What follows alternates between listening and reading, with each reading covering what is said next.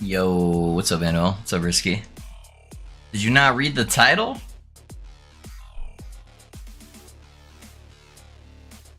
Hey, there you go, Risky. Thanks for the resub, man. I appreciate you. I feel like the alert didn't go off for that. Maybe the music's too loud for me?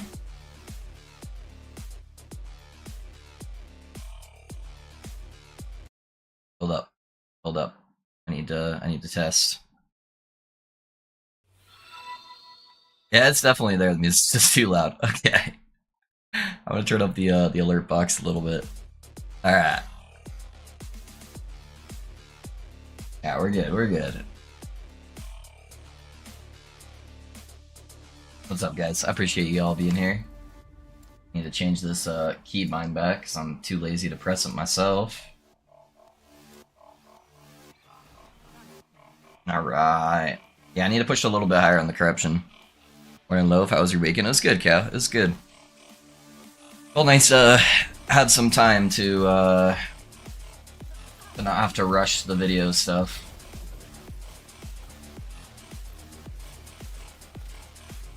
Yeah, kiddo and soccer, I didn't realize how much of my day it was actually going to be taking. It typically wouldn't be too bad if it wasn't so far away. But that adds an extra 2 hours of just driving time, so...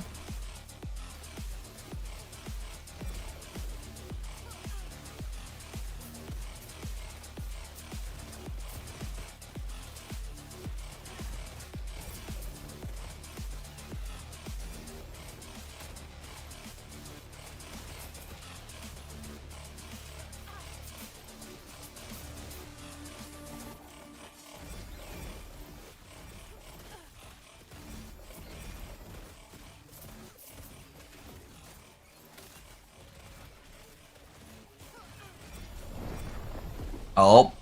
Yeah, you were needy. I looked over to read your message, Risky, and died. No, I'm just kidding. Don't do it today. Yeah. Oh, man. And this coffee to kick in, boys. I am tired. Yeah, no, we'll probably start VK tomorrow, though. Even if I don't get to 1,000 corruption, I can do a little pushing off stream, too. I think everybody's ready for something new. I played this build a little bit longer than most, since it was fun and doing well. It's time to start spicing stuff up again. Get the lab moving.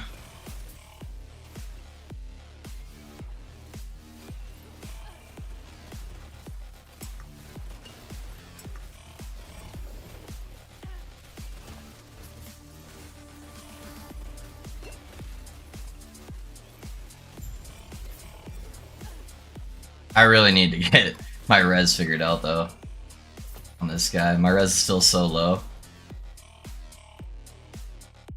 I already have 2 gazes, huh? I don't know if I'm ready to do a shade this early in the morning, man. Holy. I need to take that enrage off. It's okay, looking for something to play. I just finished StarCraft 2 Trilogy, although I have to say I like this build a lot. Is the VK going to be melee? It will be melee. It will be melee. I made a very strong point of keeping it melee and keeping it fresh and unique from other builds. So our defense is going to be health stacking. We're going to be melee.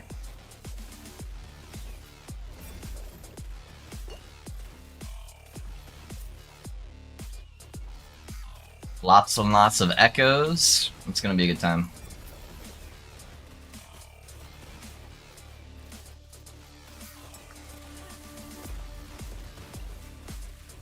Yeah, I need to do loop filters tonight is what I need to do. Try to get that set up for you guys in case you guys want to play.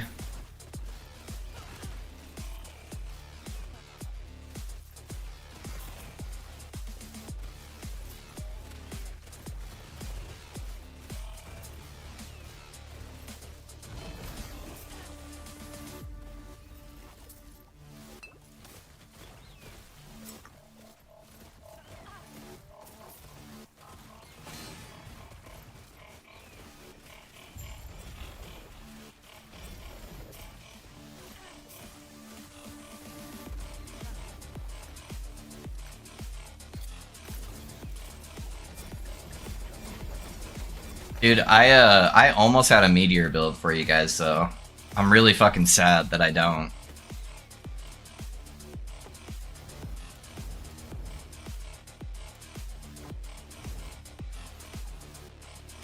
I was very, very close to a meteor build. I need to give us a content update. I want more guns. Oh, on on Phase Zone, not on Last Epoch. We don't need more guns than Last Epoch. All right, I'm so tired, guys. So I'm gonna try my best here.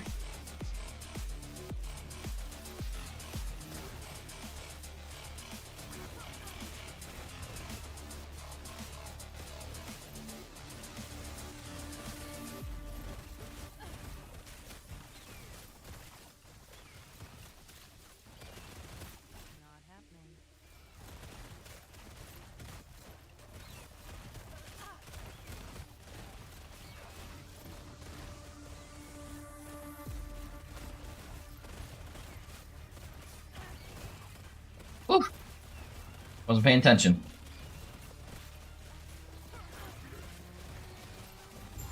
See ya.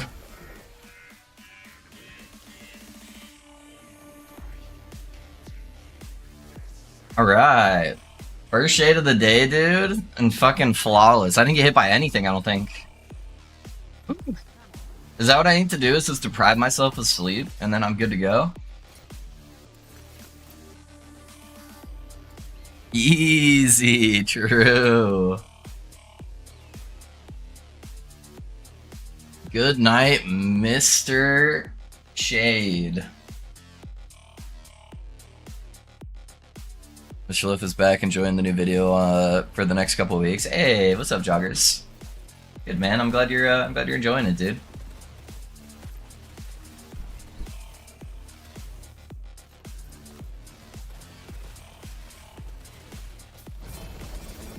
Yeah, that build's really fun to play, man.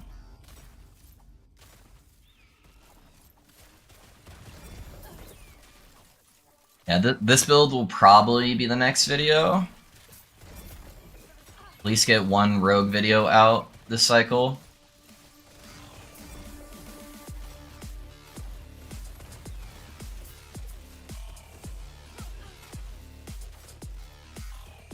Really just go back up, it'll be faster.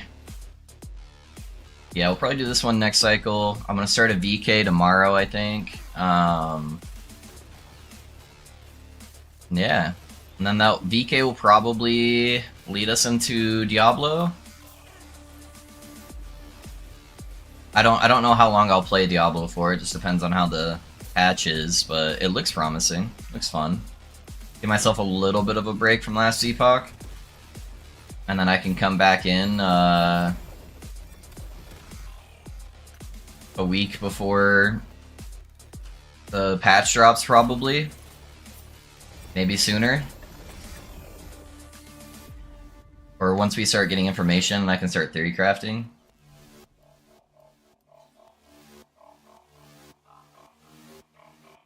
Everything has come full circle. I have fallen head over heels in love with my Thorn Totem Shaman again. Just like during beta, so that's my project. Yeah? Nice, dude. Good old Thorns Shaman, man. That's not bad.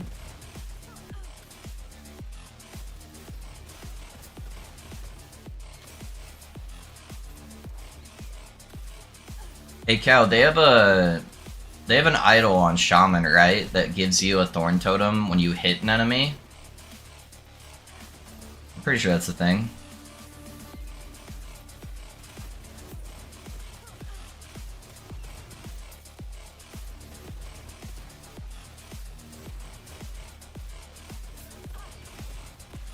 I got my LOL account banned for a week because I reported for telling my team my girlfriend wants some, gotta go. Yeah. Easy, easy. Hey dude, honestly, they just saved you.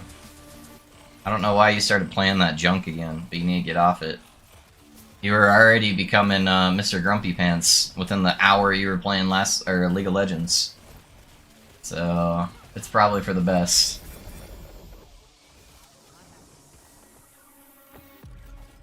I could feel the amount of hate and frustration that was exuding off of you.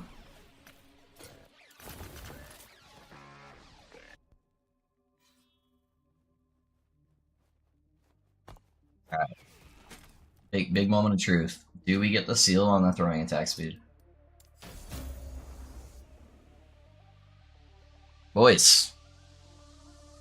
Do we have a pair of gloves? Hold up. Hold up.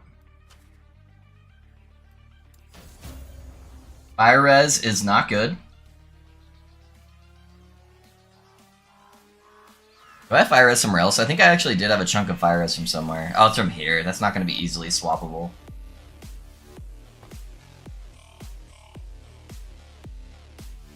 Although maybe. I could do another slam. I just need to get void res somewhere too, and cold res. But I don't want to lose that health, man. I think I get greedy. I got to make it worth it. Oh, there's the endurance. Yeah, there's the crit. Ah, oh, man. Almost. We're just at the point in our gear where we have to go big or we're not going to get anywhere. Equip like that? Yeah. Guess no, Riz. Stay away from the MOBAs, man. MOBAs are so toxic.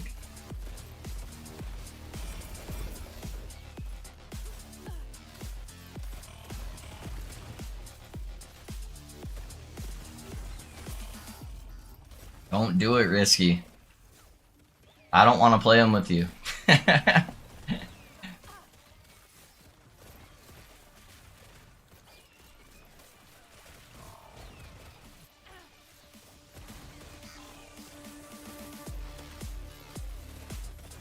I got 100% agree with Love. Yeah, some people are too free. Yeah, he shouldn't have been banned for saying that, but you know, he also shouldn't have been playing League of Legends.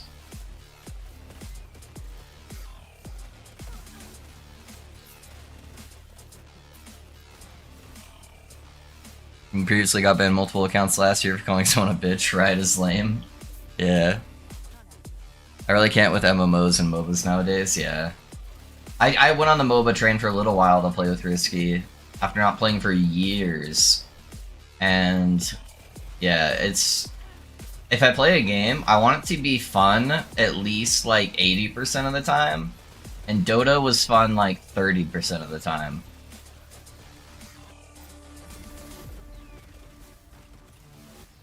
I have a hard time playing those like super team-oriented games where if one person's just a fucking dickhead or like dumb as shit, then we just have zero chance of winning.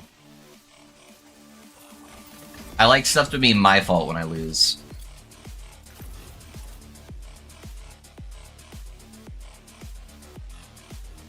AD every now and then. Communities are so toxic and childish, yeah.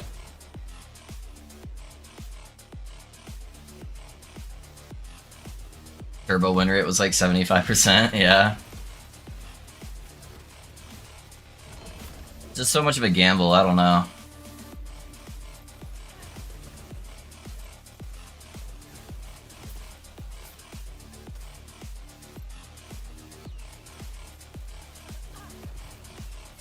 What's the next build? Spellblade? Dan, the next build is probably going to be VK. It's going to be a life stacking VK too, so not more ward stuff. But yeah, we're going to do a melee Void Knight is going to be the next thing I try. I've been looking at some Spellblades, man. I've been looking at some Spellblades, because I'm trying to go through and knock down most of the subclasses, Dan. And I don't have too many left, you know? I've got Lich, Blade Dancer, Forge Guard, Spellblade Sork. I'm not touching Primalist. Or fucking Beastmaster, so. And I don't want to touch Forge Guard this patch either. So yeah, realistically I only have like 3 or 4 that are maybes coming up, so. Very good likelihood that one of them is going to be a Sork or a Spellblade. Because Mage is my favorite class. I just gotta find something that I feel like I can add to it. Where it's like, I feel like I'm exploring new territory on something, and not just ripping somebody else's build.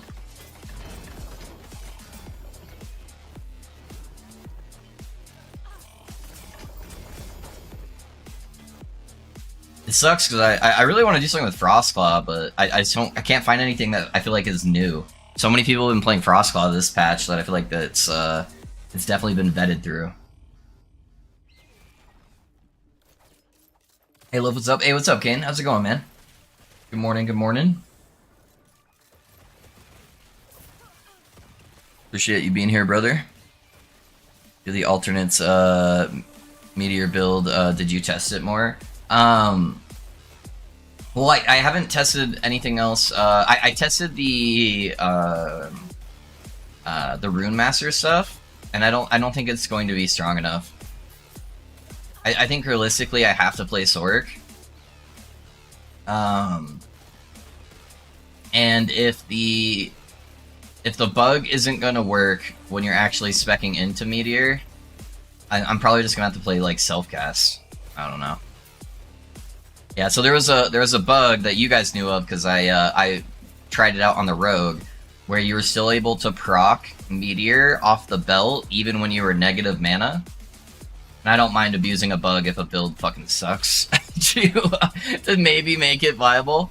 And so, yeah, I was trying to see if I could use some other skills that weren't mana generators to proc it and make it way stronger than like going like Fireball or Mana Strike. But apparently, Risky was trying it because I don't have a Sork, that if you actually spec into Meteor, it no longer works with the procking. So you have to be at like positive mana for it to be procking.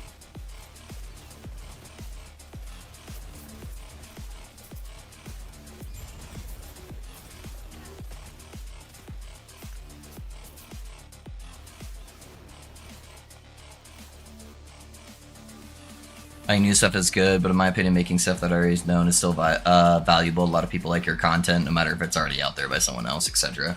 That's true, Kane. That's true. I think that's just more for me, you know? I have a hard time in this game especially with just like following build guides. Where my brain wants to be stretched out a little bit, it wants to work. And I get really excited when I discover new stuff, so I think that's more of a me thing.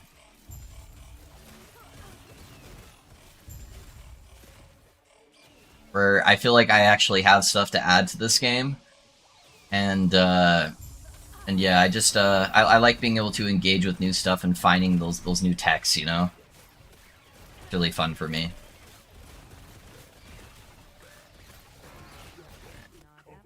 It's so weird that sometimes he like bugs out and does this phase multiple times in a row.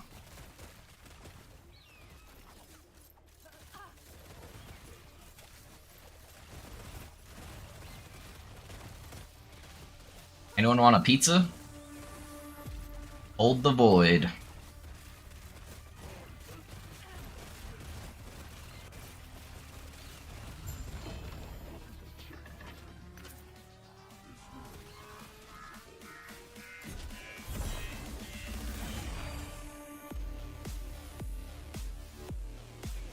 Howdy Peel, how goes it? Hey, what's up, Immortalized? I'm doing pretty good, man. How are you doing? Appreciate you being here, brother. If you do a non-channeled Flurry, you could do Flurry multi-Dragon Song Meteor, since you're scaling fire for both. Yeah, I feel like honestly though, losing the deck scaling is such a massive thing. Like it's way more massive than I think most people are realizing.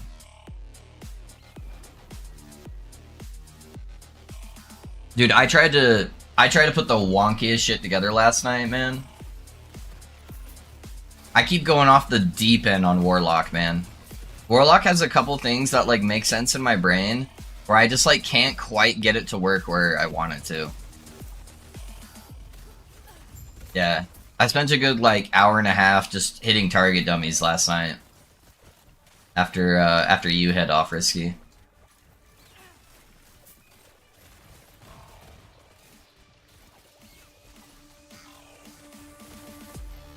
Fire everywhere.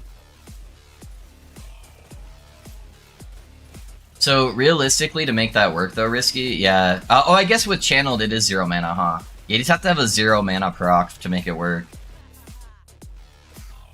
And then you just gotta not want to use a movement skill.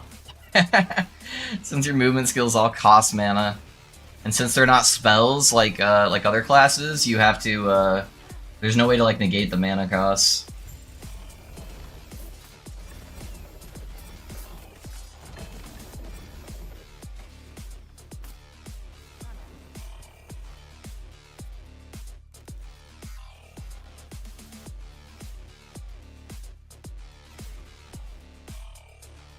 Yeah, not too bad, Mitty. Going to lurk for a bit before I come online. Hope you have a good weekend. Hey, thanks, Mortalize. Yeah, it was pretty good, man.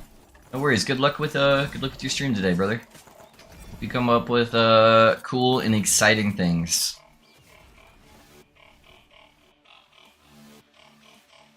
Seems weird since the dex is increased damage, not more. Yeah, but it ends up being like most dex stackers, you end up getting, you know, 100 dex.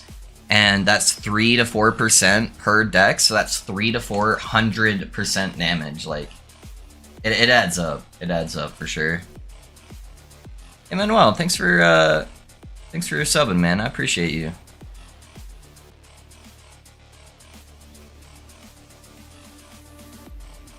Thank you, brother.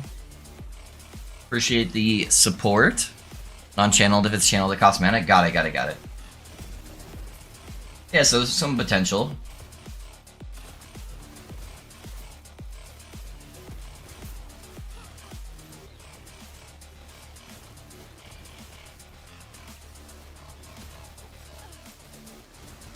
Working on that shaman idea. It can do corrupted hundreds fairly easy without particularly good gear. Not sure how the damage would scale, but it's certainly been fun trying to figure it out. Yeah, dude, that's sick.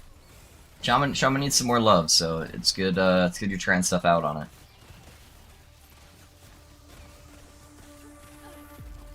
Yeah, man, if you ever, I don't want to take away your fun of exploring, so, but if you do ever have any questions on it, or how something interacts with something, let me know. I'm happy to help you to lend some aid. No worries, man. I want a smiley icon. Yeah.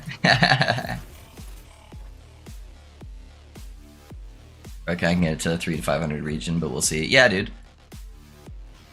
Hey, EHG says anything 300 corruption is a solid build, so that's their goal for builds, is to get stuff viable at 300 corruption. So if you're getting there, you have a viable build.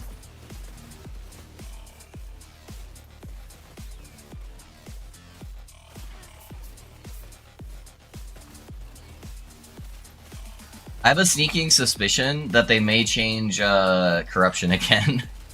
We'll see. Going into this new patch. Oh shit. Forgot the lightning was still there.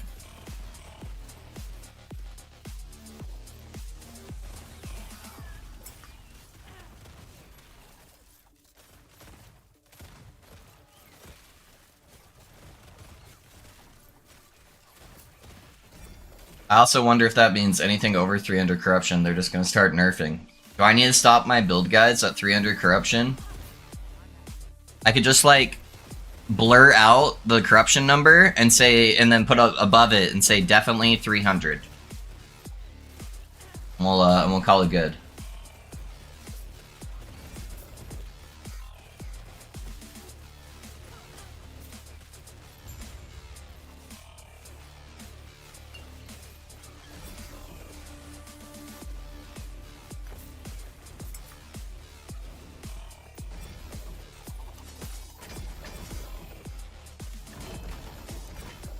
I wonder if Meteor would proc Dragon Saw. No, it wouldn't. Procs don't proc in this game, Risky. Yeah, they're not supposed to, at least. So it shouldn't be, and if it does, yeah, it'd be more of a bug.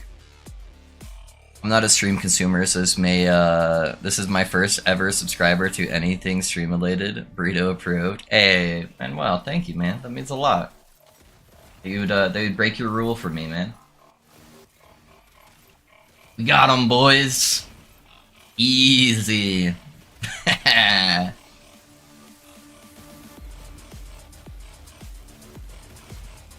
Now he's locked in for a month, I can say whatever I want to him. I hate burritos. I've been lying to you this whole time.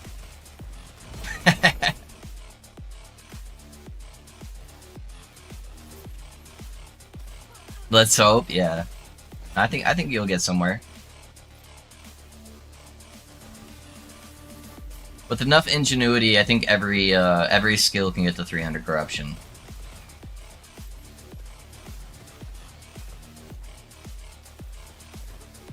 I cannot overstate how much I hate their 300 corruption viability statement given the current state of the game. Yeah, I know, Cal, I know. That's alright, that's alright. This wasn't a balanced patch. 1.0 was not a balanced patch. This was a let's make sure shit's not on fire patch, right? So it's good for them to have goals and a state where they would like to have a certain level of balance. That's good. That's good. We want that from them. That statement doesn't mean that's where it's currently at. It obviously isn't. But for them to have at least a direction on where they would like stuff to be is definitely a good thing, rather than them just throwing out numbers and saying, oh, number too big? Okay, me decrease number here. You know, we don't want that type of dev either, so...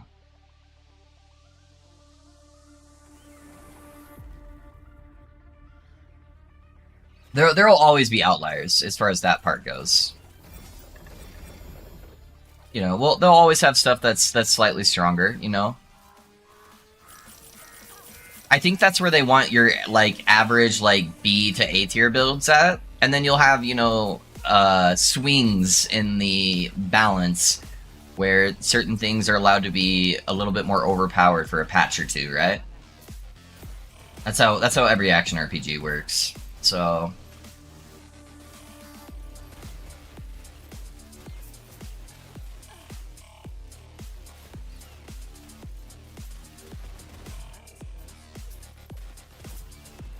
But honestly, if they make it so most builds are 300 corruption, do you know how much easier my job would be at pushing corruption? If I did a normal length string, dude, I think I could get to 300 corruption in a day. I was just like Giga Blasting. I could have so many more builds.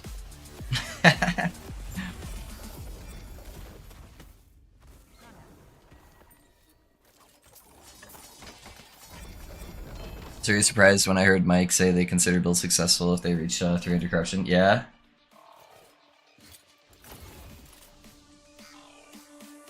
Significantly increase corruption difficulty to make the same. Well, no, they're gonna balance the other skills too, right? It's gonna be. I think it's gonna be a little bit of a overperforming builds are gonna go this way, corruption's gonna go this way, and they're gonna meet somewhere in the middle. You know.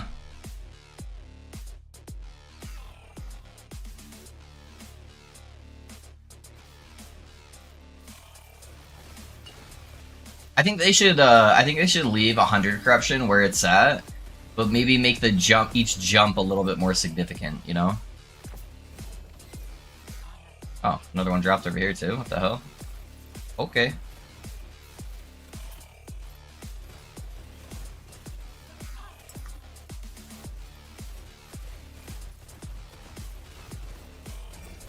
Yeah, I honestly think 1,000 corruption though is like the highest any build should really be pushing. Anything past that's just so ludicrously long to get there.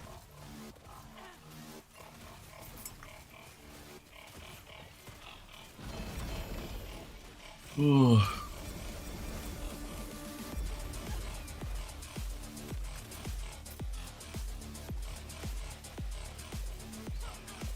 And the playstyles to get there are crazy too. It's basically just repeatedly dying over and over, pushing like 7 corruption at a time.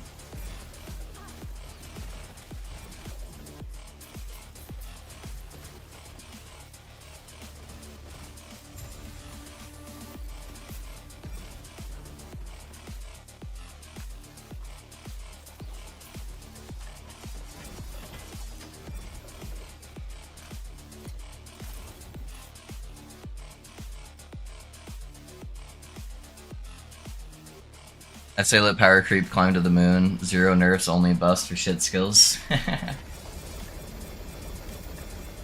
Yeah, then I'll need to spend fucking the whole cycle on one character trying to do a proof of concept on it.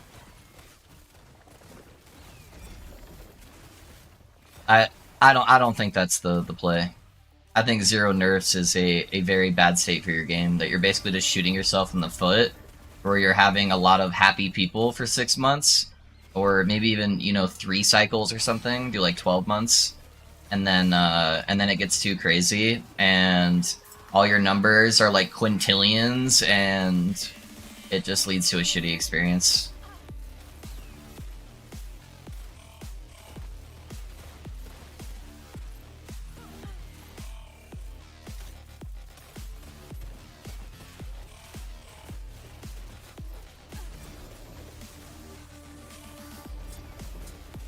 Yeah, we'll see how the Pinnacle boss stuff goes. I hope that boss is fucking hard, and not in a way of like shade hard at like 2000 corruption, you know? I want it to be like challenging hard, not just like, hey, can you react in 0.3 seconds? You know, I want it to be telegraph stuff, but that's like engaging, that makes it hard, and not just that it casts all its abilities so fast you can't even react and it will one-shot you. Yeah, I'm excited for Pinnacle stuff, though. How overpowered the build is, 1000 corruption for the average player still takes an eternity, yeah. At least while the average player climbs, they can feel like a god. Yeah, I don't know. Zero nerfs is definitely not the right move, though. That's what people think they want. They don't want that, trust me. The repercussions for it long term are just way too drastic.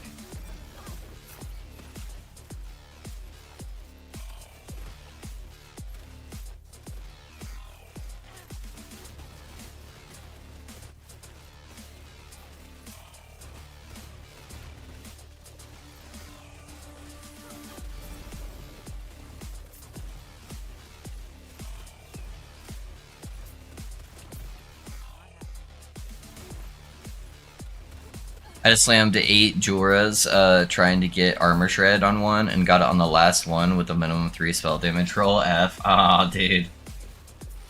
That's rough, Cal. That is seriously bad luck, yeah. Jeweler gloves are so annoying, man. Oh shit, I was looking at it too. I'm like, there's a void thing there, and I was like, I'm gonna go this way. And I'm like, oh, nope, there's another void thing there. I think I had my movement skill off cooldown. That was just a misplay. Tempted to just go ahead and keep farming her, but until she drops her gloves more. Yeah. And anything farming for like Jorah uniques is such a pain in the ass, dude. I've literally only seen one of her uniques at 2 OP. I don't even want to know how many kills I've done on Jorah.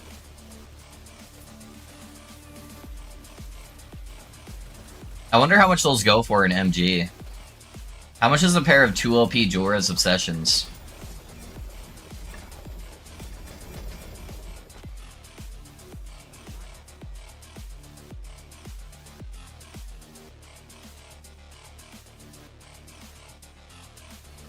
If anyone's on MG, I would love to know.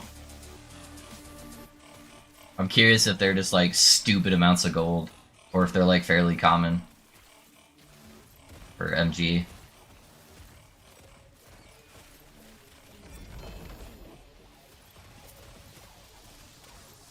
What did I say? Oh, it's 2 OP. Okay.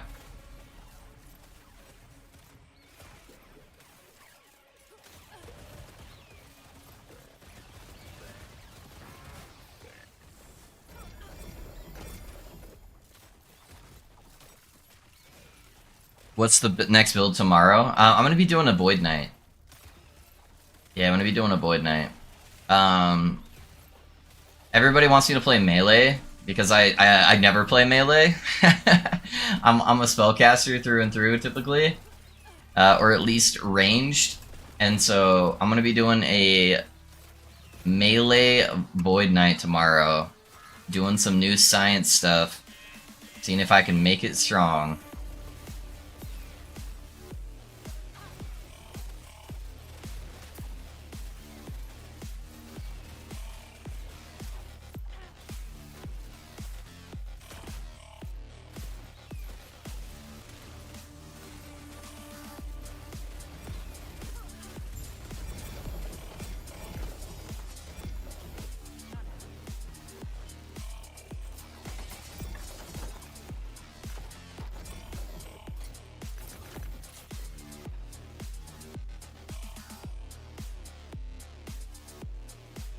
Do I see nerfs that leaves build in a good spot? Usually they are unplayable afterwards, and that's a fault on the devs from doing. There's a difference between gutting something and nerfing something. But like in Path of Exile, a lot of the time they'll nerf something by like 5%, and regardless, the player base will just be like, it's unplayable, 5%. How could you nerf my favorite skill? And then people who actually are secretly playing it, because all the items are super cheap on the auction house now, it's like totally fine. Like you don't even notice the difference hardly. But I think people overreact to on nerfs. So, I don't know. People are just dramatic on the internet, but there are some games where they like only do like absolutely gutting nerfs too, and that's definitely the wrong play. I think typically you want to bring stuff down like 5-10% at a time until it ends up in a good spot, you know?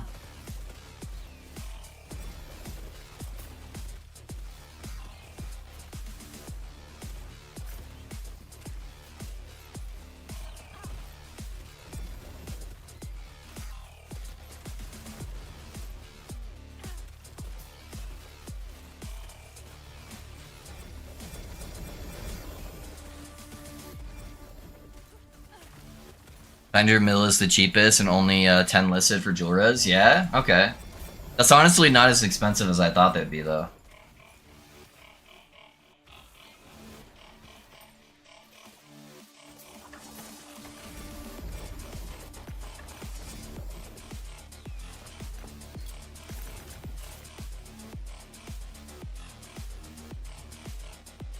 I've been playing mostly WoW for the past few days. Yeah, I know you've been in the kind of the WoW kick, huh? Hopefully it's treating you well, man. Hopefully you're enjoying it. Does it leave you saying wow? Sorry.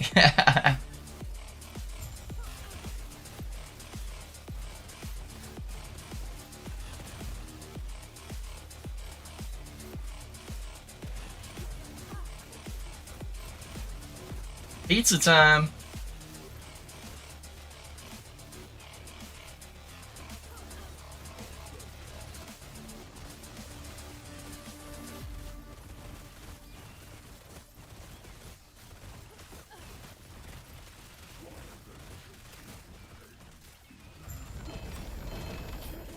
Oh. Got 3 of the 4. Actually, that said ring, never mind.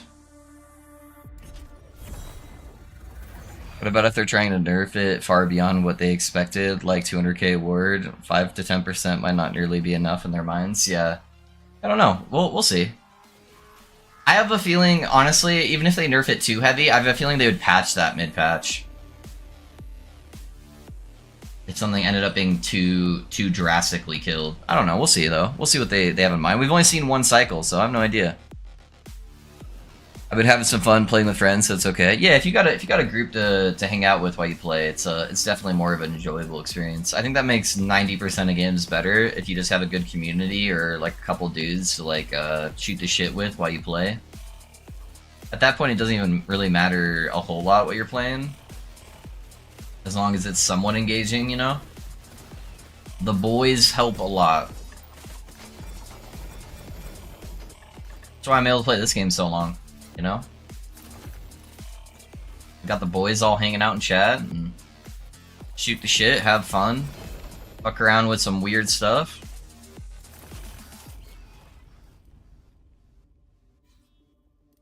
Let's do this shit here. Only got 4 corruption on it though. I think I keep going actually.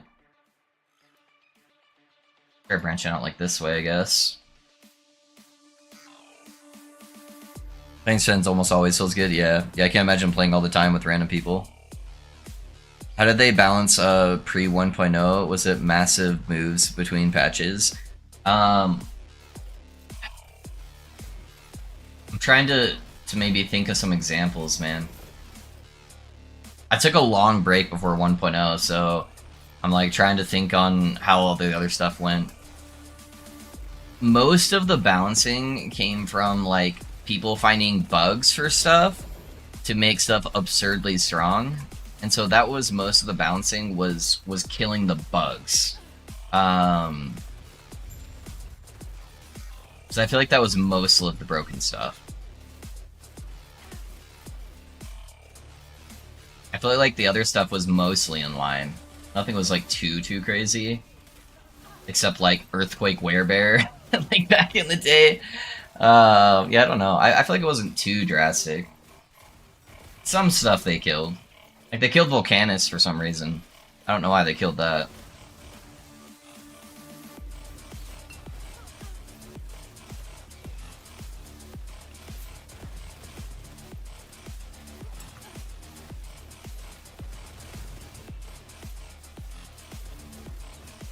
I honestly just hope they get the opinions of like Giga Blasters who really actually like understand the meta's full extent. I hope they're not just going off of like general people's opinions, because they tend to be so jaded on what's the reality of like strength for a build. So I hope they sit a couple people down who play this game all day, every day, and get their opinions on the meta and changes they think may be suitable. I mean, shit, me and you played Apex for like a year, and that game is dog shit. Yeah, it got worse every patch, man. But most of that was from skill-based matchmaking, honestly. The core game is pretty cool. It's just skill-based matchmaking was so bad, it just made it unplayable.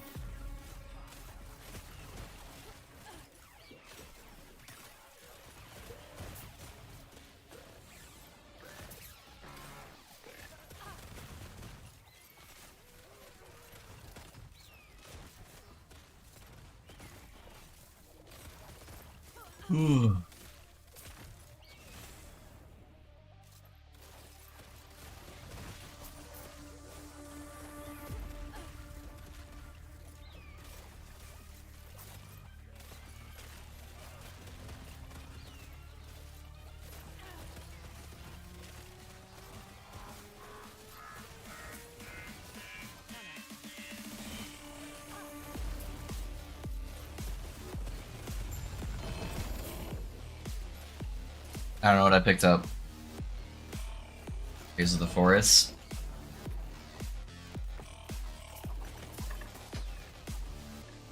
Hades 2 early access came out. Don't know if anyone's a fan. I've never played the Hades games. I've heard really good things about it though.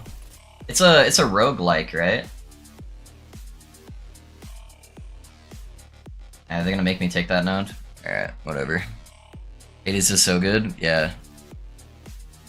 Neither did I, but at least as good as the first is gonna be great. Yeah, I'm pretty sure Hades is the roguelike I'm thinking about.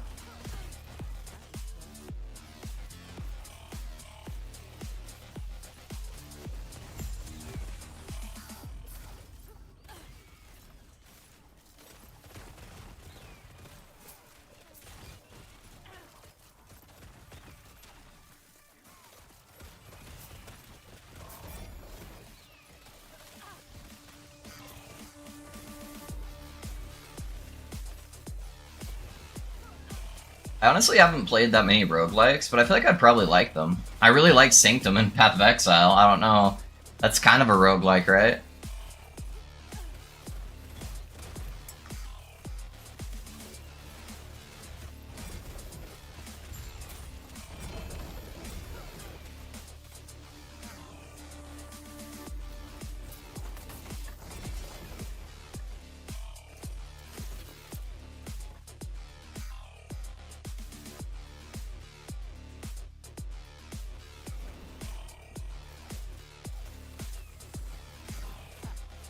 Yeah, it's the one you should try. It's amazing. Yeah.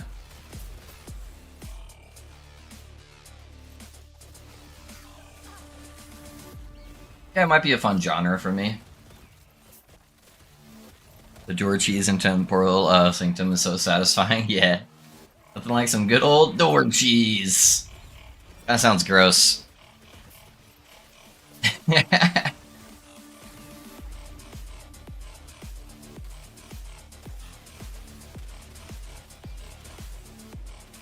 You really gotta scrape it around the hinges. That's where the good door cheese is.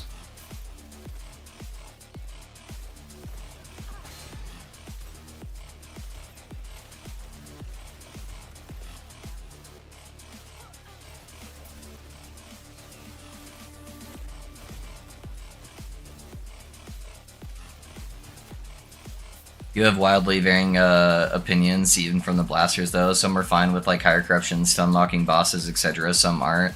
Problem is, if they do pinnacle bosses, how is it balanced? You need to make a giga hard, where only good builds with excellent gear can kill it reasonably time, or kill by casuals and played on the weekends, even if it's on their 6th week.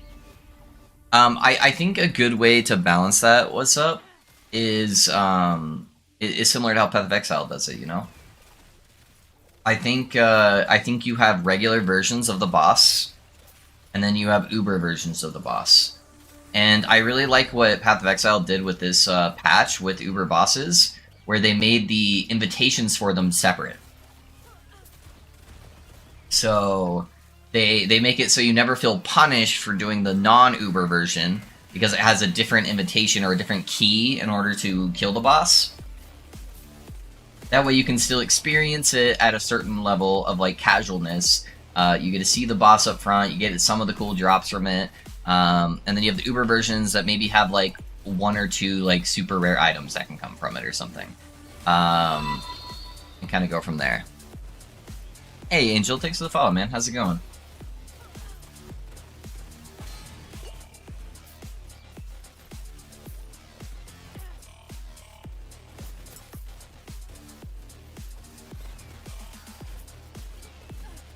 Not a fan of this circle, man.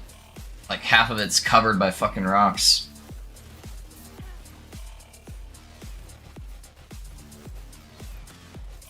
Can't see the purple shit on the ground. Okay. I think we're almost there.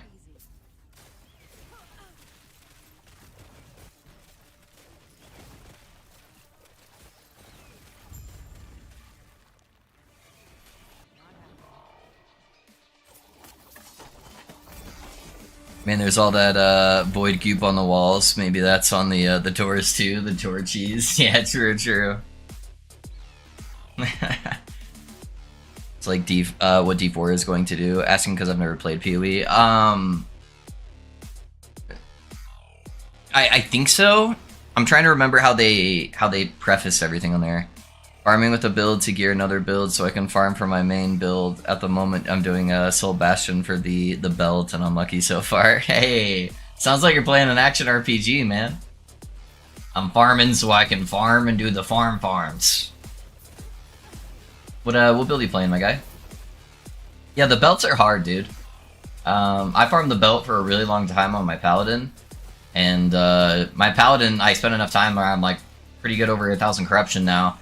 And I just ended up using a perfectly rolled belt because I couldn't get a good... The few I got with 1 LP, I couldn't get a good slam on it to go with it, so I just said fuck it and went with like a regular, really good rolled belt that had 0 LP.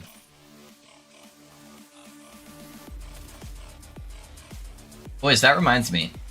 Maybe I level tomorrow on Void Knight as melee instead of hammers, and then I finally use that 4 LP mace I had laying around. That could be fun.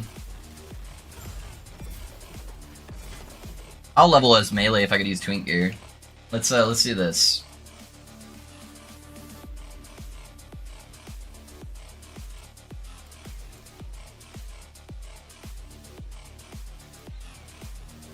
Let's see what we can find for some exalted.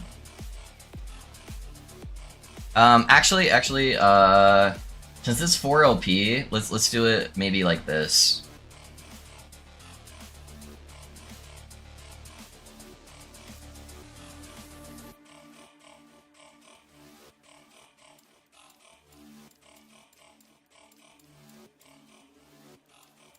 I'm too lazy to go through the actual mods. There won't be too many of them popping up, so I'll just look at them when they pop up.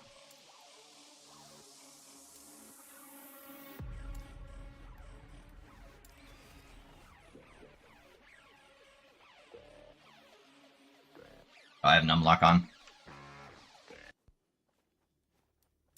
Alright, let's find at least a double exalted two-handed mace that maybe we can slam on there.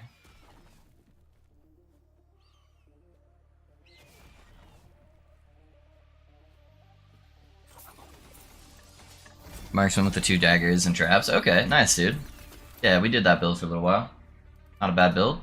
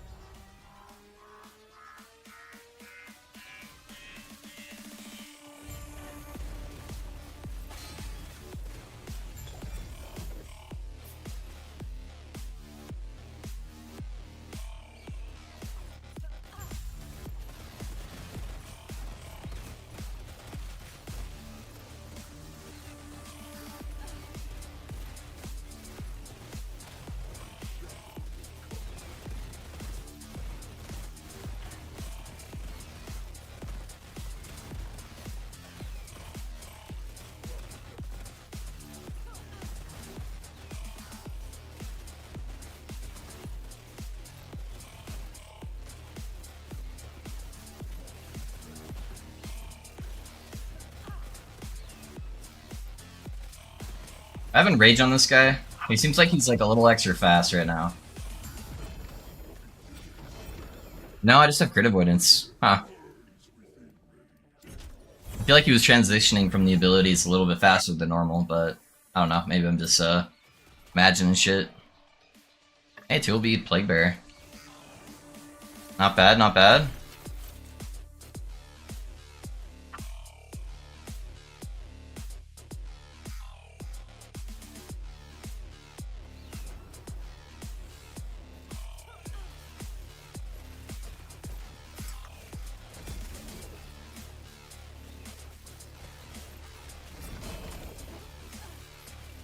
Free LP. Hold up. Boys, we're doing another rogue build. It's Falconer time for a dive bomb. 2-4-2? That's not terrible.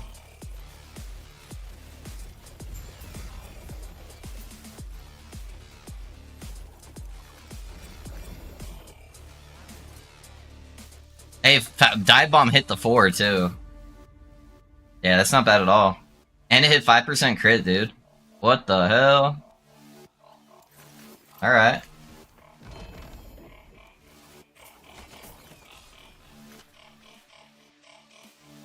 It's a big bow.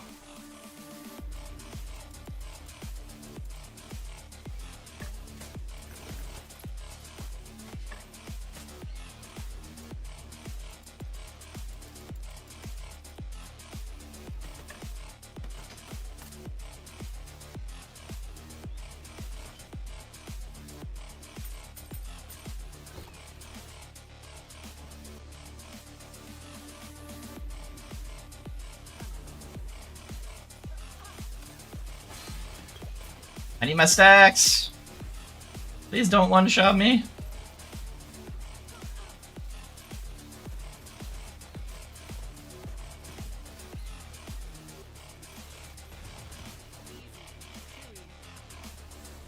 Yeah, I feel like these next couple of weeks for Last Epoch are going to be eye-opening for how they go about doing each cycle, you know?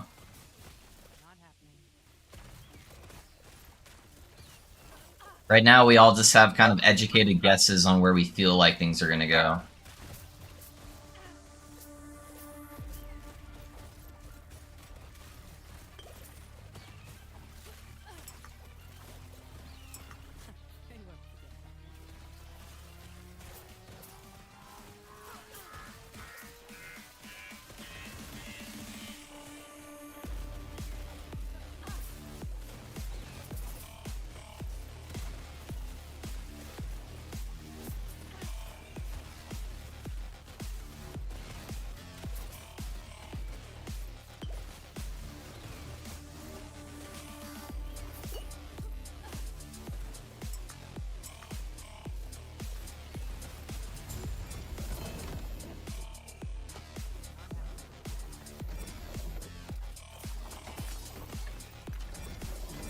Afternoon Pinch. Hey, what's up, Tom? How you doing, brother?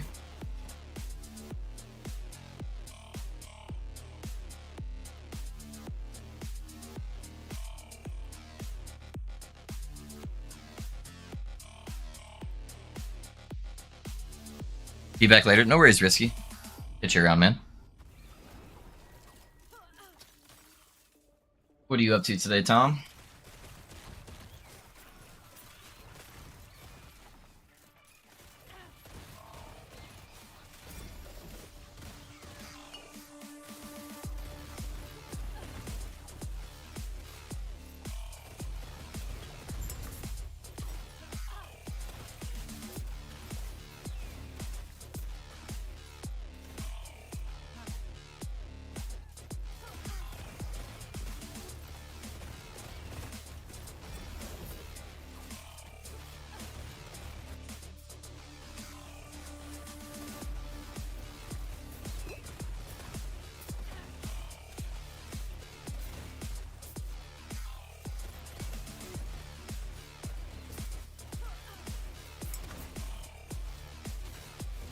I can't see shit. Yeah, these are some of the scariest echoes for me to do. Those void things like one-shot me because I'm not capped on void res. And I just like can't see anything on the ground over here.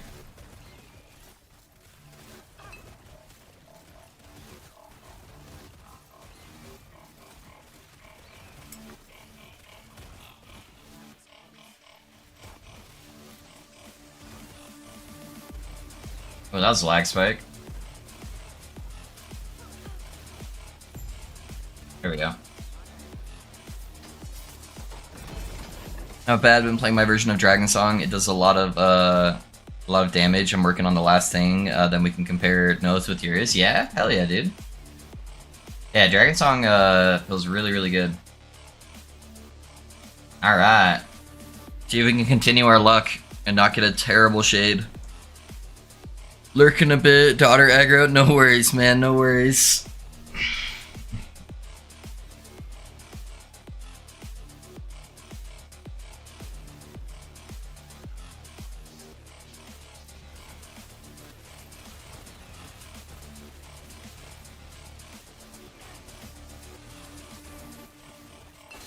I have to tank that. I have no room.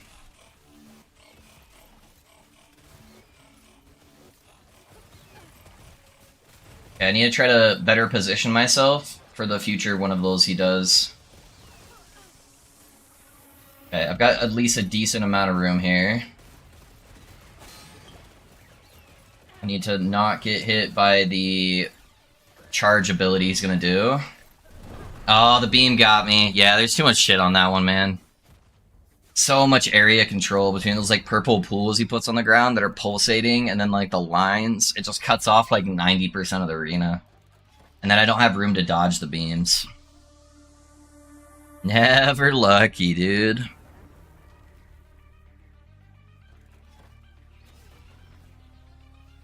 Not that I'm very good at dodging those beams anyways.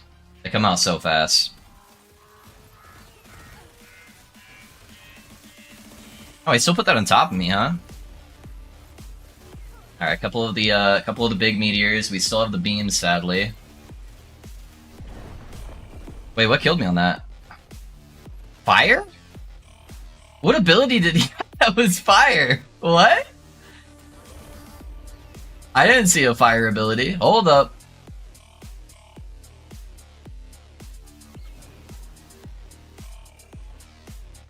Did you guys see a fire ability? Alright, now that I know he's going to be doing meteor first, I can kind of plan for that. We can drop it over here. There's the big boy meteor. Got a beam.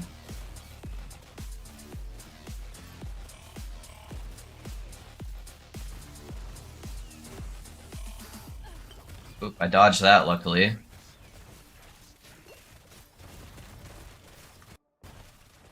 There's the big meteor. He's doing them almost always at the same time. I couldn't see him jump with all the purple shit. Yeah, these shades are becoming hard, man. Especially when I'm not void capped. I wonder if I have anything I can put on to help me cap my void at least. Because I'm only at 60%, dude, and I'm at 60% cold. So the reses are a struggle at the moment.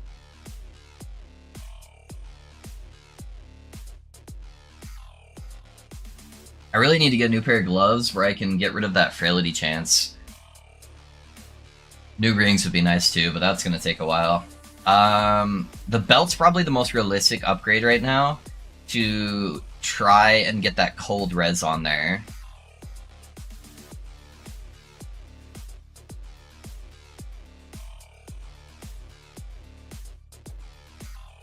This is like all my fizz and necrotic res. And then I've got Ellie res and cold res on almost all of these. Okay, let's see if I can get a new belt.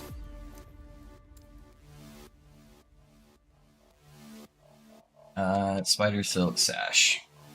Okay, let's see what we got for belts. So, I ideally would want an Exalted Health roll. Either percentage or hybrid would be ideal, honestly. And it needs a better cold res roll. Because it can go up to 47, and mine's only 33. That one's minion based. I'd lose a bunch of mana regen. I guess maybe if I can hit the chaos on the minion damage.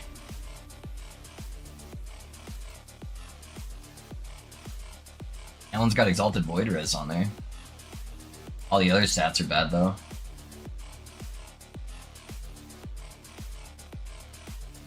Yeah, I just don't think I can sacrifice any more health.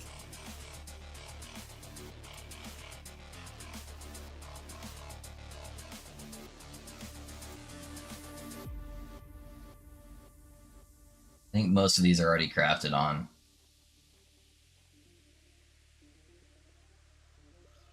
Yeah, it's only got 26 forging left. I mean, maybe.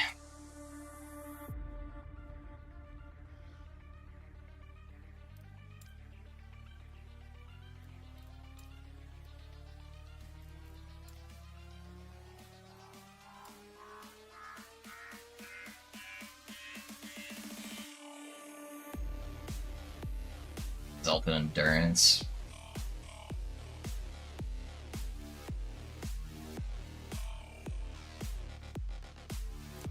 Honestly, that one's not too bad.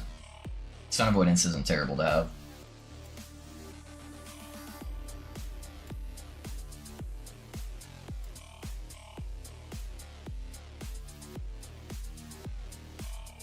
That one's actually not bad. Even though it's already rolled, I'd lose one of the mana rolls. I wouldn't have the mana on potion, which is kind of nice, but it's not huge. That one's probably the best one out of all of those.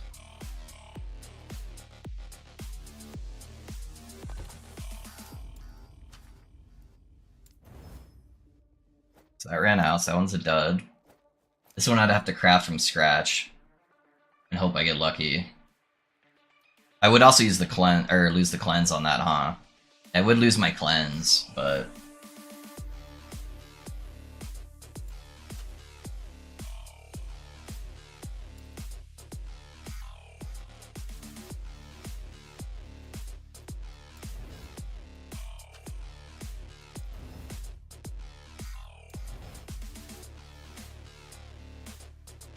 at least too much health with that one.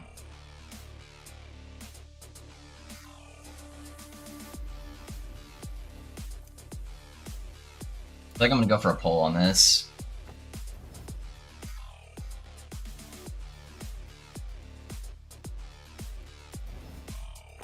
Alright. What's the difference in health on this? I'm at 2509. That puts me up another, like, 200 plus health. That's pretty good. And it should cap my cold res, right? Or give me, yeah, it gives me another 11%.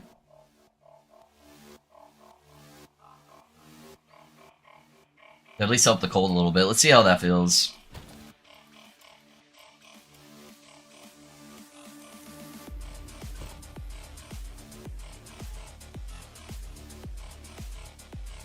I say hello, food sir, loaf, and chat. Hope all is well. Hey, what's up, Melancholy? And Nix, I'm doing pretty good, man. How are you doing? Sorry, we're dying on shades here, so I'm trying to find solutions to that.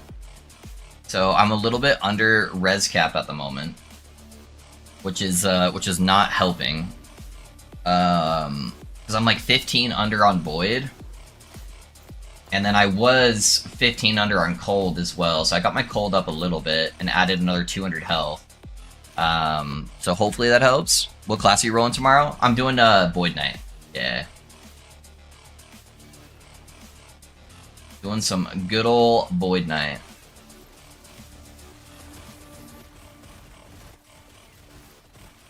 Oh, I forgot he was doing that right off the bat. Yeah, there's the leap. I dodged the beam, luckily. Ow. It's potions. Okay, it's probably gonna do, yeah. Put that over here. And here comes the leap. Oh, dude, I'm so bad at dodging that beam afterwards, man. It's such a short time to react, and all the damage is instant. Hold on, we got it, we got it. I'm starting to get the patterns down, at least. Yeah, the Void Res would have helped more than getting more Cold Res, but, you know, is what it is. I didn't have an easy way to obtain the extra Cold Res.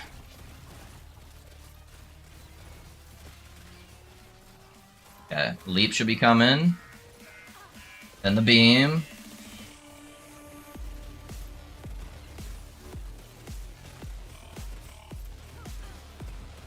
Another leap. Beam is always after the leap. Okay, we're gonna drop this over here. We should have a leap coming. Beam after the leap.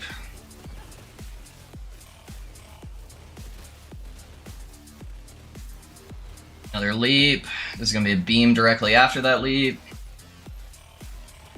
Got a little bit of a damage window here while he puts this down. Meteor comes right after it. Now he's gonna leap on me. Beam's gonna come after that. Ooh, that hurt. We're gonna have another leap here. Beam after that. Alright, here's my damage window. And he's dead. Woo! Alright. We just had to memorize down his patterns like we're playing a fucking Dark Souls boss, but you know. We got it. Holy shit, man. Give me a break.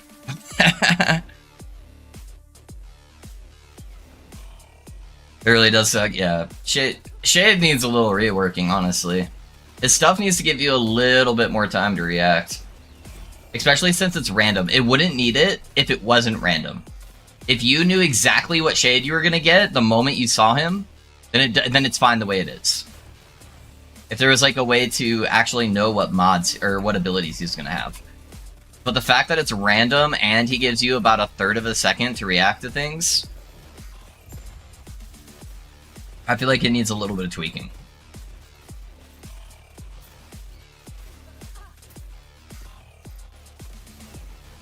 It's very anti-hardcore. Not knowing what you're getting each time.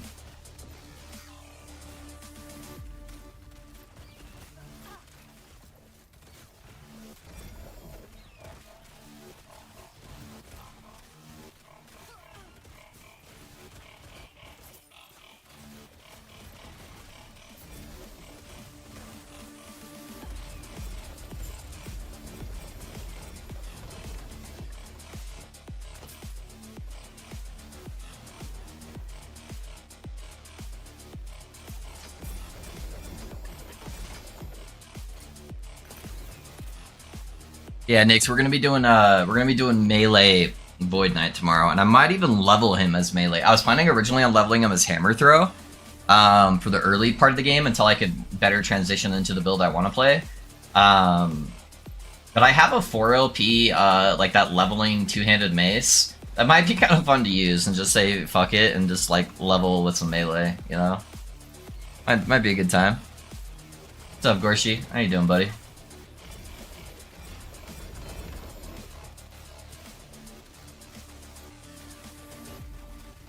Leveling melee is normally miserable, but if I bring enough twink gear, it might just be a fun change of pace. Who knows?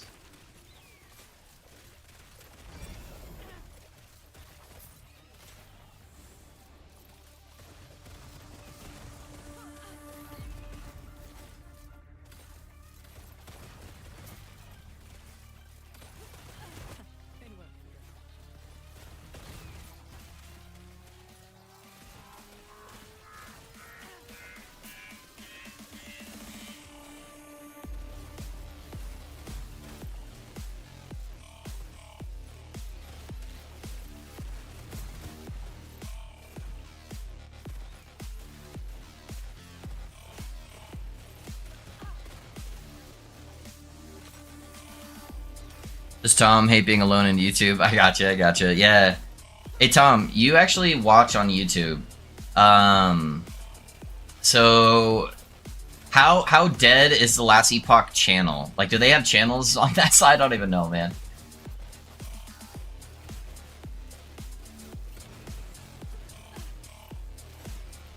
Is there like still a bunch of Last Epoch streamers over there, or not really?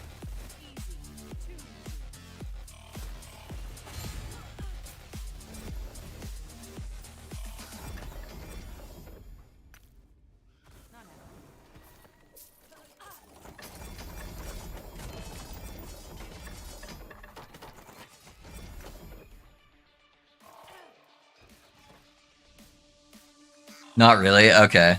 Last Epoch pretty dead across the board. I figured as much, but I figured I'd ask.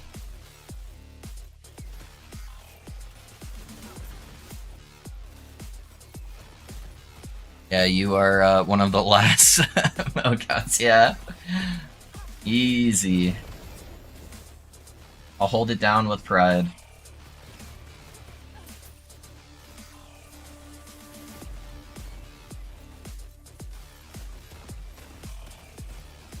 Give you mad props for staying with it. Thank you, man. Yeah, I take breaks occasionally, but normally it's just for like a day or two, you know, just to see how some of the other games are faring. And then I'll normally end up playing a lot of the other games off stream. But I typically like playing release day, and the only way to do that is to also bring it with stream or take the day off stream. So I normally think it's fun just to do it get another game occasionally. Do one big day of blasting.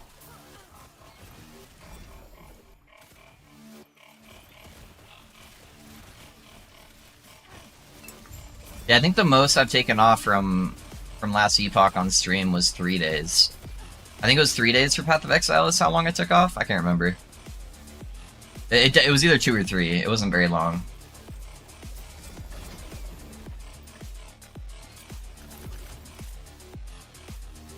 T7 mana regen. And T6 health. With mana regen already on it. And Void Res, honestly. I'd lose a bunch of health going to this, but that would cover my Void Res.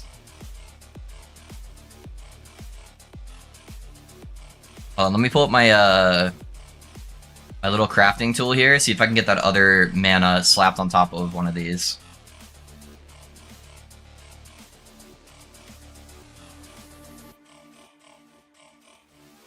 Because I have potential to make this one like really good.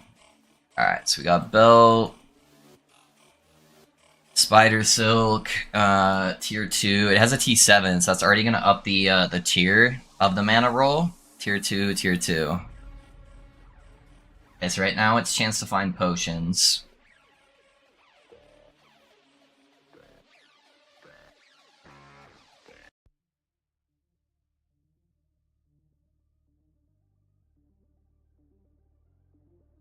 Okay, so I'd have to get both the suffixes to tier 4. If I could do that, I could get a tier 4 mana regen. So I'm capped on critical strike avoidance. I really want to get health mods on there. My ideal would be to get this to the mana and then seal it off and then throw cleanse on there. But that might be too hard to get. Where I might be able to seal one of these off, like the Ellie Res, and then guarantee a health mod.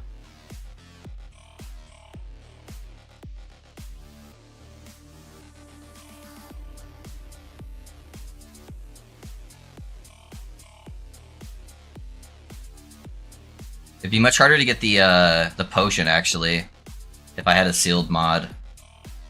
Okay, I think I go for big. I think I go for big.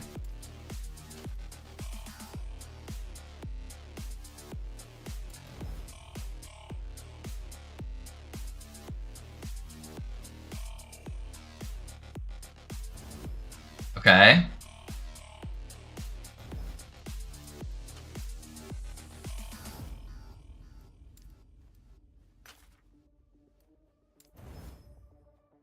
There's our mana.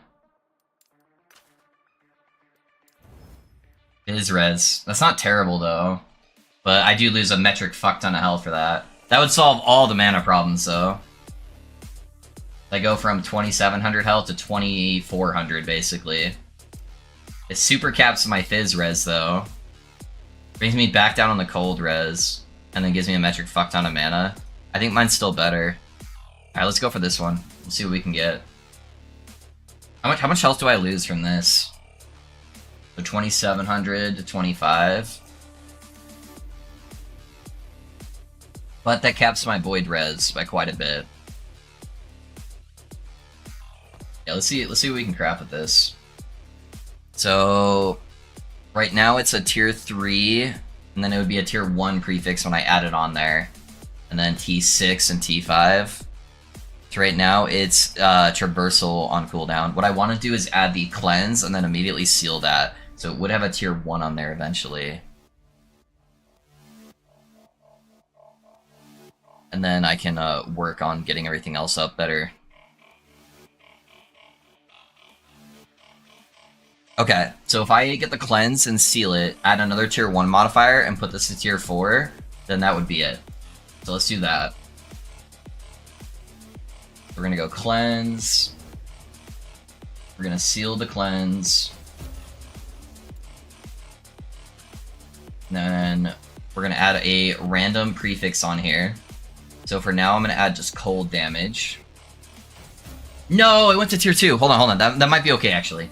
Tier 3, tier 2, 6, 5, 1. No, that's zombies now. Fuck, dude. Why did it proc?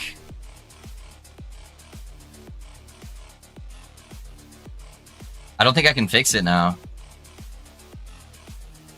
I needed that to say tier 1. Fuck, man.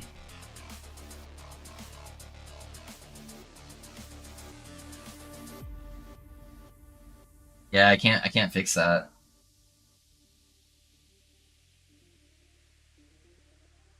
Yeah, nothing I do will, no combo I'm doing here is making it swap over, sadly.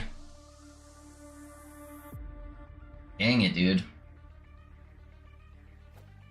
Never lucky. Sometimes I get lucky and it makes me unlucky. That happened to you guys? Found my way around the mana problem. 0 mana and I can spam trap. Yeah, you can do that definitely. You just have to sacrifice a couple nodes. So you can't run like these 2 nodes with this one and that guy. Mine's 12 mana cost, but it's a good budget way to do it, just to make it 0 mana cost.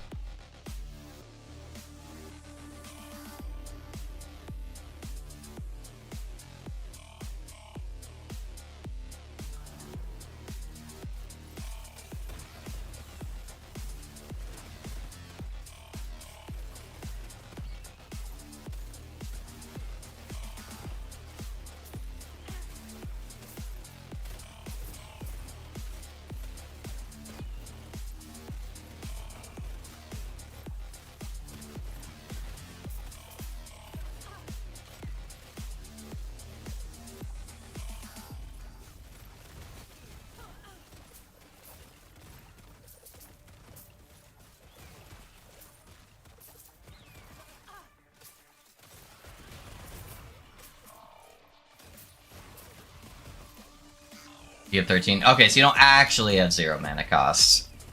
But you... Yeah, because I have 16 mana regen a second. And then I've got my mana cost down to 12.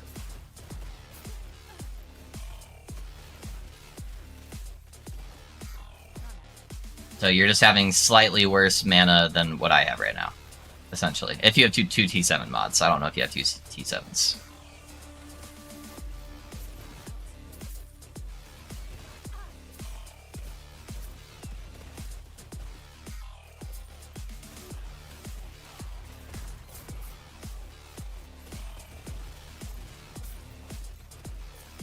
Yeah, I have my Acid Flask at 0 mana,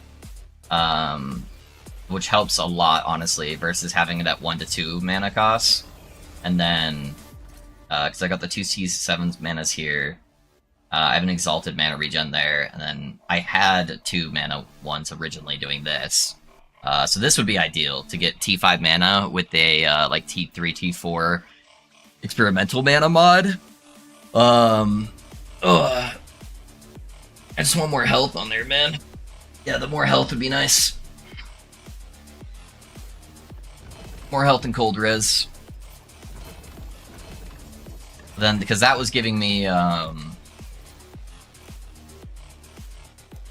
one was still 16 mana, but I could pop a potion and instantly get mana, and then it would go up another mana per second, too. So I think that's the ideal way to set it up, if you can get it. But I'm basically infinite mana on bosses. It's only during echoes I don't have infinite mana. As long as I have a boss or a rare monster to constantly hit with dive bomb, then I do actually have infinite mana. I see what you took that may be causing that. What? What are you talking about?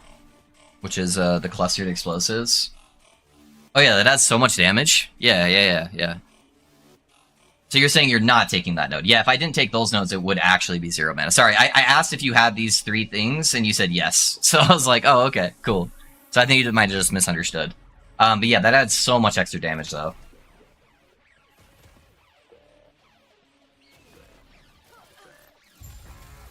But I don't really have mana problems. Like, if you look on the boss here, like, 0 mana problems, and I am spamming on him. So the only mana issues I have are, oh shit. I can't, like, go behind him because he's got that void shit. The only mana problems I have are inside echoes. If there's a boss for me to hit, I have 0 mana problems.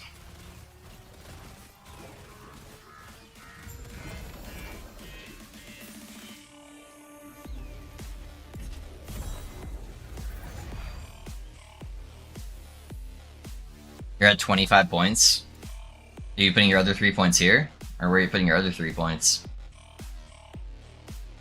I guess you would have 5 extra points if you're not putting them here. Yeah, I guess you could put them over here. That's the only thing I'd really put them in.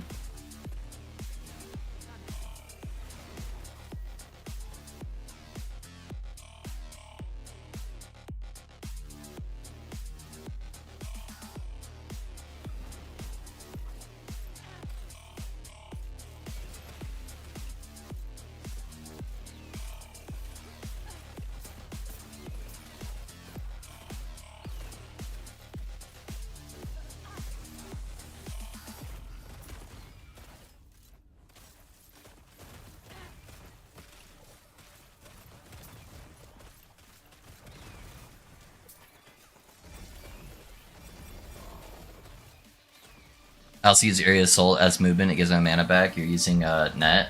So, are you stacking mana, Gorshi? Are you stacking flat mana? Because I had the same mindset originally, and I don't think it's doing what you think it's doing. So what's your flat mana at?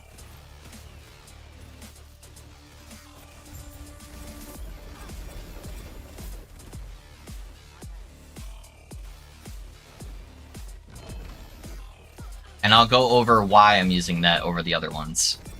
But I want to make sure I'm not incorrectly. Okay, so you are stacking flat mana somewhere. But not very much. So this is literally, it's 9%. Which is almost nothing.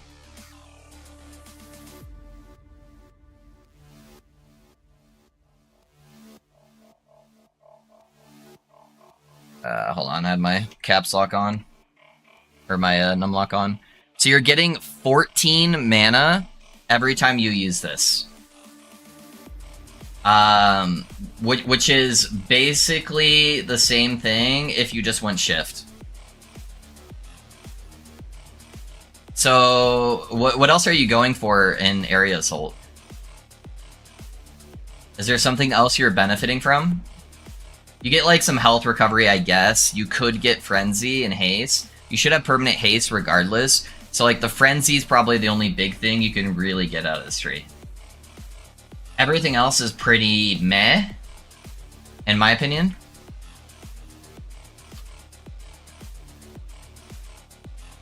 Yeah. Okay, yeah, that's what I was saying, yeah. So what I'm getting is I have it down to a 4.1 second cooldown. So it's almost the same cooldown as shift.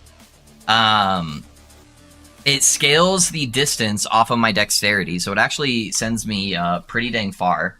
Like a little bit farther than what shift would send me. It gives me an AoE stun. It gives me 10% multiplicative damage to my Falcon, which is actually quite a bit because the Falcon hits pretty hard with this. It adds slow stacks. It gives me a damage multiplier here. Which this is a more global damage multiplier, not just a regular multiplicative one. This is a more damage multiplier. So 10% extra more damage, and it gives me 20% throwing speed. So these nodes right here are like super busted. So AoE CC, really short cooldown. It applies the base net for 35% less movement speed, which is different than slow. It also applies slow, and then it gives me those damage multipliers. The alternative is you go shift, which will be a little bit more defensive. The mana is like almost nothing, so it doesn't matter. The only parts of shift that really would be nice would be you get the 50% movement speed for like a second and a half, and then getting the invulnerability while shifting is really big. Jartik, thanks for the follow, man. How's it going? What build are you playing? Yeah, so that's the only option I would consider is a more defensive option, and that's mainly just going to be for bossing for this node right here. But yeah, net's actually insane, dude. I can't believe more people don't use nets, especially for throwing builds. Yeah, it adds a fuck ton of benefit that I didn't realize, because I did the exact same thing you did when I first planned it out. I'm like, yeah, I'm going Aerial Assault. I'm getting mana, 9% mana. Hell yeah, dude. That's so much. And then I like started doing the map on it, and I'm like, wait, it's only applying to my missing mana. At best case scenario, I'm getting like 9 mana because I wasn't scaling any flat mana. And then I'm like looking at my other options. I'm like, oh shit, dude, net is busted. Yeah, net gives you so much damage.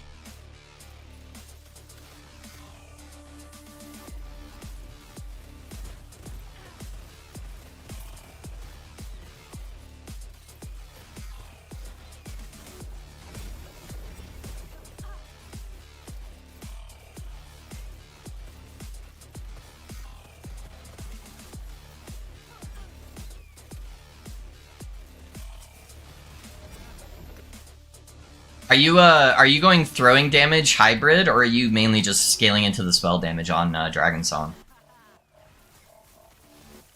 Because I know Crip was the main person who started messing around with this setup, and he was doing hybrid, and then my version I'm going full spell damage, and then just going like Armor Shred to scale that spell damage further. Like really heavily leaning into the Armor Shred. I think both are really good. I don't know which one's actually better for damage, though. But my damage feels really good, honestly. I just wish I could get a little bit more of my defenses in order. And then I'd be a little bit more well-rounded. The defenses are there, like the options are there for me to do it. I just need better gear. What's up, brother? Yeah, I'm doing detonating gear. Okay, cool, Jartik. Hell yeah. Yeah, I did that character to 100 as well. So this is just a little project I've been messing around with. This is actually probably the last day I'm going to be on this character, and then I'm going to be swapping over to a Void Knight build that I've been theory crafting. Oop, shit, I hit the disc. So my damage for this build is very similar to Marksman, except I get to play as a Falconer, which makes me a lot more defensive. It obviously has less damage than the Marksman version, but it's honestly still like one of the higher DPSs in the game, I feel like. And I'm playing as Dragon Song procs with my traps.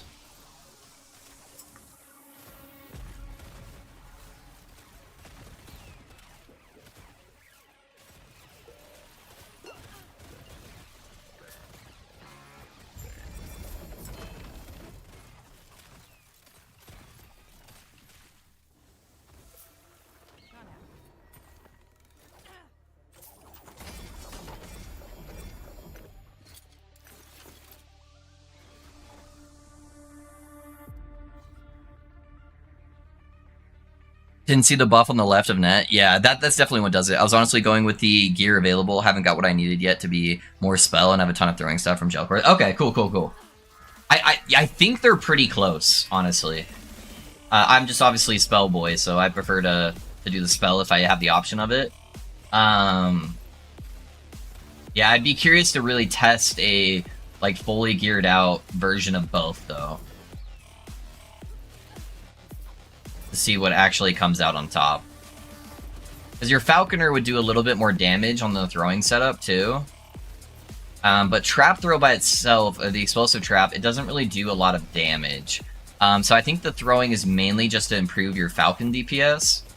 And it'll add like a little bit, but I'm not sure which one would actually be the strongest DPS, though.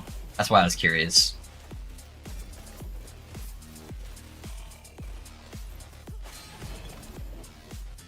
What the hell? Oh, I don't have cleanse on my belt. I forgot. I just got like a nasty ignite on me. Yeah, it's definitely the downside of me swapping belts, though.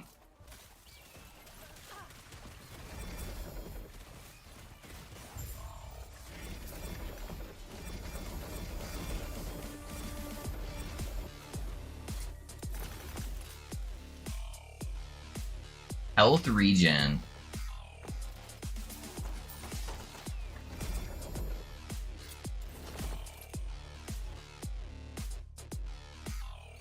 I don't know, man. They're close. The belts are really close in performance.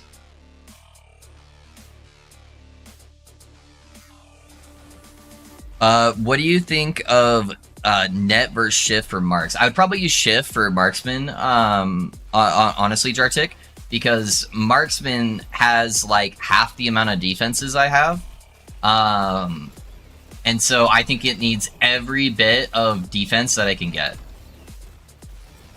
And having that invulnerability phase while you're shifting, I think is really, really important.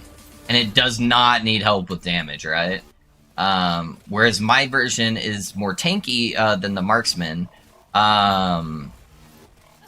but it doesn't have quite as much damage. So I have the room to sacrifice the defensive buff from shift to help gain some of that damage back. So that's probably my opinion on it.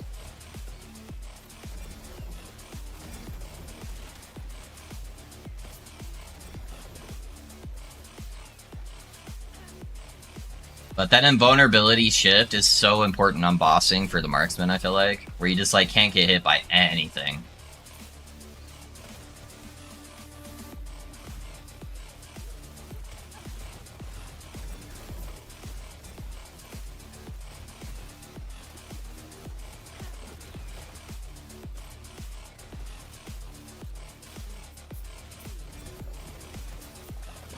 Man, there's so many void casters on this map.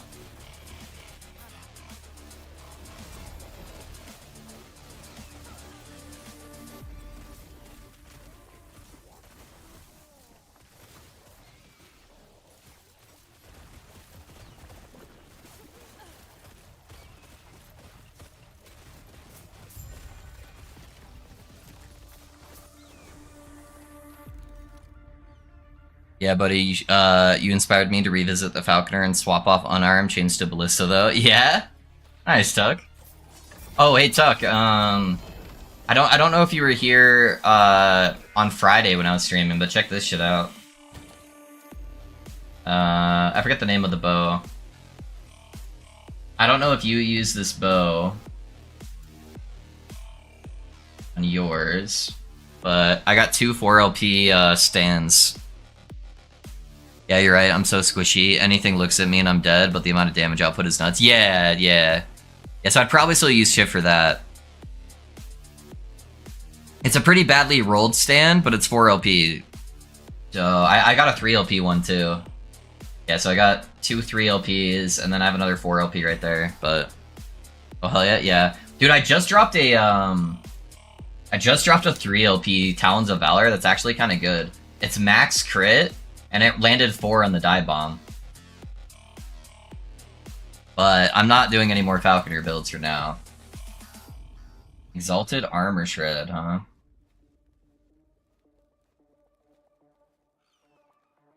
Been using that bow for sure. I think it's required, to be honest. You need ballistas to pierce. Oh, okay, gotcha. Yeah, I've never played with ballista, honestly. Never touched it.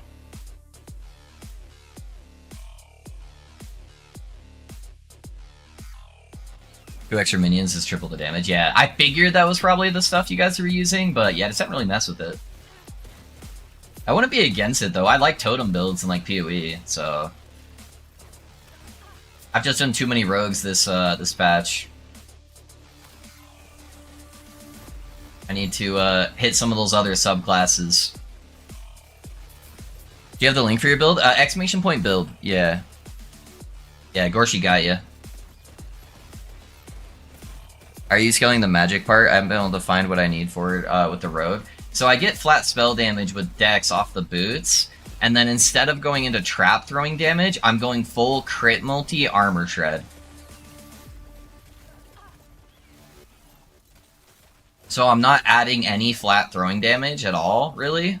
I'm just going straight into the anything that will scale the spell. Like, that will still scale the throwing stuff on it a little bit with doing the armor shred and the crit multi, but I'm not adding any extra flat throwing damage past what I'm getting from the boots.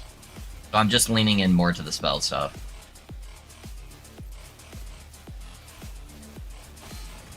Oh, I didn't see that hit. Can't see shit in this cave. All this fire.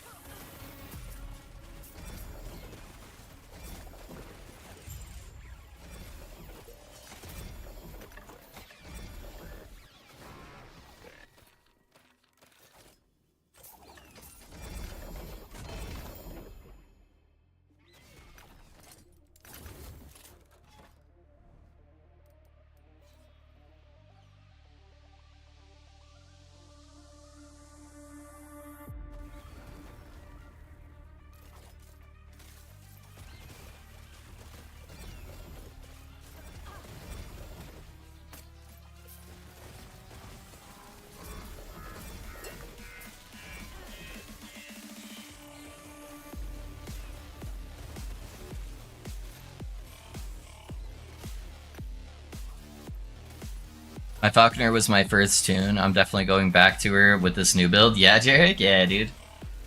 This is, I hate Rogue. Let me put that out there. I hate Rogue, typically. I've had so much fun with this build. This is probably my third favorite build so far, for the cycle. And I played a lot of characters. A lot of them. I have a majority of the characters to 100 at this point, I feel like, so... So my first favorite was my Paladin build, then the Mad Lightning Source or Rune Master, and then this guy.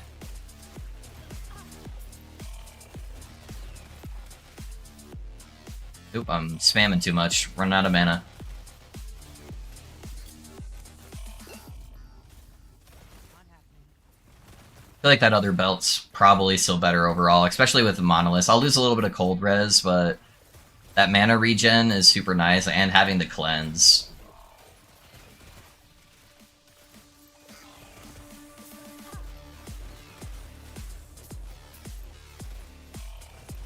I'm gonna have to face tank that fire. There we go.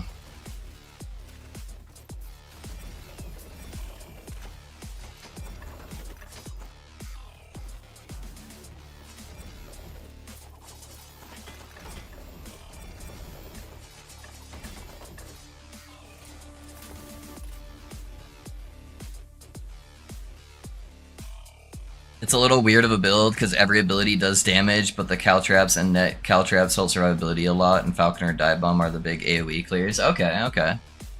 I love my Mage, he is so much fun, but bro, I need sunglasses to play him. Yeah, you're playing Frostclaw? Yeah.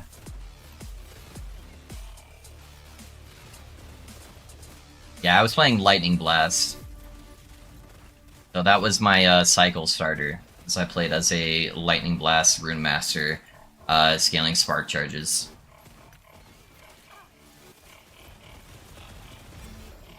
That was definitely the build that made me pop off, though. It got me a lot of recognition, which was cool.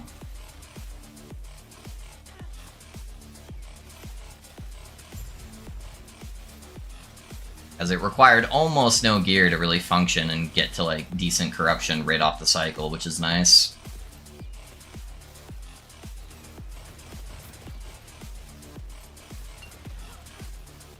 I should probably try to slam a couple of those bows. Even though they're not like super massive increases to the base bow I have right now, If I could get a little bit higher on the crit multi, that would be pretty big. And if I got the T7 crit, that would cap me out at 100%. Because I think I'm like 90% or something right now. I was just hoping I'd get a better one.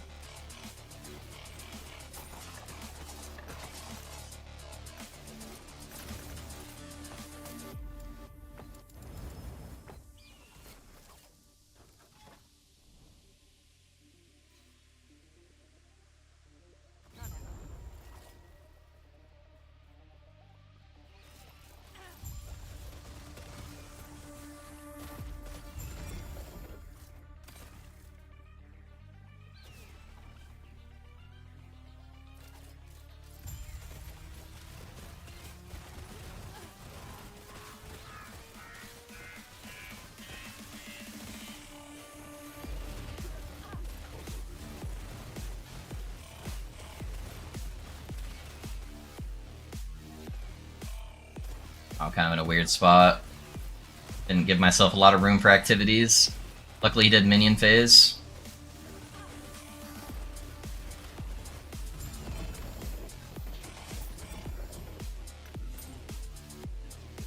Another 39, huh?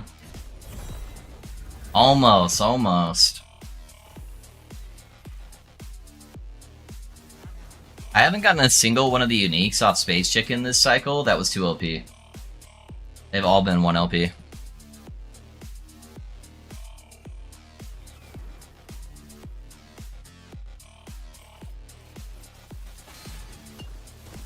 don't have my stacks yet! Leave me alone!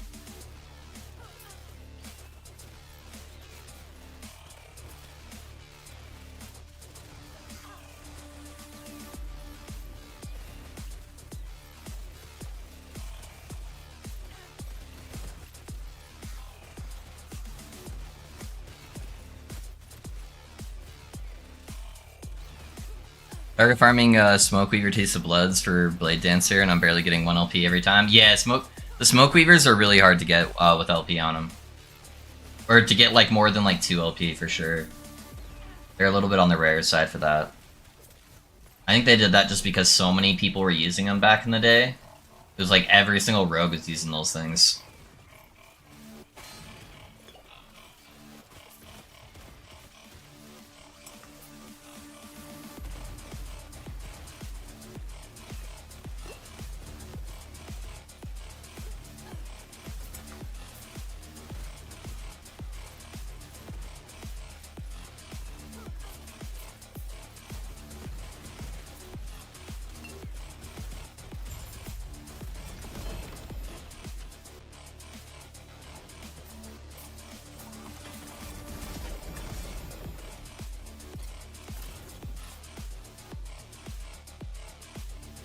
I mean, they good? Yeah, they are good. They're very good.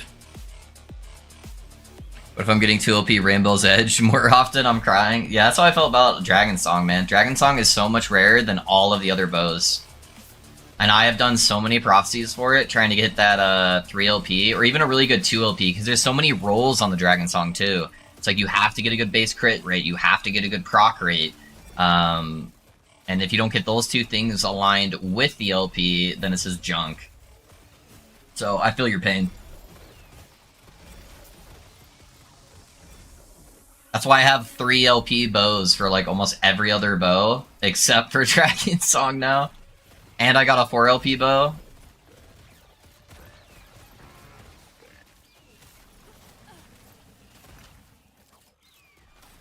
I haven't gotten a single 2-handed mace.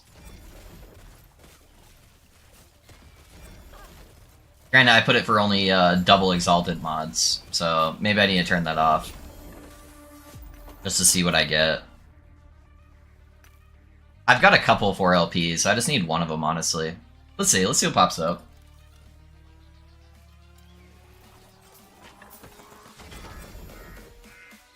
If I could just get one with like a really high flat damage, oh, that's one right there, huh? Yeah. If I can get one with like really high flat damage or something, it could be really nice for leveling with.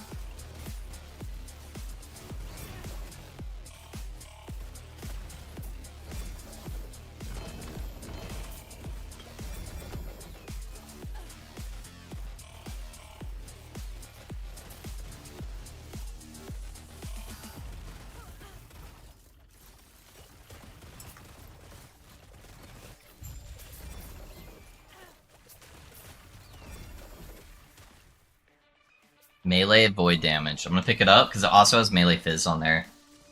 That's not bad.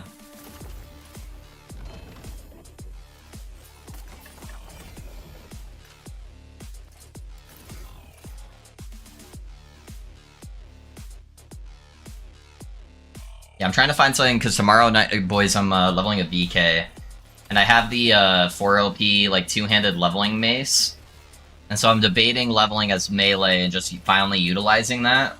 I think I have like 3 of them actually. That are 4 LP. I know I at least have 2. So it might be fun just to go like super twink gear and actually level as melee for once, rather than just going for hammers early on.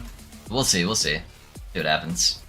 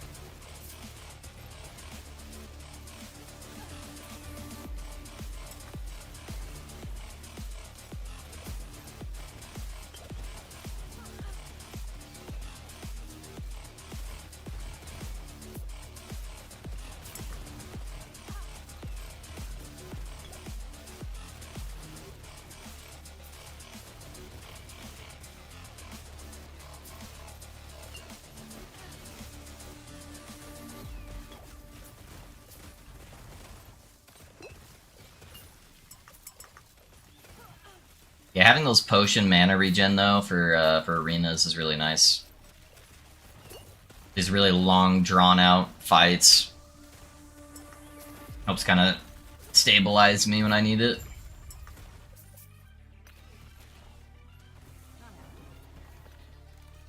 I typically don't run out of mana unless I'm doing a beacon or an arena though.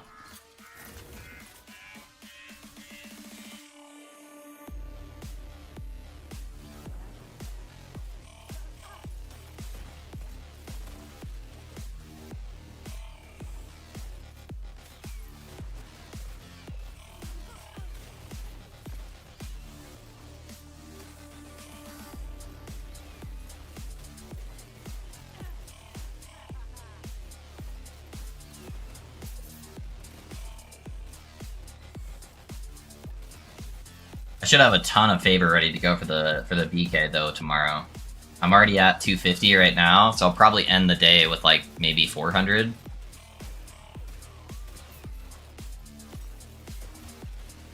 Depending if I decide to do any rolls for some last minute bows.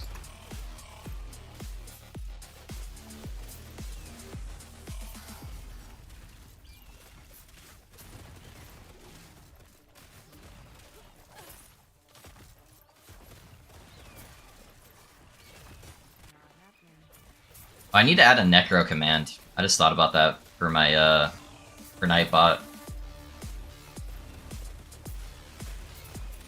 That way people can still pull up that build planner. Or I can just link it directly to the video, I guess, now.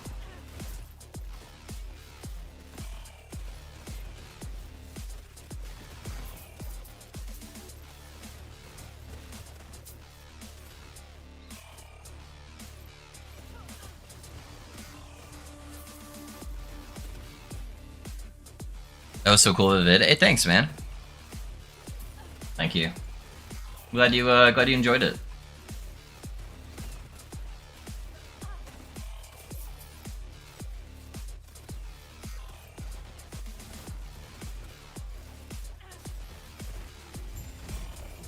Yeah, I want to try to get my catalog a little bit more in depth before the cycle starts.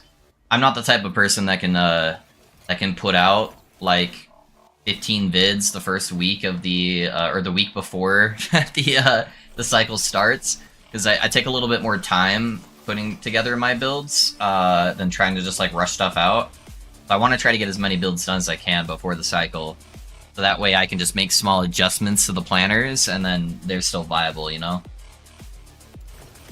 So, we'll see, we'll see. Ugh. What was I gonna do? There was something I was doing. I don't know. I can't remember. Oh well. I learned so much from yours. It's almost like I played it with you. Hey, that's good, man. That's my goal. You know. If you notice, I tend to always use the terminology of like we are doing stuff, because we are. You know, we're building these characters together on stream, even if you're not playing the character itself. Being in here, a lot of the ideas and like fine-tuning for the characters comes from stream. So, you should feel part of that. It is something that that we built together. So...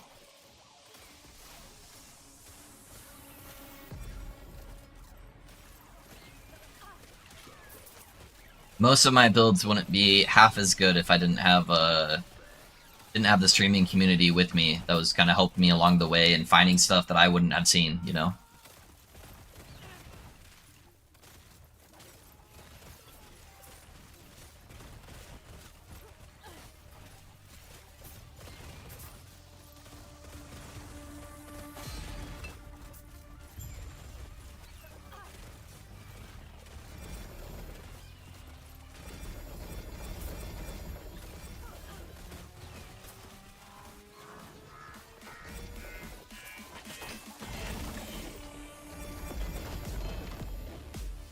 Spider Silk Potion. Nice.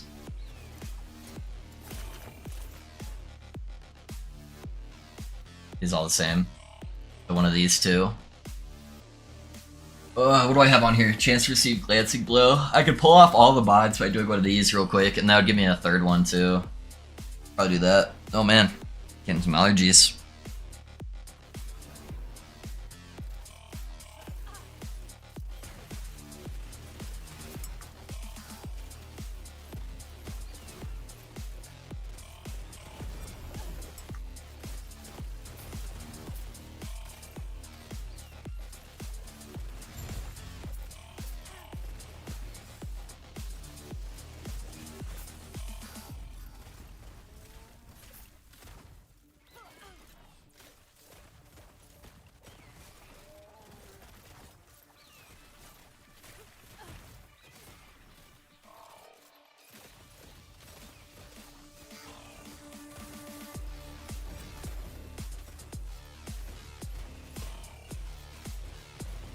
Dude, guys, if you guys didn't know, I live in Utah. 2 days ago, it was 70 degrees outside. Just to give you a hint of what it's like living in Utah, yesterday it snowed for hours.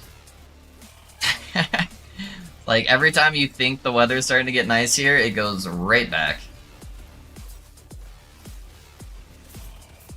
I definitely get all 4 seasons in this state.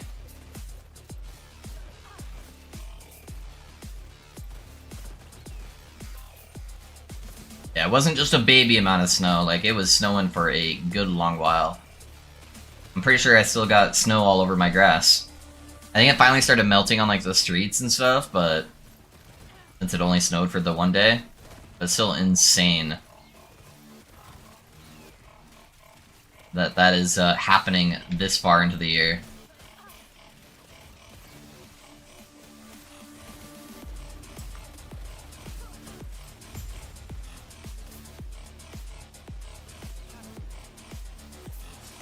Well, yeah. I went to go outside to take my dogs out, and I'm like, what the fuck? Like, this is not supposed to be here. What is going on? We had clear skies for 6 days straight, now on and off hail or rain for the last week. Yeah, it's been raining a lot the last few days, but yeah, the snow was like, are you serious? Now we're getting the snow?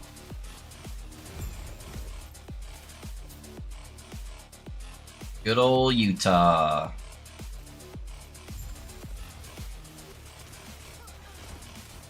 I'm sure all the skiers are pretty happy about it, though.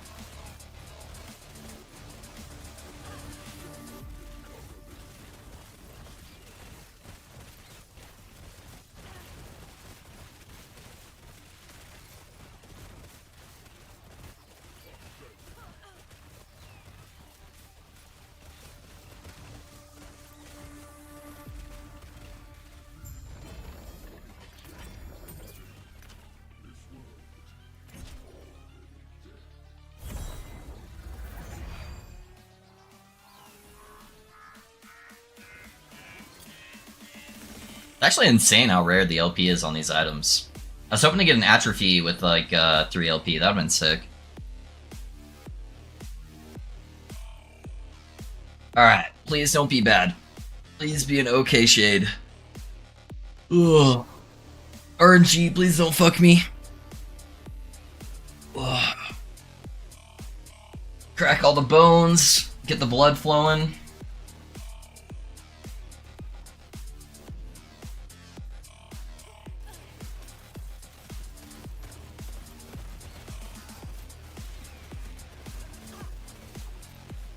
Okay.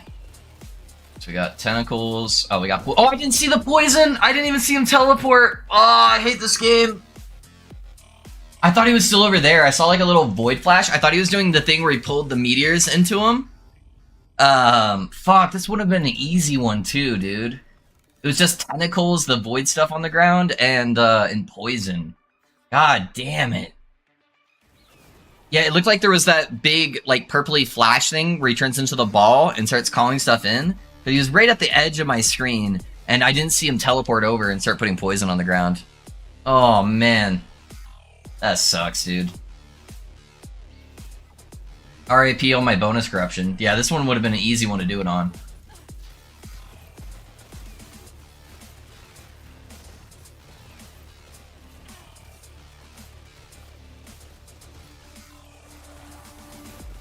Yeah, dude.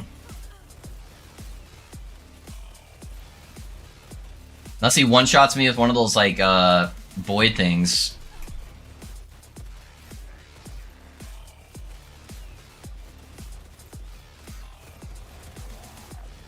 That might be kind of hard to dodge. Where'd he go? He's in the corner.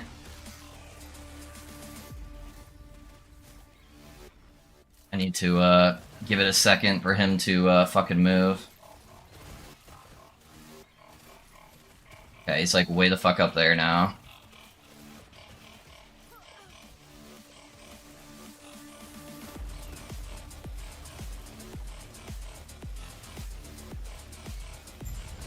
God damn it, dude. That would have been an easy one. If I didn't fuck that up. Got another Omni, though. Ah.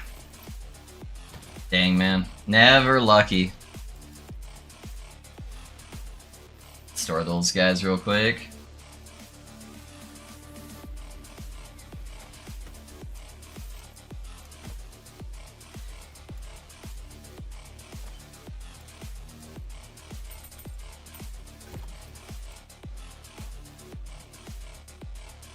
Ayo, hey, what's up, Ben? What corruption are you at? 871. 871.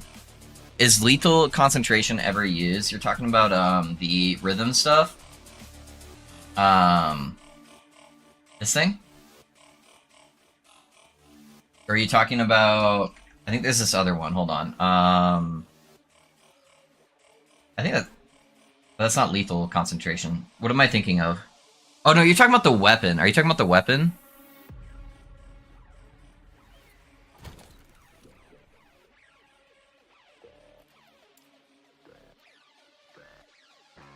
It's even flagging here. Am I blind? Oh, it's the dagger. You're talking about this thing. No, the poison damage spear. Not really, honestly, Tuck.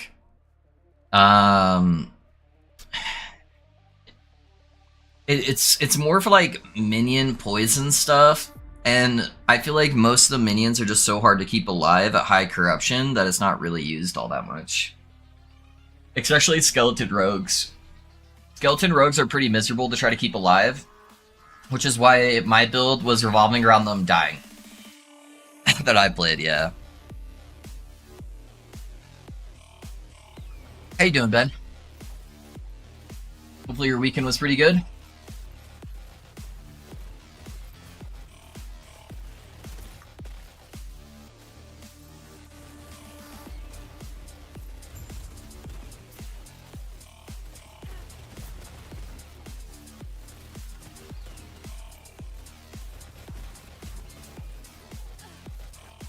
Can't move. I was like stuck on something.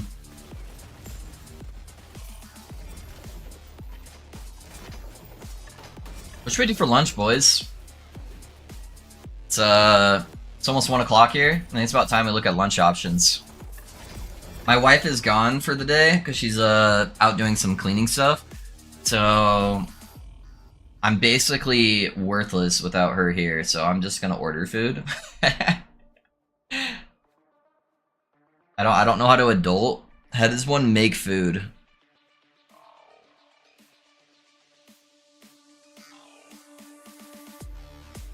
What sounds good?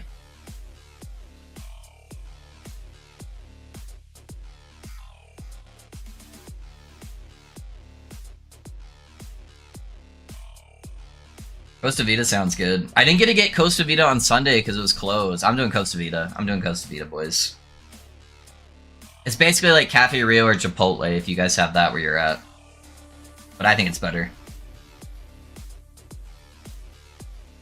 I wanted to do it on last Sunday and when I was streaming, and I couldn't because they're closed on Sundays.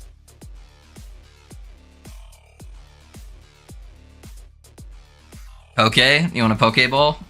The bonus stats are so high, yeah. Yeah, it gets up there on the bonus stats for sure. What is food? How does corruption impact experience gain? Yeah, let me show you. Let me show you. When I go in one, Ben, it will give you a better example. It impacts it by a very large margin, which is why I can farm like ludicrous amounts of favor, because favor is directly tied to experience. Okay, so if you look here on the right now, I'm getting 947% increased experience gained. So that's how it affects.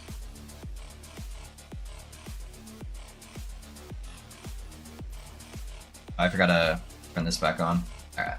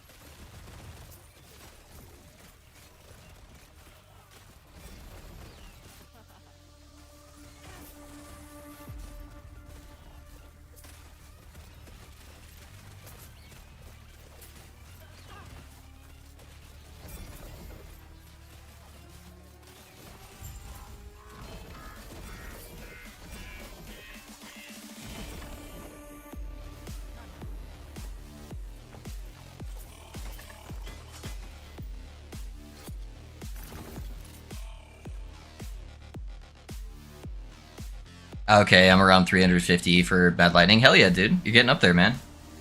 How's everything feeling for you?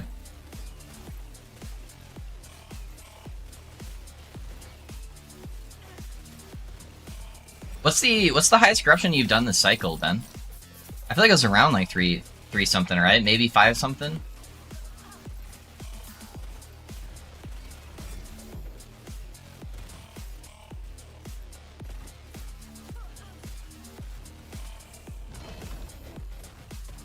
Hello, show me. Okay, thank you.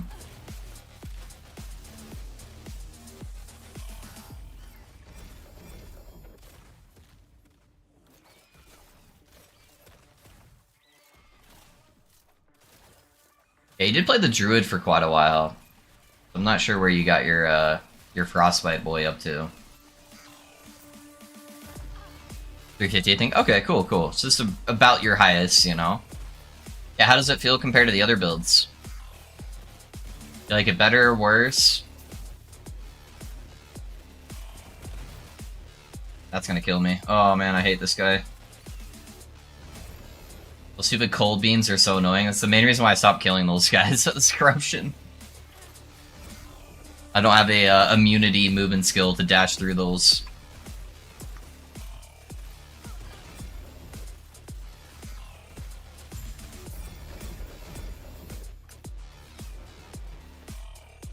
Better than the others? It's good. It's good. Alright. I was curious just to see how it would hold up from your perspective compared to some of the other stuff.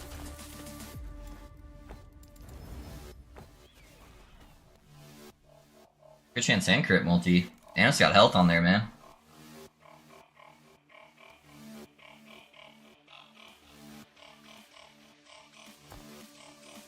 I'm like barely at the necrotic res, and I definitely have to have fizz res on there. But both my reses aren't tier 5. I wonder if I'd have to get lucky on the health regen.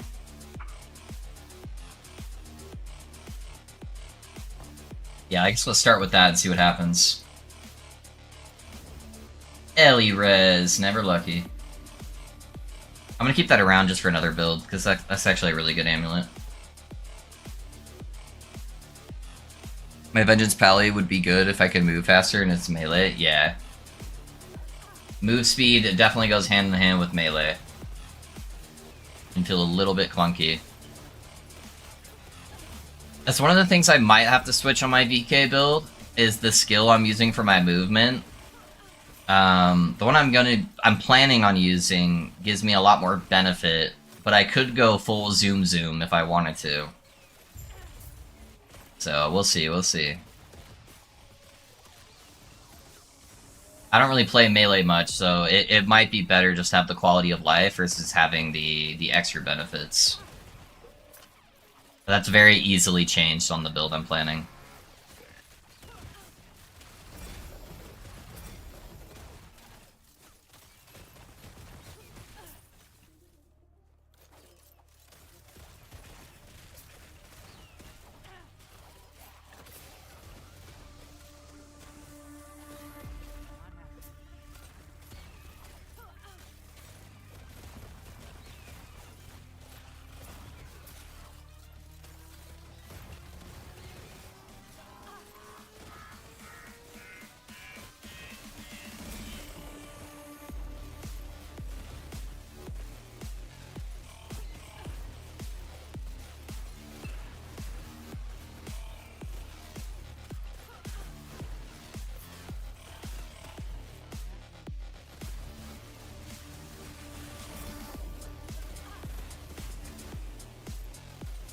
Another mace. Crit strike, okay.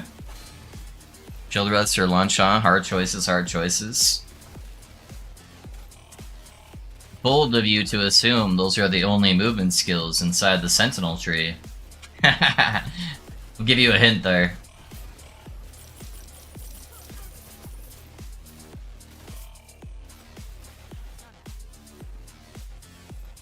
Ah, you simple-minded Gorshi. I haven't gotten the boots I want to slap into yet, still using experience boots to move Ballista. time-friendly build for the most part, yeah.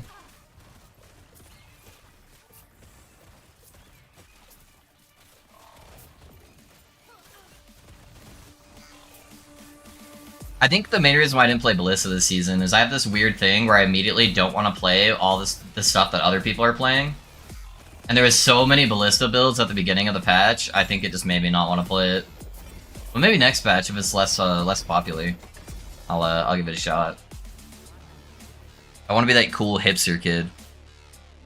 Oh, there is others. Yes, there indeed is others. Javelin moves? I don't think there's a javelin movement skill. I swapped Isidora's belt for Serena's Souls. Nice. Feeling tankier? Oh, you do have the dash thing, huh? You throw it, it puts a banner, and you dash to it.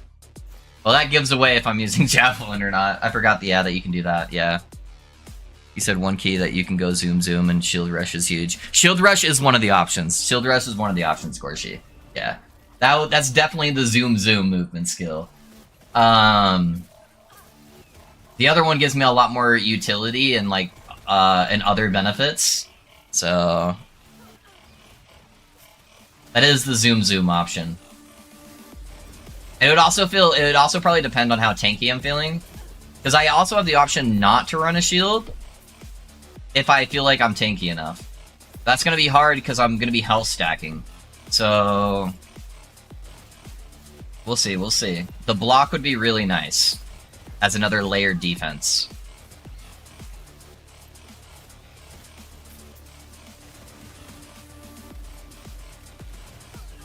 But there is one more movement skill that you guys didn't list. There's actually so many on Sentinel. It sucks that none of them are like a real teleport, and that almost all of them require a target to use. Which is like the worst part about the Sentinel movement skills. It's really hard to use it to dodge things.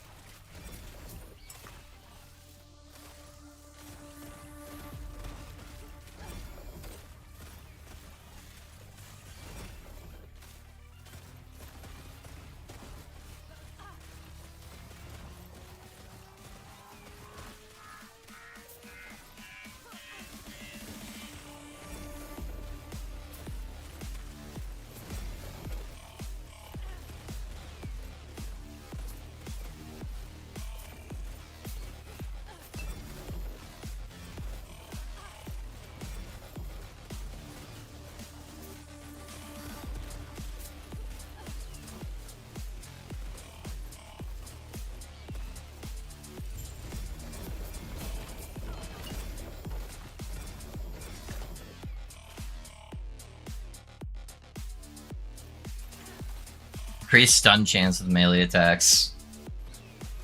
Actually, that whole mace is kind of good. Like, I'd prefer not to have that on the Exalted, but it does have area of effect, melee void damage, and melee fizz. That could be fun to level with. Got a couple options.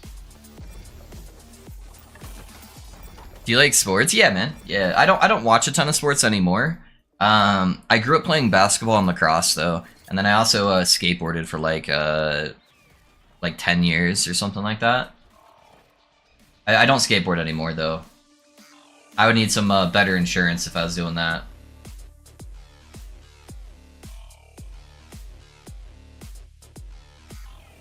Yeah, I watch a lot of like highlight clips for basketball still. I just don't really like follow all the games anymore. But that's like 90% of my like shorts feed is just like basketball highlights.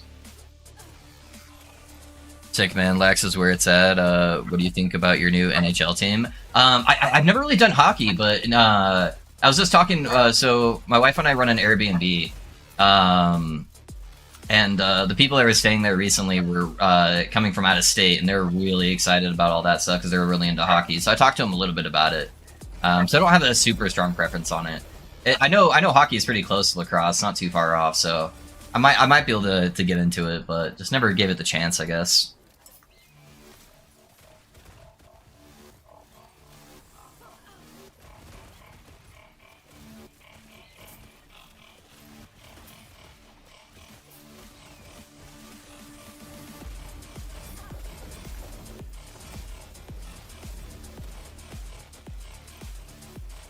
70 fizz. Nice. That's pretty good.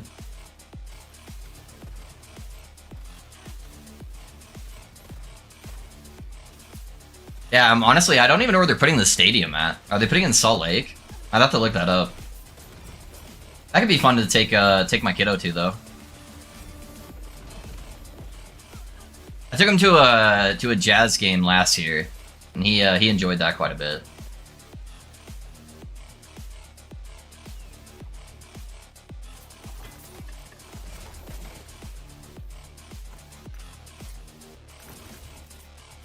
Yeah, it honestly, it kind of breaks my heart that right now he's really into soccer, and I gotta just support him through it, but I'm not a big soccer fan. I've tried so hard to get him more into basketball, because I'm like, I can do that. He's not quite, he's only 9, so he's not ready for like lacrosse or anything. But it might be to the point where we start throwing around a ball or something like that, but...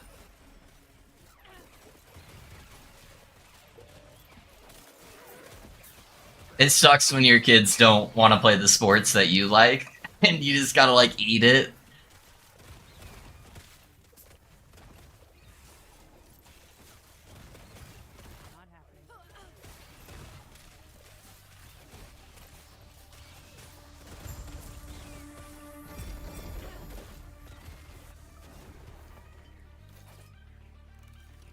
Cool, just curious, I'm a huge hockey guy. I used to play Lex in high school.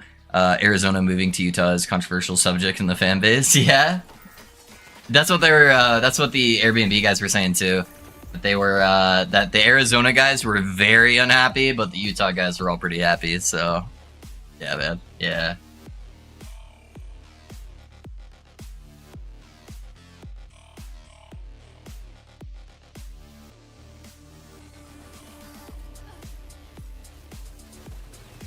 Yeah, the other thing we've been really struggling with this year is my wife has really bad asthma, and we kind of had suspicions that that our son had asthma, but they don't really diagnose asthma until it starts becoming a problem with kids.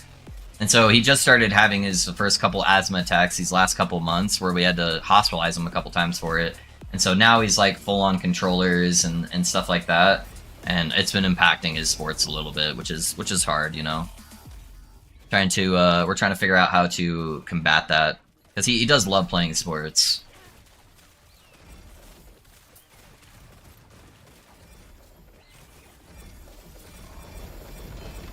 Yeah, I was very, very athletic growing up.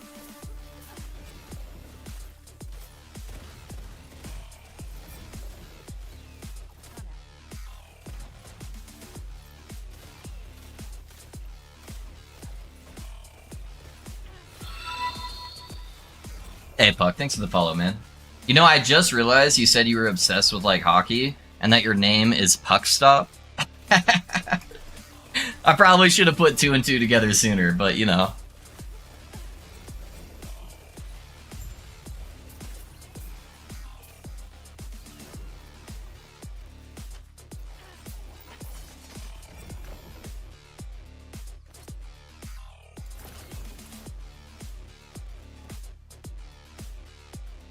Yeah, there are other markets to explore that have been waiting for a team for a long time, but Batman NHL Kamish doesn't give a fuck. Yeah.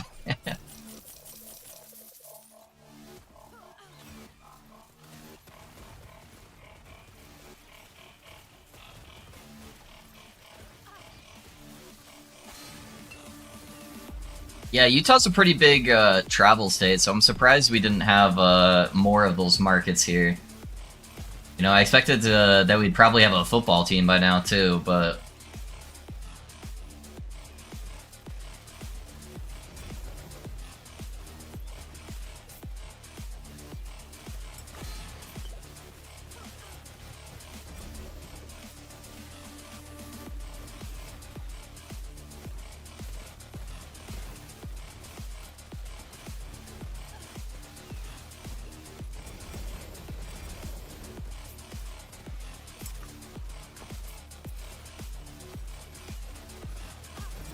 Yeah, I was a goalie, made the use name back in the day. Oh, dude.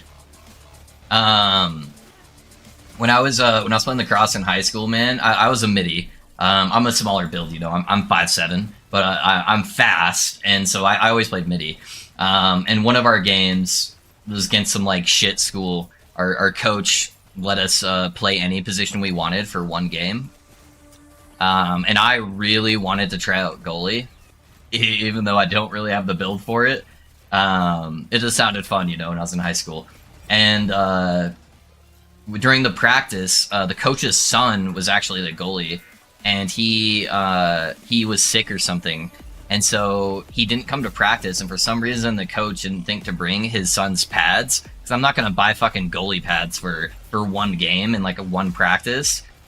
And oh, dude, our attack took a shot on me, and he hit me right underneath the rib cage, underneath my mid pads, and holy fuck, dude. I have never been hit so hard, and the bruising that went on that, dude, it was like you dropped a giant rock inside of a lake where it just had like a black core center on the bruise, and then it was just ripples going out of it in different shades of bruising.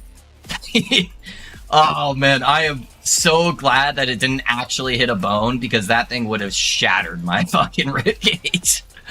Oh man. I'm surprised I didn't get fucking organ damage with that too.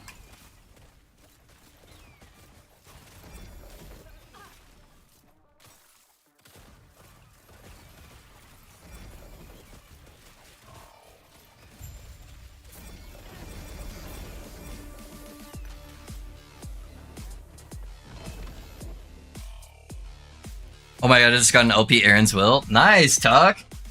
Hell yeah, dude. Congrats. Midi was fun, but I hated the conditioning, so I opt for attack to rack up goals. Yeah, dude, I could run all day, man. When I was playing lacrosse, dude, I could do laps around everybody. Fuck, bro, that must have hurt. I had a puck hit my kneecap once, and the padding that was supposed to be there was unclipped, so it just destroyed my knee. Oh man, I bet, dude. I feel like pucks and lacrosse balls are pretty similar as far as like weighting and the force that you can put into them. So yeah, I can imagine, man. I'm also an idiot, and I know the padding is pretty similar. I feel like from like lacrosse to hockey too, and I've done it twice where I for some reason thought it was a good idea to like fuck around with the boys like after practice without my gloves on.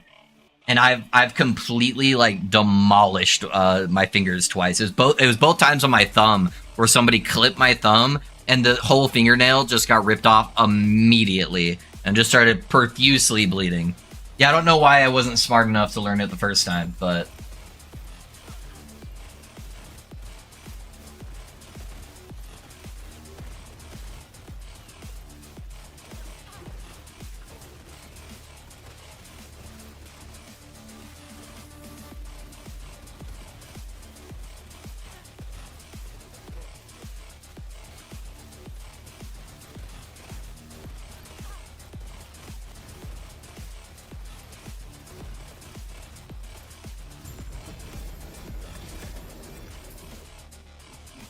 yeah, for sure, yeah.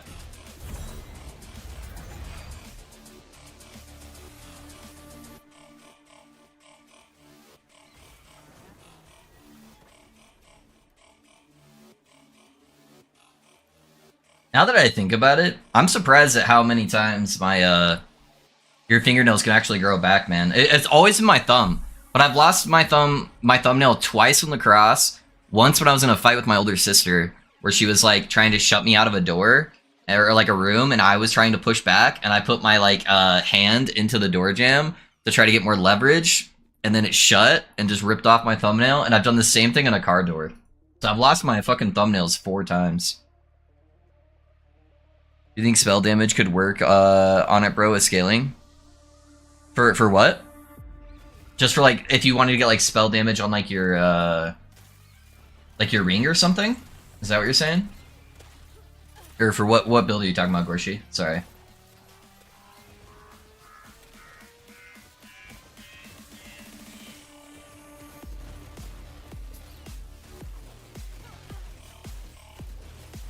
For Dragon Song, yeah, Ring. So here's the it would work, yes. But here's why you wouldn't want to do that.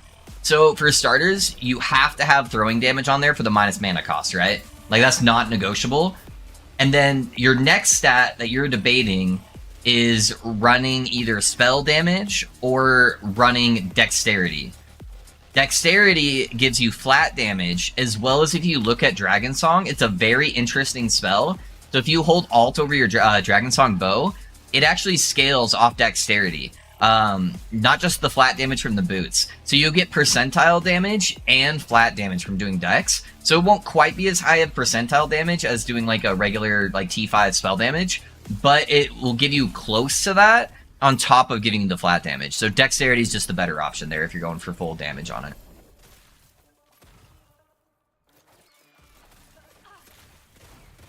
Oh, fuck, man, that must have been a treat. Yeah, dude. Yes, sir. It's crazy thinking all the shit I went through as a kid. Like, where I was kind of... I felt like I was the last generation of, you know, we grew up outside type thing. I still played a lot of games growing up, I guess, but... you know, a lot of my time was spent, you know, outdoors and sports and just fucking around. And how many injuries I sustained as a kid. And you just look at, like, my son, and, like, injury-wise, you know, it's, like, almost nothing. Where it just seems... It's so funny, the difference. Where they just have, like, no desire to do half of that shit. Well, those guys are bugged out. They're just standing up even though they're dead. Void Pen. Interesting. Word gained on potion use, and then what tier is that? Tier 6 spell damage. I guess I can pull the ward off, maybe it'll be usable for a build. Yeah, bro, for sure. How old are you? I'm 30. I'm 30, so I'm still kind of young. But, you know, I grew up around a lot of that, you know. Ride bikes outside and go fuck around and randomly in the wilderness with your friends while you, until it gets dark, you know?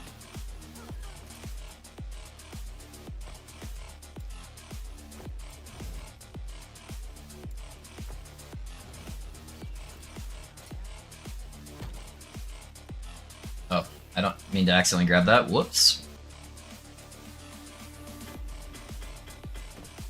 So I got a little bit of both worlds, you know. Video games started becoming much more of a thing as I was younger, so I got to grow up with, you know, all the more classic video games before internet becoming really a big thing, and then going into like World of Warcraft and the online gaming scene and.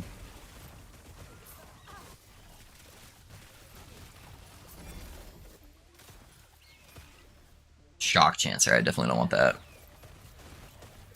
He's an old man, and I'm even older. I'm in that weird in-between phase right now, where if young people see me, they're like, yeah, he's old, but for a lot of people, I'm still a baby, you know? I'm in that in-between phase. Yeah, it's the same way growing up playing wiffle ball, backyard football, street hockey, and cul-de-sacs. I'm 28, yeah, man, always outside, yeah. Same way, yeah. Where it's like, now I have to, like, bribe my son to do something outside, you know? It's like, or we could play Smash Bros. For the next 12 hours. Huh?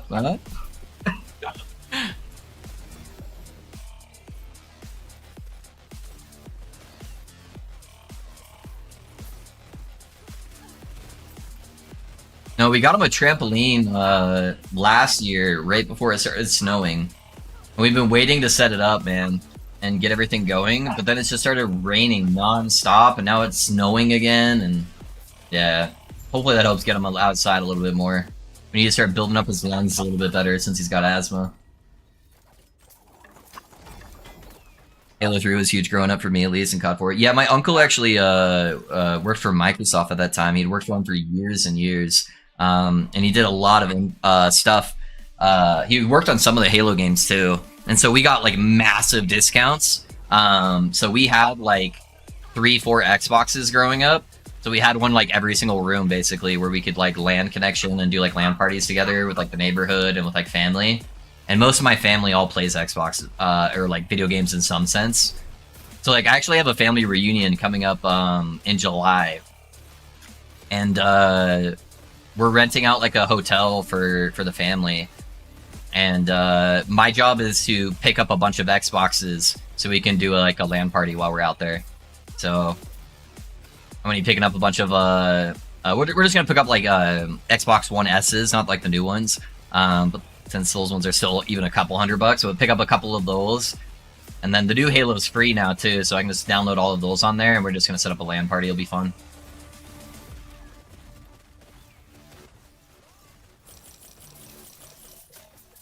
Yeah, I'm basically an uncle for my family because I'm so much older than all the other grandkids. So it's always fun where the grandkids come in talking shit, and I get to remind them that it's the Bane thing, right? I was born in the darkness, molded by it. They always come in saying they're gonna kick my butt, and then I just get to trash them for the next couple hours. It'll be a good time. Send some of that snow to Washington State, please. Yeah, Ben? LAN parties, oh yeah, bro. Yeah, for Unreal. Yeah, it's a good time. It's a good time. Yeah, I need to buy the Xboxes today, actually. I need to make sure I get all that shit.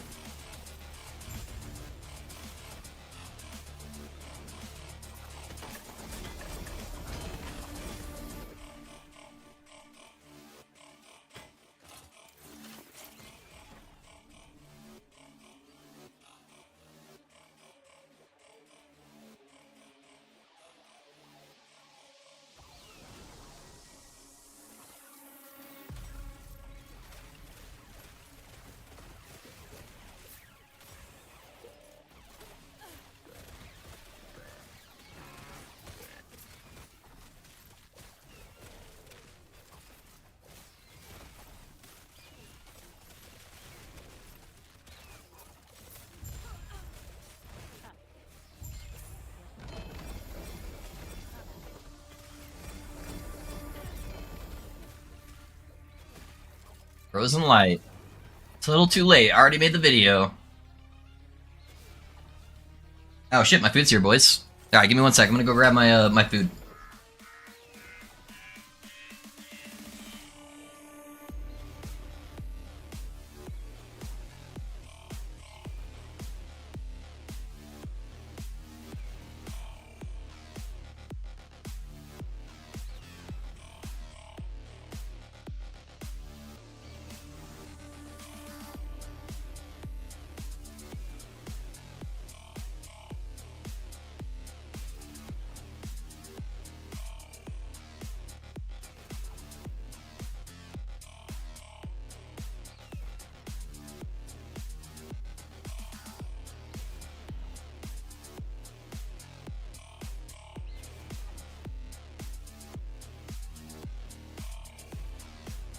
I've never seen somebody so supportive of me ordering DoorDash than my dog.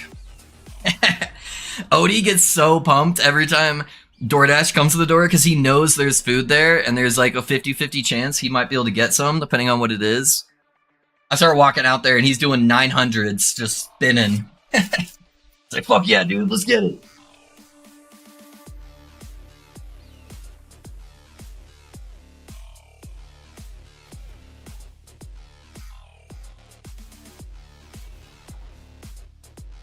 He'll support anything with getting food. True, true. Bonjour, thanks, Fancy. All right, I'm gonna turn my camera off, boys, while I shove food in my face. I might do a little bit of rolling for some bows. I don't want to use all of my favor right before I start a new character. Let's see if we can maybe get a 3 LP on the last day for the Dragon Song. Let's see what we get. We got 300k favor. You know, I can drop a 100k. It'll be a while before I can even roll anything on the Void Knight, too. For the prophecies really to make any sense. So we'll do that.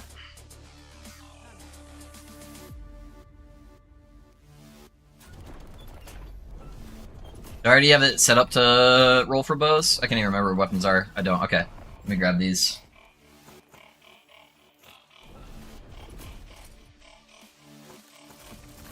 Alright. Bow time. While I chow down on my burrito here.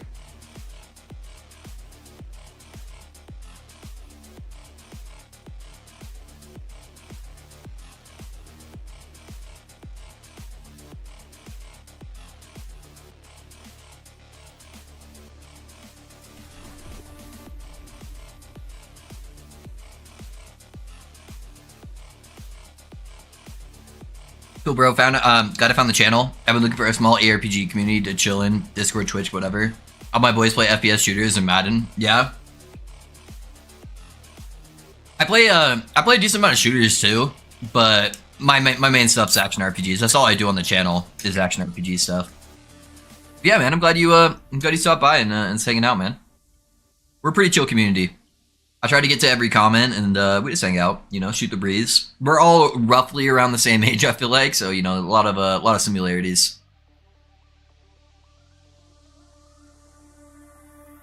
Yeah, right now off stream, I'm playing Gray Zone Warfare with the boys. And that's actually been a lot of fun, man. It's a little bit more Tarkov-y feeling, but it's so satisfying when you just get to like dumpster somebody and they lose all their gear.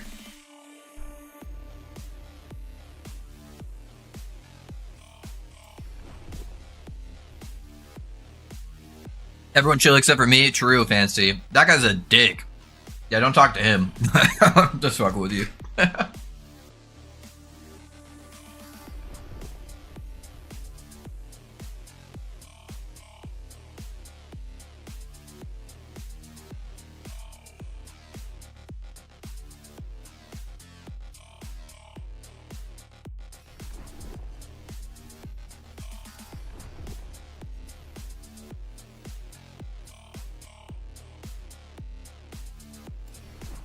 I don't feel like spending 60k favor on one prophecy.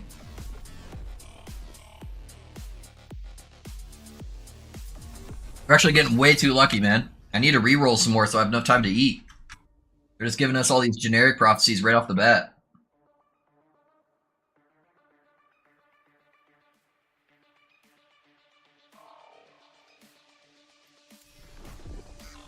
Love you too, bro. Yeah.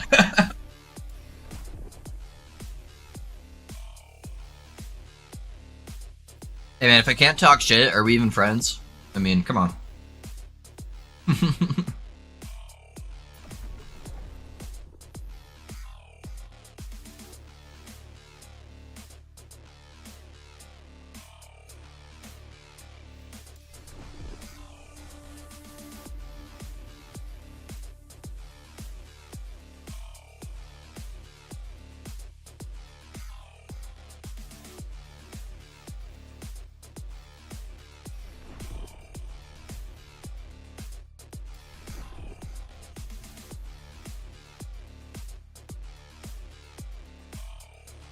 Pretty new to action RPGs, still trying to wrap my head around how to actually build a character.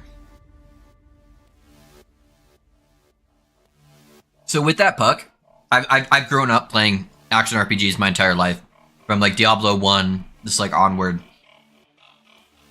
Every company that makes action RPGs, they have kind of their own logic. And so the first thing is trying to understand how that logic applies to the game. And once you figure that out, the scaling is kind of similar across the board for all the different builds on what you need to do in order to scale different types of abilities or different type of damage. So once you figure that part out, it just starts all clicking and making sense. So you know, you're going off a couple people's build guides. You start understanding how that particular build works and how that scaling works.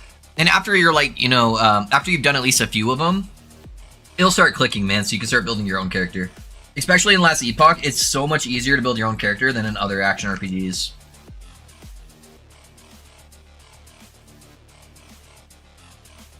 What build are you planning next?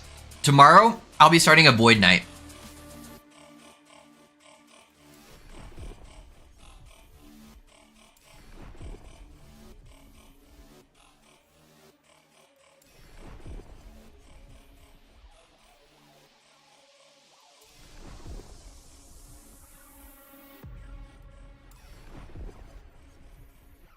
Right, man. Yeah.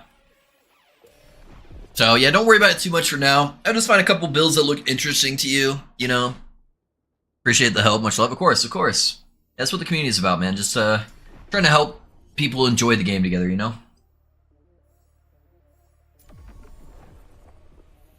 So VK it is nice. Yeah, I'll be building my planners tonight. Or my planners are already built. Building my loot filters tonight. So if you guys want to level it with me tomorrow, you can. And then at the towards the end of the stream, I'll or whenever I decide to transition fully into the build, I'll release the build planners for you guys and kind of explain what's going on with it.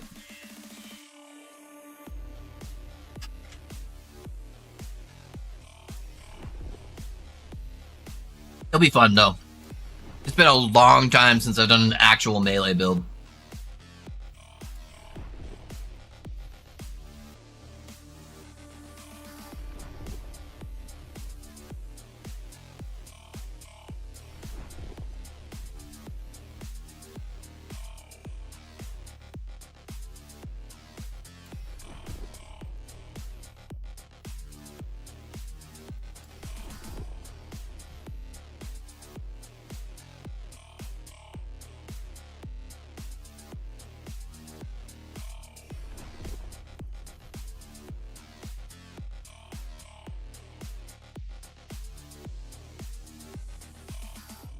Do you guys ever chill in the Discord voice chat? I don't do it too much while I'm streaming, especially, just because I have very ADHD brain, and if there's too much sensory information coming in, it just fucks my brain up, and I can't like focus very well. So I don't do it while I'm streaming typically. A bunch of my buddies, my IRL buddies, will do it. We'll jump in for like Path of Exile and stuff is what they're playing right now. So they'll jump in there quite a bit. I'll occasionally jump in and shoot the shit with people, like off stream. But yeah, there's still a decent chunk, and I'm sure you could help encourage people if they wanted to jump in there.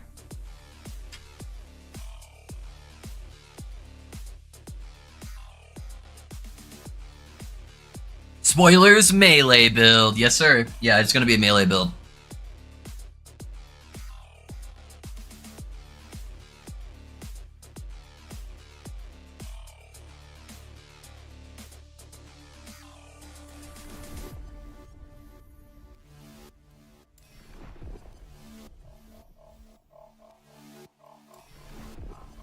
Yeah, everyone's welcome to the Discord. They're welcome to chat. They're welcome to jump on voice chat. You know, do whatever. You know, have fun together, build the community. So we got quite a few people in there now.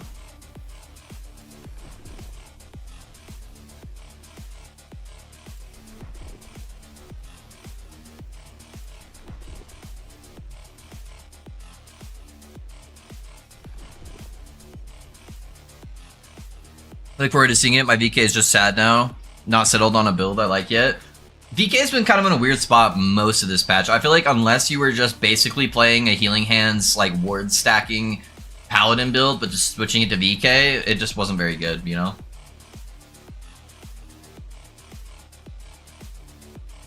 That's kind of the only VK builds I've seen this patch that have done well.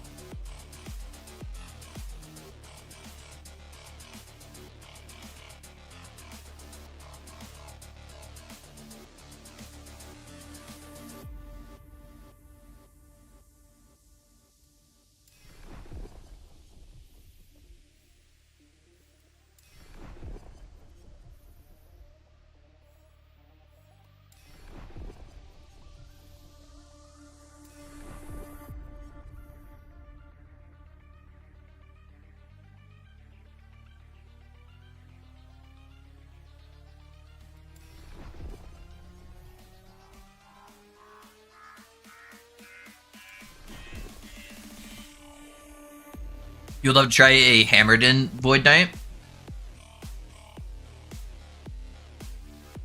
They're not bad. The main problem is there's no way to proc Healing Hands with throwing abilities. And Healing Hands kind of covers all of your defensives right now for Sentinel.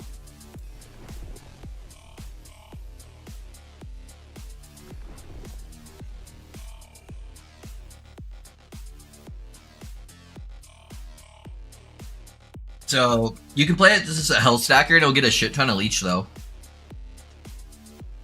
Probably the best way to play it would be doing hammer throw casting smites for you with the smite idols. I love it. Hey, what's up, Skylar? How's it going, man? Appreciate you being here.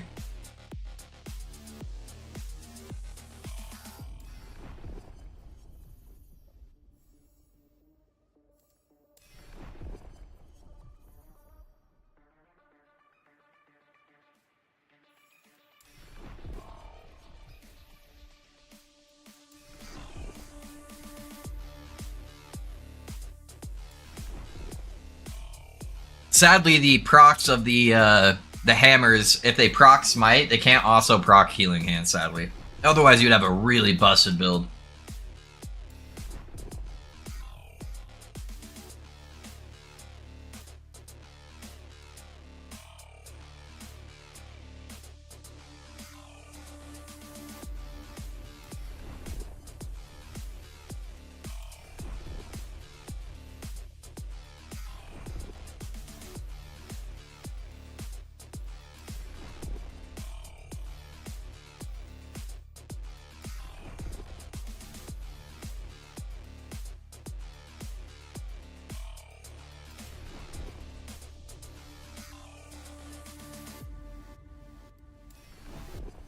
Getting close to where I want to stop on the favor.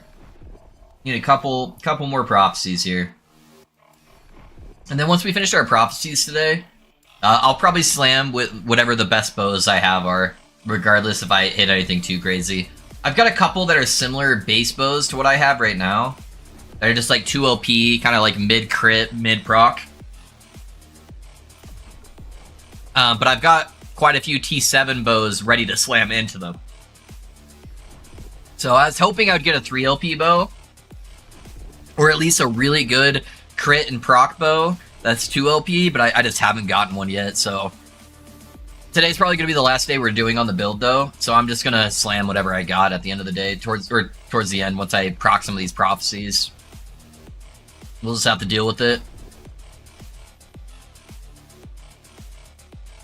Are you planning to level in a party? No, I do almost all of my gameplay solo.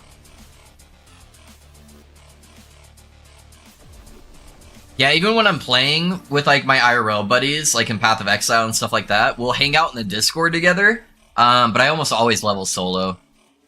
It's just how I play action RPGs, I don't know. I have a hard time, Alright, that's it. That's all we're rolling. I got a decent amount of prophecies from that, though. These are all double proc and double drop prophecies, so they're a little bit more expensive, but I got a whole bunch of them.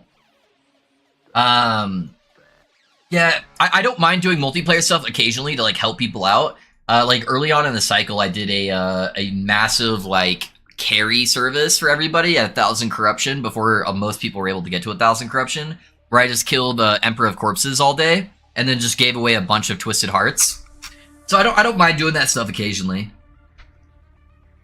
That stuff can be fun, but I find it hard when you're playing with people in action RPGs on a regular basis, like in a large party, because somebody is always waiting on somebody else, where I just like to go boom, boom, boom, just like knock stuff out back to back really fast. And when you add somebody else to that mix, it just slows things down so much.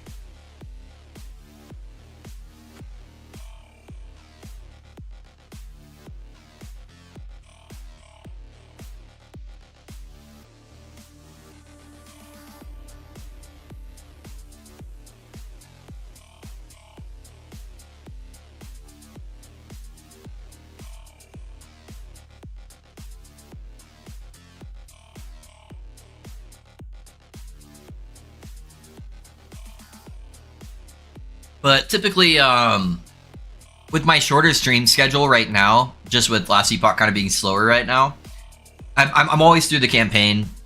I'm normally most of the way to Empowered Monoliths by the end of the first stream. And then very early on into the second stream, I'm normally Empowered Monoliths, just depending on how good the build is turning out, obviously. And then we're normally done with our blessings in the first, in like the second or third day. And then we're starting to push. So typically third and fourth day, I'm pushing corruption.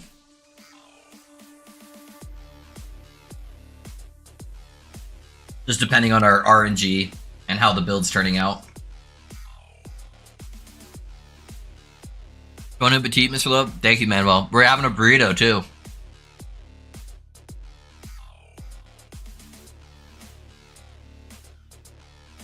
Got that good old carne asada burrito.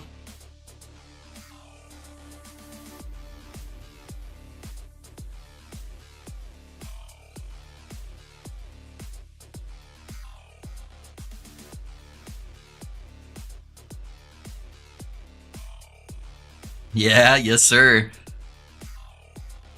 Killer Skeletons is working good. Thanks for the building video. Of course, Kevlar. I'm glad you're joining it, man. I'd love to understand PoE, man. You and me both, and I've been playing that game for like 10 years. I have thousands of hours in that game, and I still feel like a noob sometimes. I understand like most of it now. But it's crazy the time investment I have put into that game, where I still kind of feel like a noob some days, where I'm like, I don't know any of this stuff for this mechanic. Wait for PoE 2, Puck. Wait for PoE 2. PoE 2's main goal, it seems like, is to streamline a lot of the stuff and make it more intuitive so new players can come in and actually understand the game. So I think it'll be a lot better then. It's an old game with a lot of outdated systems.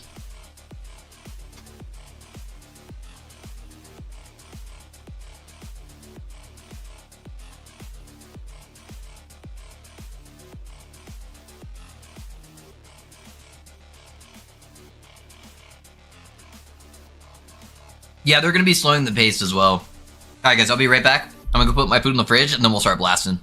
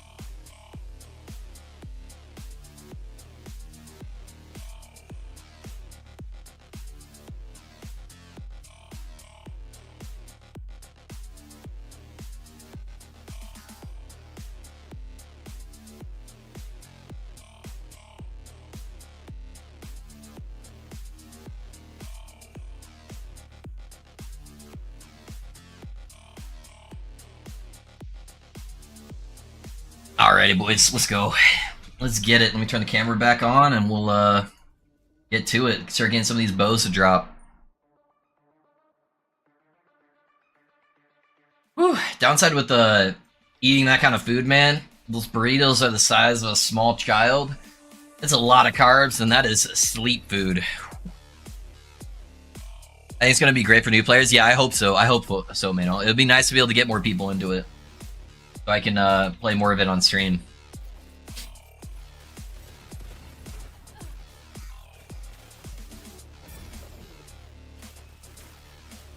Yeah, I need to kill these exiled mages, because I'm pretty sure I have a bunch of prophecies set up for them. Maybe not. Or maybe I have to kill a bunch of them. I might have to kill like 2 or 3 before it procs. I can't remember if I know I got quite a few boss ones. And then like random rare monsters.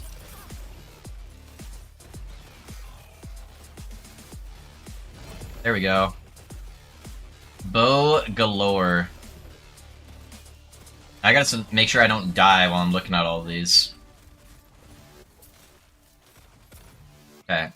Let me clear these guys up here too, just in case. I'm squishy, so if I let something cast on me at this corruption, I'm gonna die. Alright, we got a 1 LP. It's gotta be 2 LP at this point. 2 LP, decent crit, decent proc rate. That's what we're looking for. There's that other 1 LP. Another 1 LP. There should be 4 1 LPs here. Alright, there's the fourth 1LP. 5 1LPs. So there's gonna be 6. Yep. 6 1LPs. Never lucky, dude. Never lucky.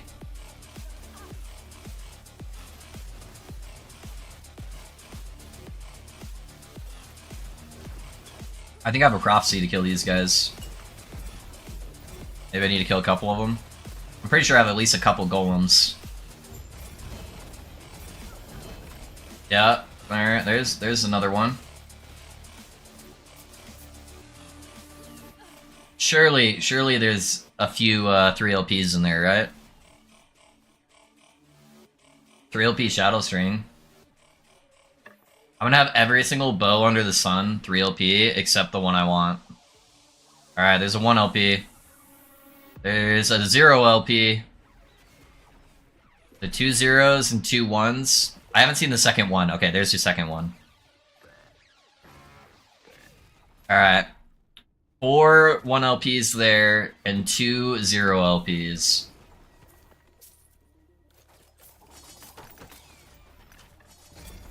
All off one map, dude.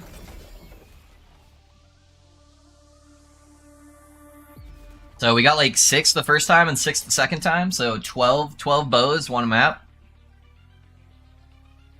I've been trying to find, to build my Lich, but I keep finding myself respecking every 2 seconds. Yeah.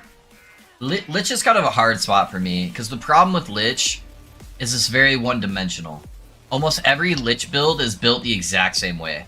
And so it gets boring after you've, like, played a couple Lich builds. What are you trying to scale on it right now? What kind of damage are you doing? What's your main skill?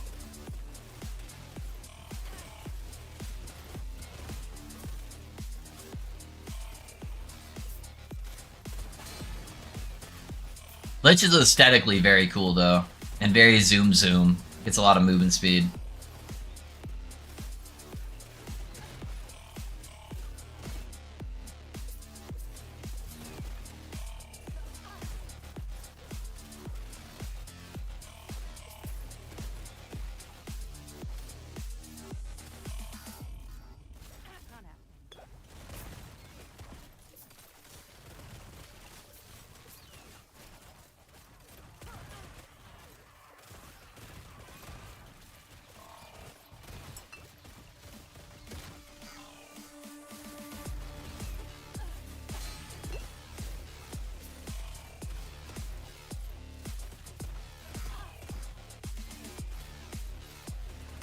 Where'd all the minions go?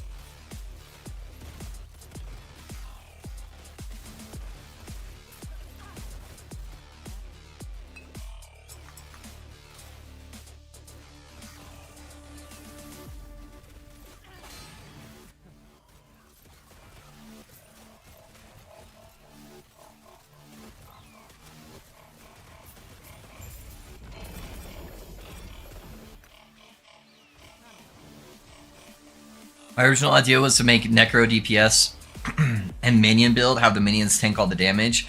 Necro being, necrotic damage. So, the way you can do that, probably the best way if you wanted to play minion stuff while still doing your own damage. Let me pull up a planner, I'll show you.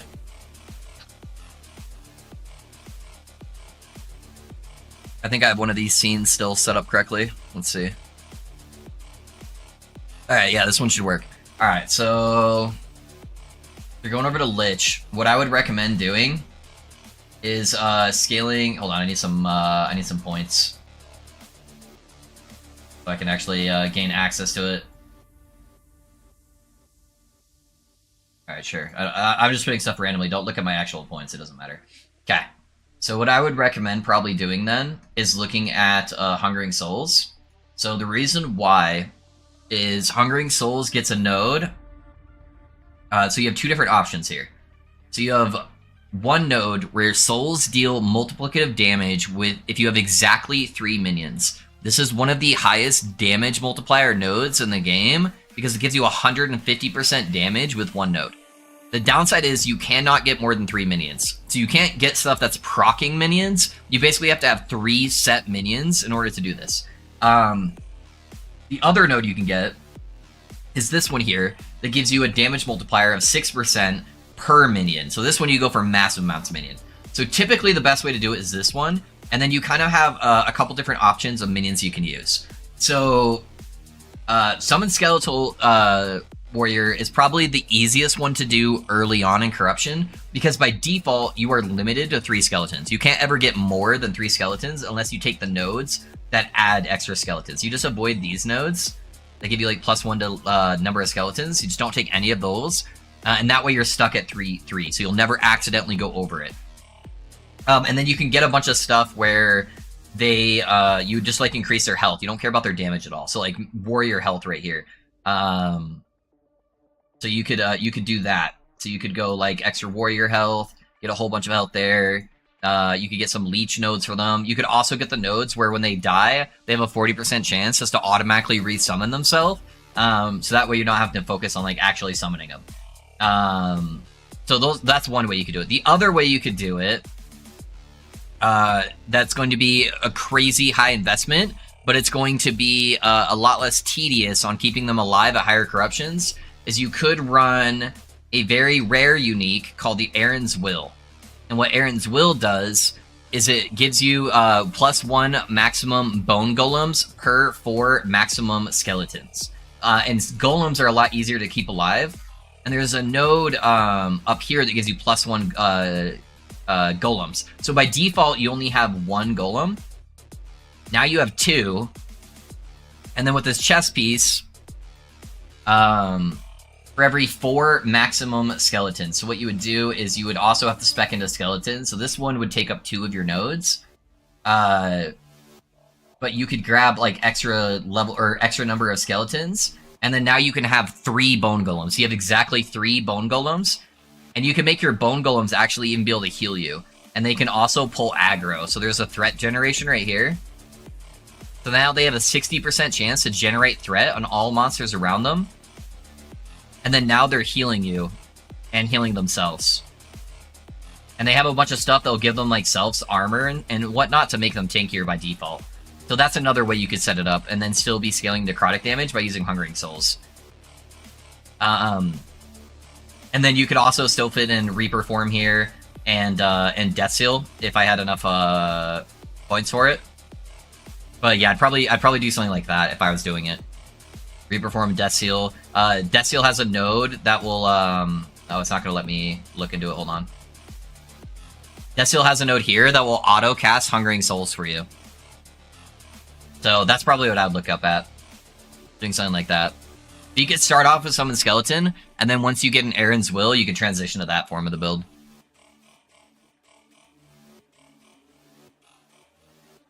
Oh, screen isn't there. Sorry. Some of my stuff was zoomed in to show particular things when I was doing videos, so my bad.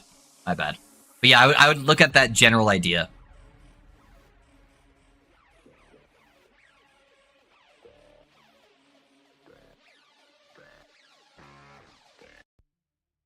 Okay.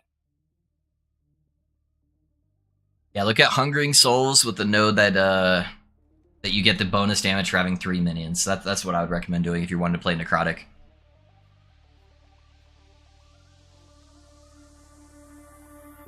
Yeah, once you get that chest piece, it makes a massive difference for sure.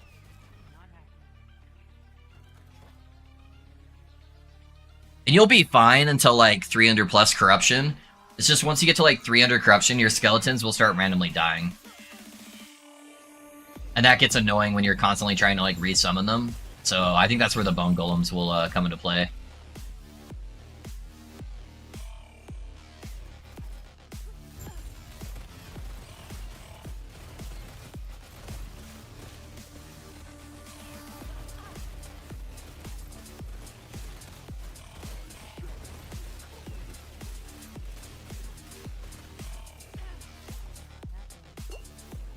Oh, I'm gonna get hit by that. I accidentally... Oh, I dodged it. I accidentally put my mouse on my other screen. Sometimes lucky.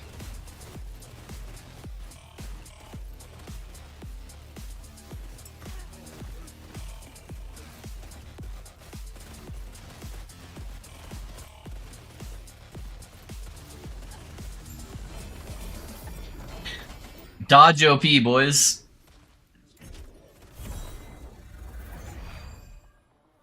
For defensive layering, would I just do armor and health? So how you do defenses on Lich is you play the node inside a Death Seal that makes you low life. So it caps you off at 35% health. And then that gives you a couple different things. It's going to give you some defensive values inside of Death Seal itself that make you take less damage. You stack as high of health pool as possible so that your 35% health is still pretty good. And then you scale what's called endurance. So if you click G, it pulls up the game guide. And then you can look at endurance here. And it'll tell you how endurance works. So what you do is endurance starts at 20% by default. And so it mitigates 20% of your damage. And then you have what's called an endurance threshold. So if I look at my defensive screen here, my endurance threshold is 878. So if I fall below 878 health, I get that 20% damage reduction. And it also prevents you from being one shot. So if I'm at my full health pool and I get hit by something that brings me below my endurance threshold, it still applies that damage reduction. And then you can stack endurance. So if you look right here, it has endurance percentage. You can get your endurance percentage up to 60%. So if you get a little bit of extra endurance percentage, you're now taking 60% less damage. And because Death Seal is bringing you at 35% of your health pool, so you're always low life, you're always at that endurance spot where you're getting minus 60% damage taken. So you basically just stack a whole bunch of health, and then make sure your endurance threshold is high enough that it's applying to that minimum health that you're at, and that this is at 60%. And that's how you scale your defenses. Sorry if that's a lot, but hopefully that makes sense. But let me know if you have questions on that. I just kind of threw a whole new mechanic at you and just vomited a bunch of stuff. So if you have questions, it's not a problem.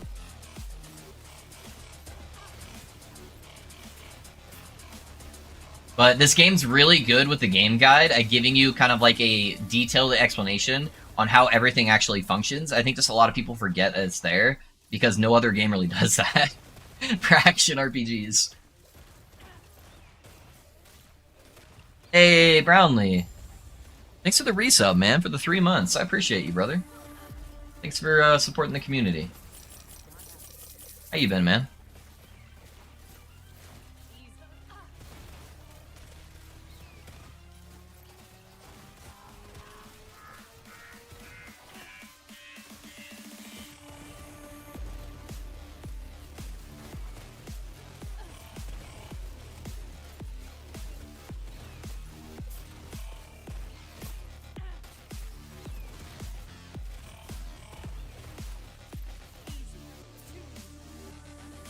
But here, I'll do you one better, Puck, because I know how to build a Lich kind of off the top of my head. I'll give you a general direction here. So give me 1 second. Let's do this, because like I said, Lich hasn't changed. Lich is basically the exact same way. You build like almost all of them the exact same way. So let me do this real quick for you. Let's see, is this one better? Is that one less cut off? I don't know, I think they're probably about the same. Okay. You're gonna go for these nodes because they're gonna give you intelligence, which gives you damage, and res. You're gonna go for the vitality nodes there. Yeah, some of this will differ slightly depending on how you're doing it, because you can do like the health drain stuff, and it won't matter. So you'd probably do something like that. Something similar. This won't be exactly. Mess around with the nodes a little bit, but they'll give you a good idea. All right, you're gonna get a bunch of spell leech from here. You're gonna get a damage multiplier because you're always gonna be at low health, so that's gonna be tripled. I just want to at least get to the point where I can show you the skills, and then you can mess around with the rest as you want it there. All the skills are basically the same. I'm probably gonna grab the intelligence, honestly. I think that's the intelligence. You don't care about health regen really at all, so probably that one. Increased damage here is not bad either. Necrotic Pen's really strong. You're going Necrotic Scaling, so you want all the flat damage that's going to be coming out of there. All the crit chance and cast speed is really strong. Crit multi. More attack speed and leech. More leech. A shit ton more intelligence for health drain. And then the less damage taken. Yeah, probably something like that. This is just a general mock-up. You can change these as you go. I don't know what Warlock nodes you would want on top of these as well. You'd probably actually want one of those. So we'd probably take those out and at least get this. Probably take one node out of there. That's fine. All right, something like that. And then for the skills, what you'd want to do is go like Hungering Souls. Honestly, you'd want all the flat damage there. You grab those. You don't want to stack mana, I don't think. Probably get the minus mana cost though. Get extra projectiles and then minus mana cost. Probably something like that.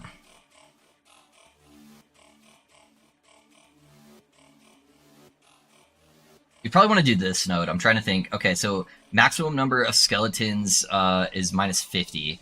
So if we get up to 6 total, then we'd be good. Because this would also let you get rid of archers. So that puts us at 4. Puts us at 5. That puts us at 6. Okay. So now that still puts us at 3, but we get the health damage on there. Get the chance to re-summon them. And then probably just put the last ones into leech. I don't know. Probably do something like that. Okay. So how Death Seal works is you would grab these nodes over here. So this gives you increased spell damage per missing health. You're going to grab these 3 here. So you get armor per missing health automatically.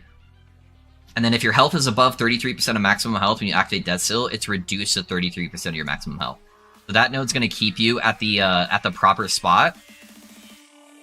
And then we want to go to add as much duration on Death Seal as possible because you want 100% uptime.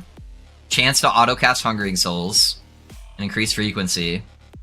This is the big thing. So I got a bunch of stuff that's draining my HP on my talent tree. So Death Seal prevents health loss effects that continuously drain a percentage of your health.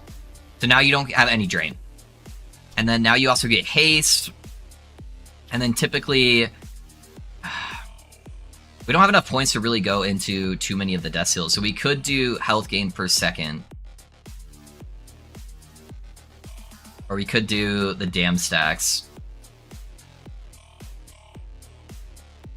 That's only for the death, the wave death.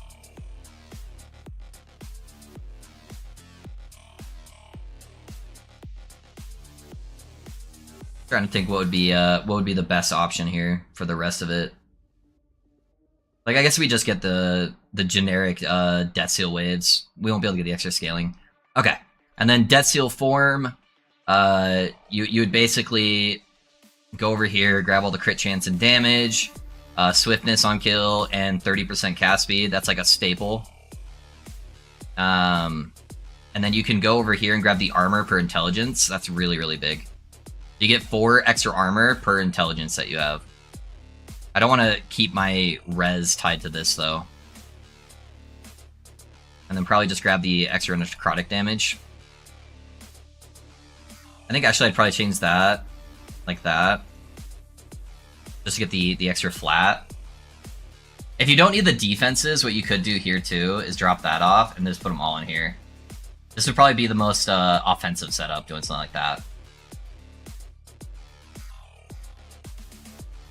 Eventually you can put Golem in here, and that'll be super, super nice.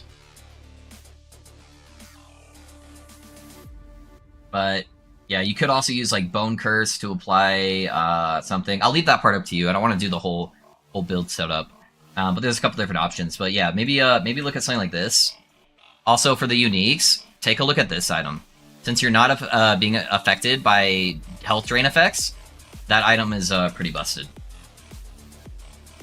Yeah, I'm going to send this to you.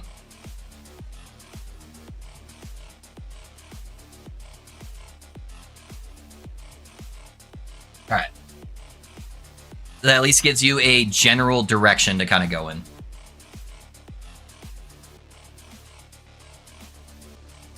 Doing any more teasers about the Void Knight? Typically, my teasers come in well-timed and asked questions. that's where most of them come from, Brownlee. Yeah, it's gonna be tomorrow though. It's gonna be tomorrow. That's when we're starting it. You know, would you mind sending me them? Yeah. Thanks so much for diving in. This helps so much. Yeah, of course, man. Of course. Yeah, if you get an Aaron's Will, I can help you show you how to set up the golems. And then that will be much easier too. But just for like where you're at, like low level stuff, that should absolutely smash everything. Yeah, that Death Seal and then like Reaper form is almost the identical setup for every single Lich build. So it's just like it gets kind of boring after your first Lich. But the first Lich is really, really fun.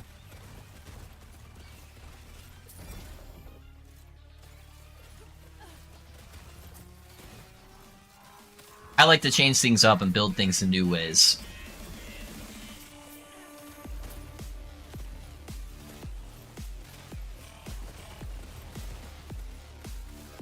Hungering Souls is a really cool spell, though. I love using Hungering Souls.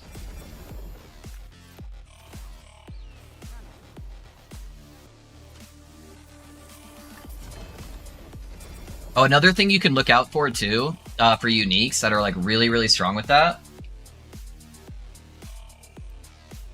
If you get this staff right here, the Curse of Perseverance, so Hungering Souls are now fired in sequence, so instead of fanning out, they're all fired in a line, but they can hit the same target, so they can, like, shotgun. So instead of hitting a target once for all the 5 projectiles you're shooting out, you're hitting them with all 5 projectiles. So this is a really good unique to look out for as well.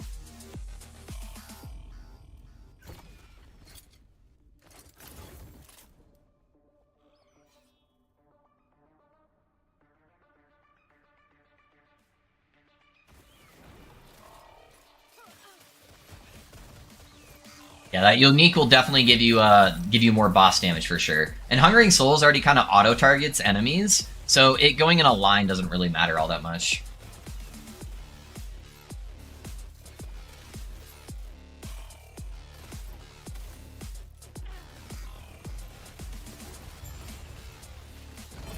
There's the prophecy from the mage. Alright, so we got 1 LP. Alright, so there's the 2 1 LPs. Another 2 LP Dive Bombo.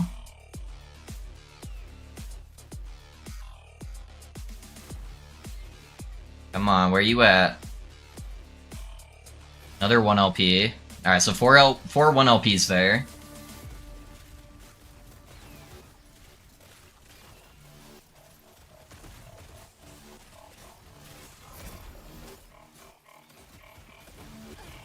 Build man, yeah, it's a fun build, dude. I had a really good time with that setup.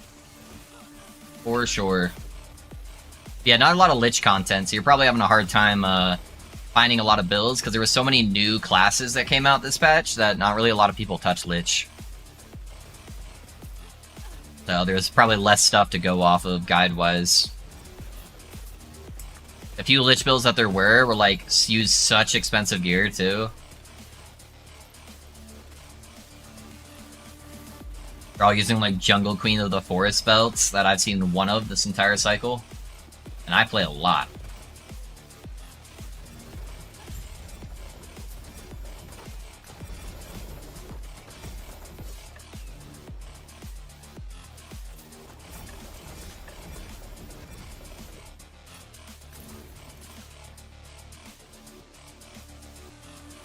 I need to reset all my gear. Would you just recommend just rerunning areas to get somewhat decent gear? So your main goal is to get to Empowered Monolith, Puck.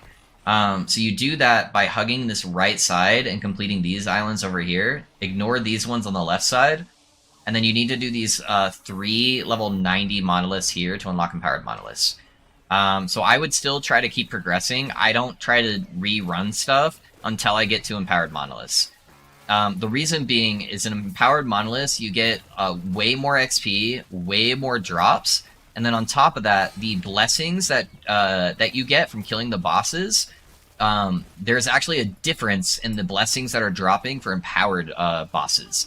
They're about twice as good as the regular ones.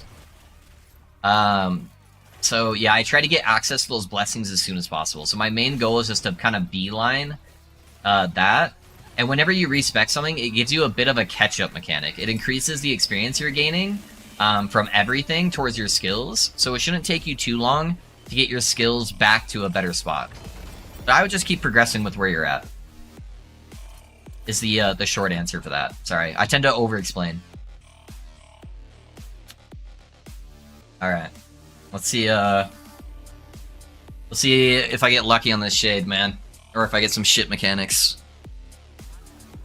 Are you still in the campaign? So the campaign is kind of optional. So if you click map and then you click shift down here where it says passive point rewards and idle slot rewards. So you have a whole bunch of quests that give you passives and idols. Once these are maxed out, stop doing the campaign.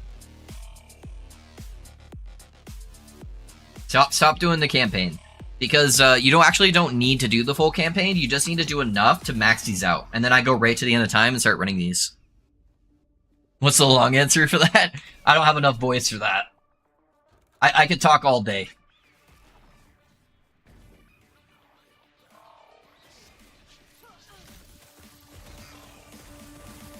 Alright, tentacles are good.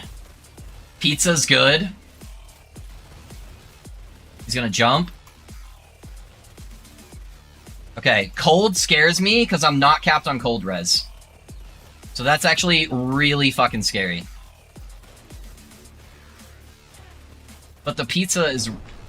Was I on that? Or is it just the cold? It was the cold. It was the cold. God damn it, dude.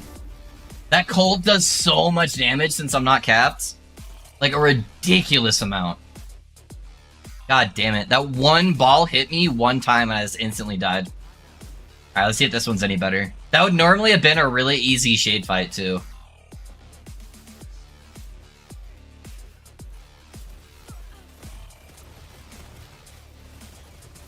Okay. So we got void explosions on the ground. We got tentacles. I can't believe I survived that. And cold. God damn it. They both have cold. The other one's probably easier. I just can't go anywhere near him to get inside of my Dragon Song range while he's doing that that shit.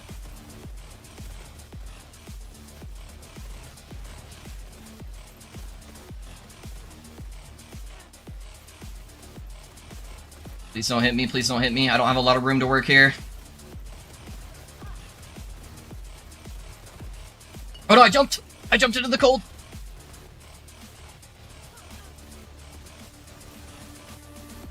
Thank God for dodge.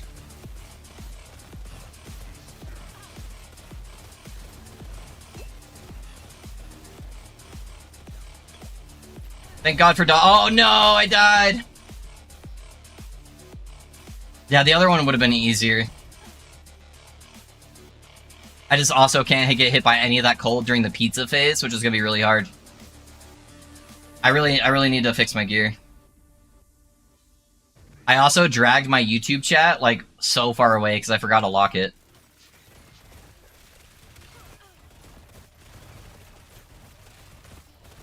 Try to get as much damage as I can in here.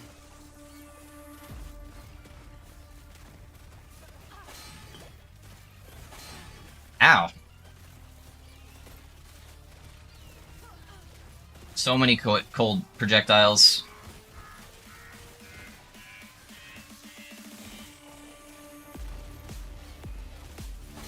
So many cold projectiles. Did it hit me? Did it clip me? It clipped me right there. It clipped my back and then just instantly killed me. Alright, hold on. Let me fix my fucking screens.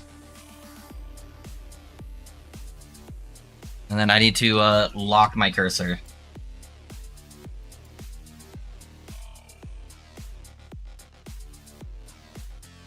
Oh yeah, those are max? Yeah, then just go to the end of time, Puck, and start doing that. I feel like I can do this one. I just gotta not get hit by any of that cold shit. Because that's basically just like a one-shot if I don't dodge it.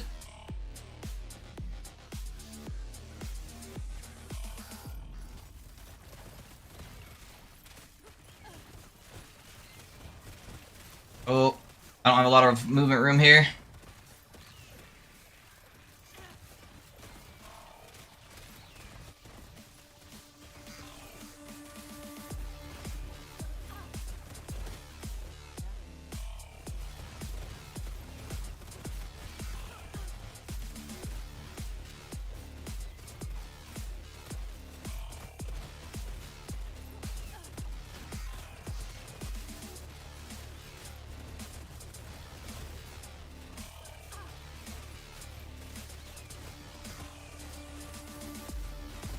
There it is.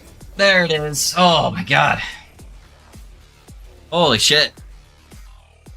It's so hard dodging all of those. Normally I just tank the colds, but they just do so much damage with my lack of res. And with how high of corruption I am right now. Another 3 LP Hell's Reach. 2 LP ring. Yeah, I don't think I got a single one. Did I get 6 3 LP Hell Reaches?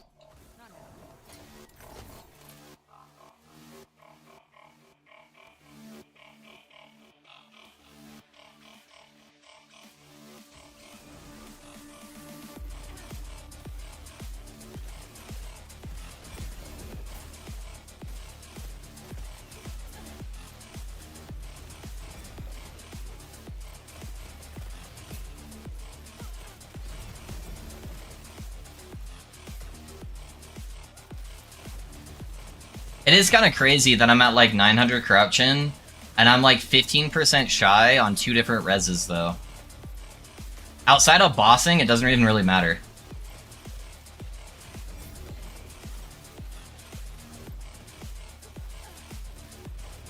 I need to do this this mage here.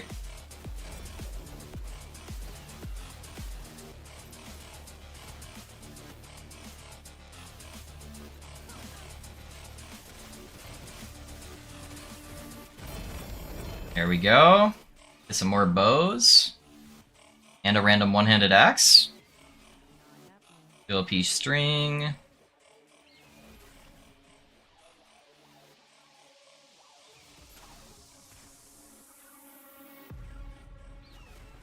Come on, baby, give it to me.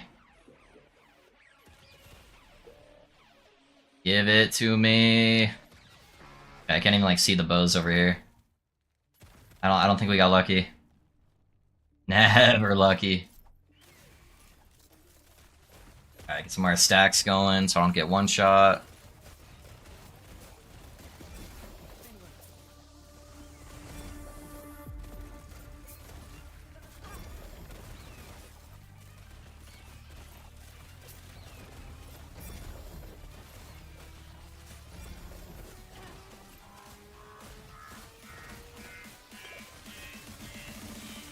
I keep getting stuck.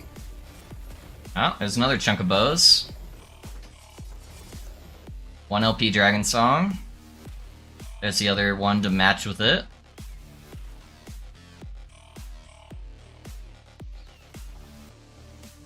Yup, never lucky.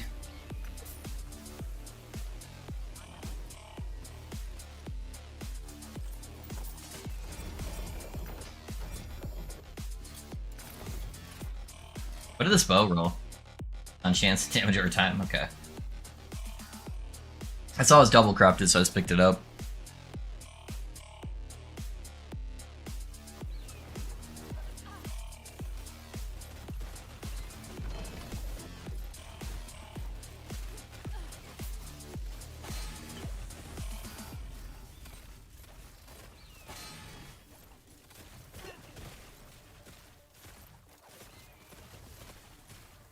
Actually, go down this other way.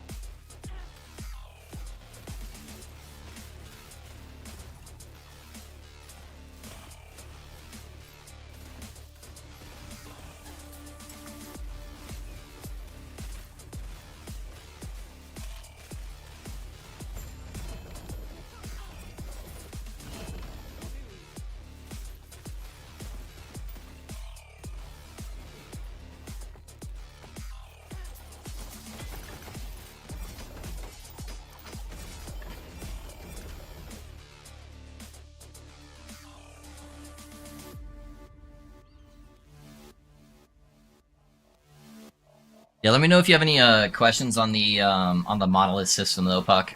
I know it can probably be a little confusing on what you're supposed to be doing once you start entering that. But you should, the monsters are going to be really hard at first because they're going to be much higher level than you, but you're going to get a fuck ton of XP once you start doing them because they're higher level than you. So it should help you level skills really, really fast.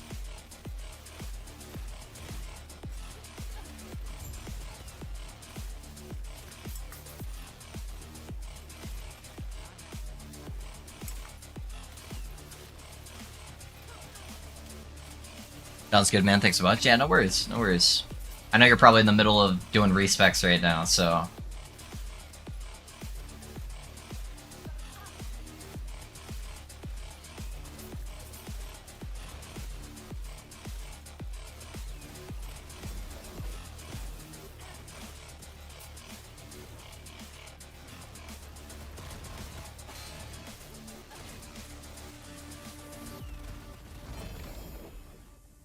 Kind of a baby amount of bows there. I must have ran out of one of the prophecies.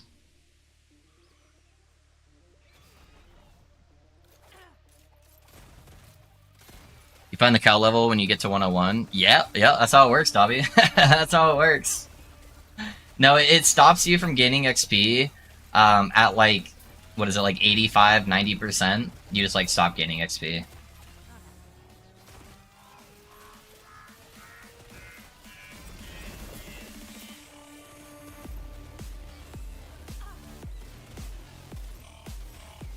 What I would give to hear Mike and Judd say over and over, moo, moo.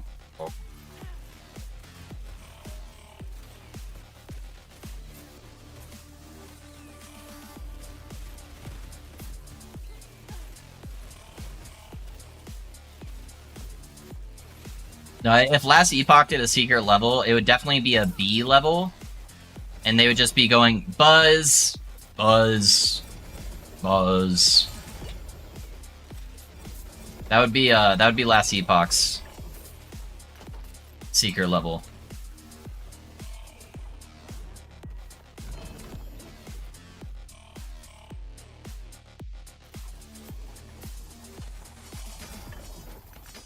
Would I not max out Blood Aura and Blood Pact? You're talking about the nodes at the very start of the Acolyte tree that give you percentage damage, right? They did a secret level dispatch. They've done a couple Easter eggy things, yeah. Yeah, I know they had the thing where you can grab one of the NPCs and bring them over to the end of time. I really don't want to give any of these mods to the bosses, but yeah, whatever.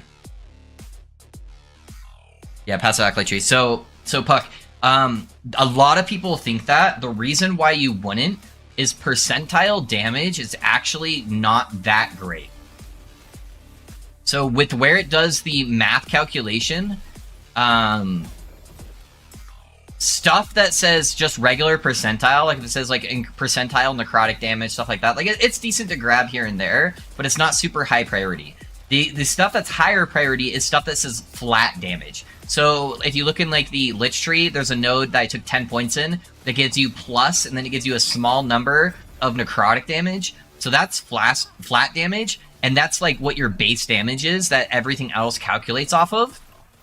And then you have stuff in the skill tree, like the node with the 3 minions on it. If you read it, it says that it gives you 150% multiplicative damage instead of just percentile damage. And that's the good percentage damage that you want, is the one that says multiplier. The best one is ones where it says that it gives you more damage. So if you look at like this item right here, it says 7% more damage to ignited enemies. That goes in at the very end of the damage calculation. So it gets like the base damage, it starts amplifying it by all of your percentage damages, and then it gets this really big number, and then it's just adding 7% more of that total number on top of everything. So flat damage and multiplicative damage are really good. More damage is insane. Percentage damage is just kind of okay. Did you notice sometimes when you pick up a potion it says beer on the label? Yeah, it's a rare chance for it to just randomly proc as a beer instead of a potion. Yeah.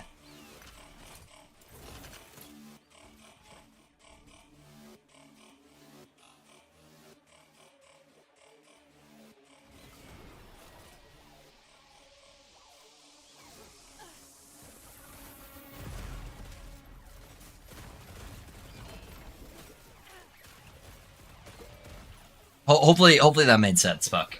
But yeah, so that's why I didn't prioritize grabbing those percentage nodes there. They're kind of just like mid-tier, whatever. And your main goal in the base acolyte tree is just to get to 20 points. Because once you're at 20 points, you can progress to the other tree, where you tend to have a little bit more beneficial nodes.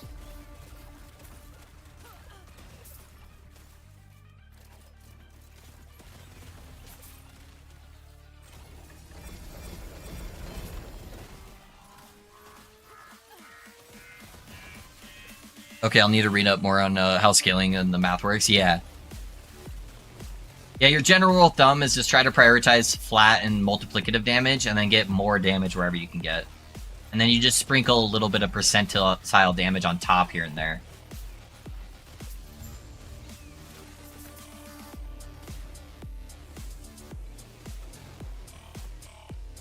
Ooh.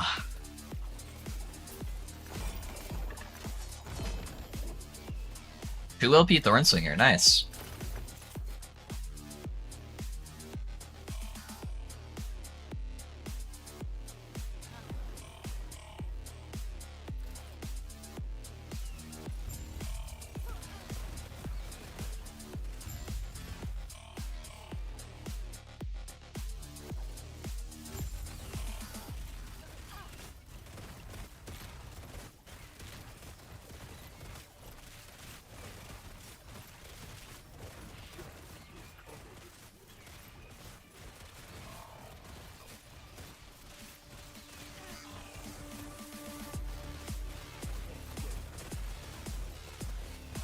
Oh, that guy got dumpstered.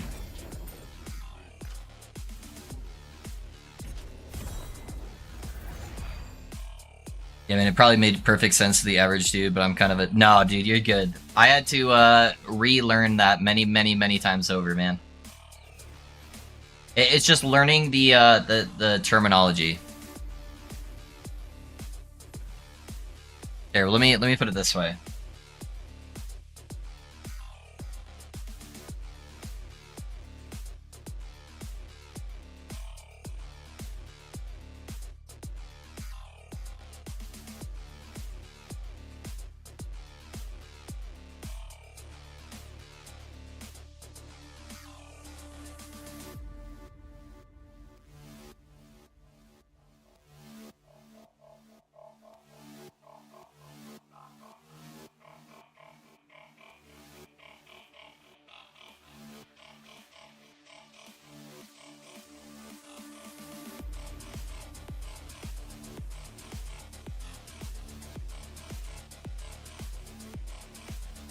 That's your general rule of thumb there.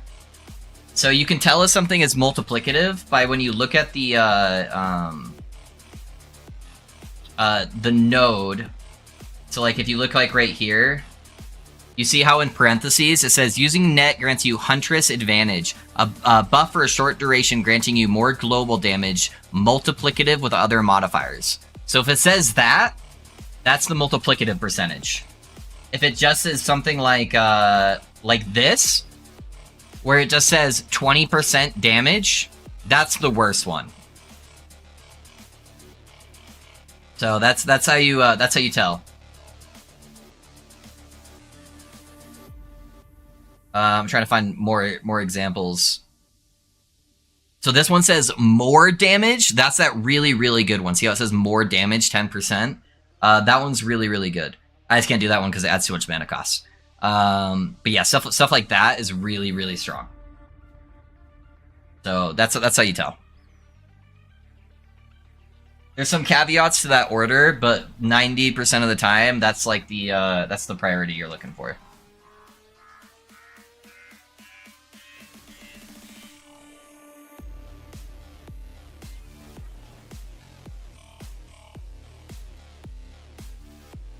Oh, sweet. Man, thank you. Yeah, of course, man.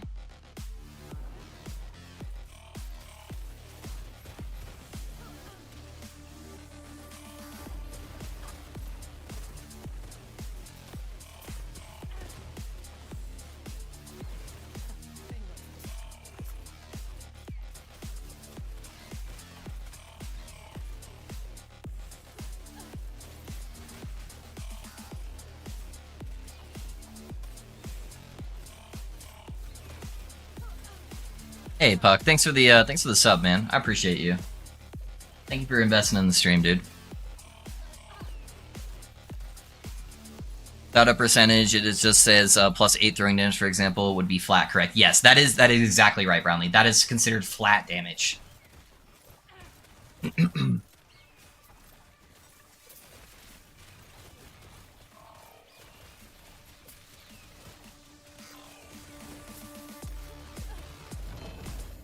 Ooh. Downside of fulfilling prophecies in the middle of the arena is I definitely can't stop and look at them until I've killed everything. Alright. We didn't die, boys. Let's see what we got.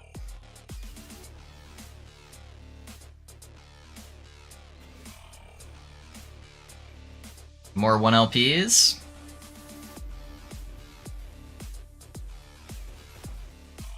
Never lucky. Alright.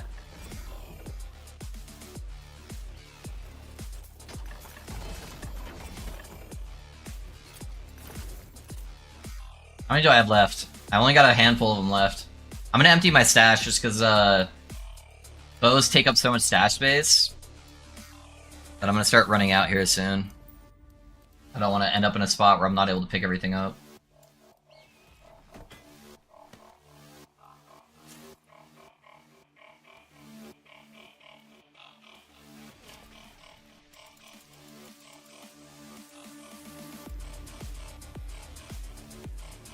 Least I can do, bro. No, man, yeah, you guys don't ever have to do that, you know. But I appreciate it when you do, man. It means a lot. Yeah, that's why I stream, man. I stream to help people out and make people, or help people enjoy the game more, you know? And being able to talk with like-minded individuals. Just trying to hang out and play video games, you know? So just you being here and engaging in chat, even though a lot of people think it's burdensome, it's exactly the reason why I stream, man. If I just streamed and nobody ever said anything or asked any questions or anything like that, I'd probably just quit streaming. So it wouldn't be very fun for me or engaging, you know? That is the exact thing I want in stream.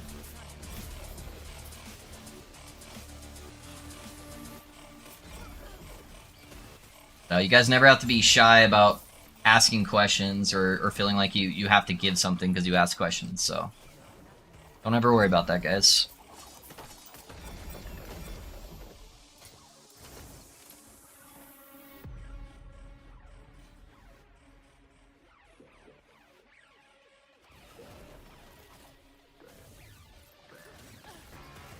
Alright, Mr. Mage, give me all your bows. R.I.P. I think I've done all the exiled mage quests now. Or prophecies. I probably just have a couple random ones for like some of the random rare monsters left.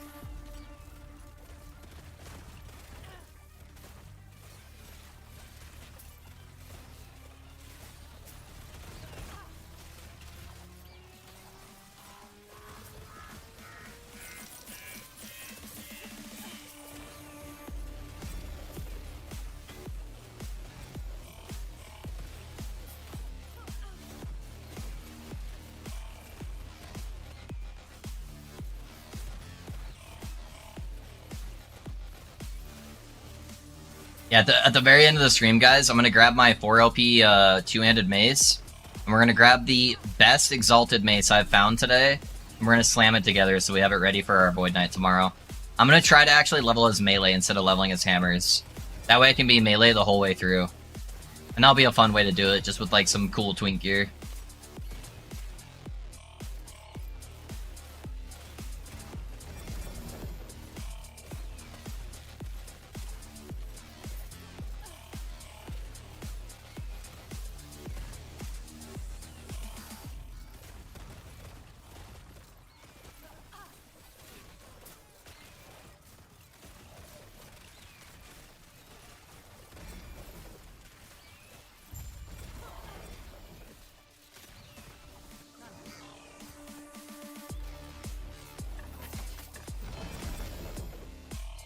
ULP Tempest Ma. We're going back to Shaman, boys.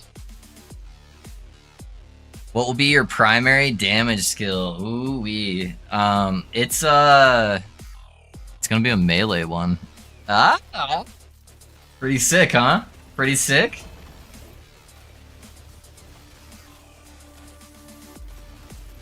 That's what you wanted to know, right? I think that's what you wanted to know.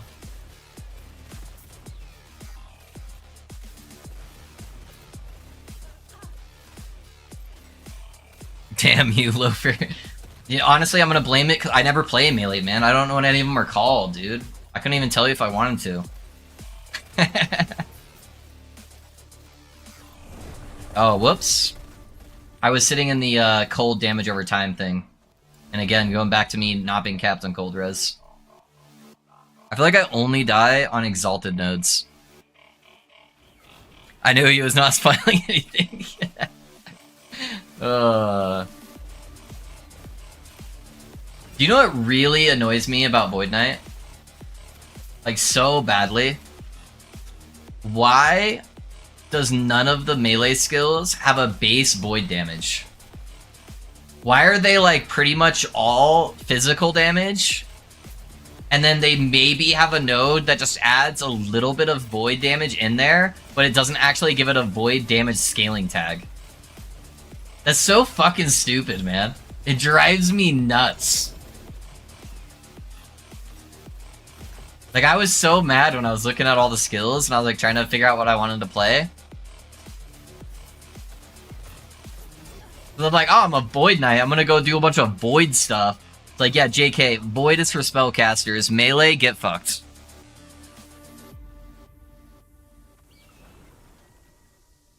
Are you serious? No void skilling makes no sense, to be honest. Yeah, they'll give you like a bunch of flat void damage, but like percentile void damage like doesn't make sense. So like I'm still gonna have void damage on my melee attack, but I was like, what the hell? What is going on? Yeah, I don't know. It made me very mad.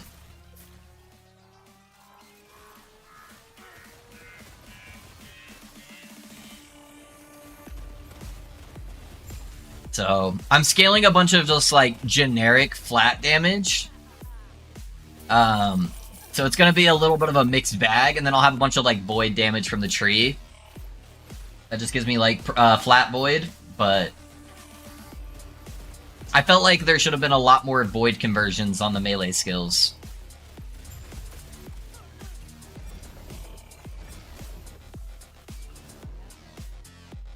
Does Ellie have any rare cosmetic drops that are attained in monos? Not that I'm aware of, Puck. I don't think any of the cosmetics are tied to gameplay. Yeah, I wish there was, because I like that, like, olden day WoW mentality, where you can, like, see somebody wearing something, and you're like, oh, dude, that guy fucking killed that mythic boss. It's super hard. That's sick. I love that stuff. I want to try out Void Knight as well. I just want a huge two-hander and hit hard. That should convert physical to void or something. Yeah, it should, just by default. I agree. I agree. I am... Here's a hint for you. I am not playing a bonky Void Knight. Lots and lots of people played bonky Void Knight with, like, two-handers, like you're describing. That's definitely a thing. But I am going to be playing more of a really fast-hitting Void Knight. So, there you go. There's a little bit more of a spoiler.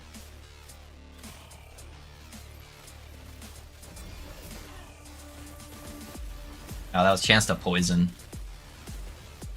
Get out of my inventory! There we go.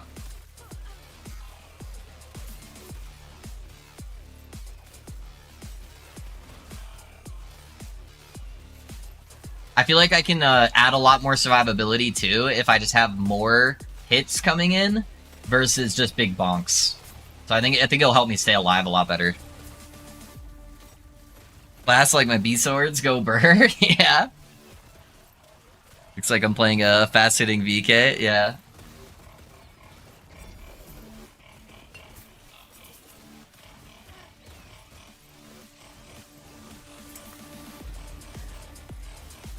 Got a random guy just chilling out over here, hiding.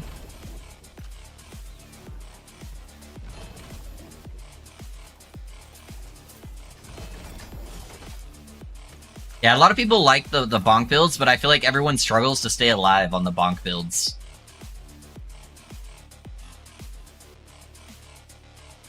That's what I've been looking for in an accurate G. Any sense of account progression that is permanent, whether that can be in form of cosmetic power or whatever. Yeah. What I really want them to do is make the blessings account bound. Oh my god, that's a lot of shit right there. I really want them to make the blessings account bound and then just make them way rare. Like, you don't get a guaranteed blessing every time you kill a boss. It's just a chance, and it'll give you, like, 1.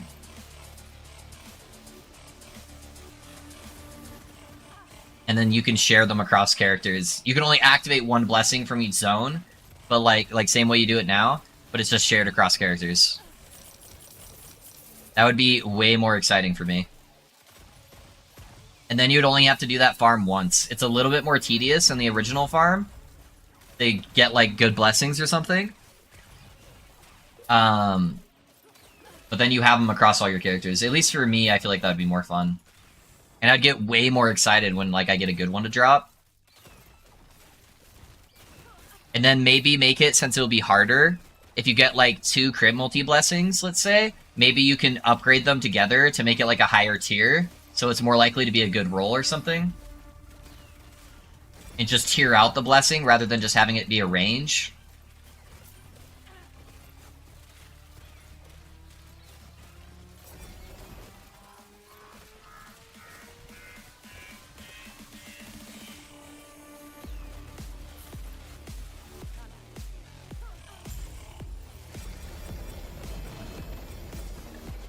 A shit ton of uniques that just dropped.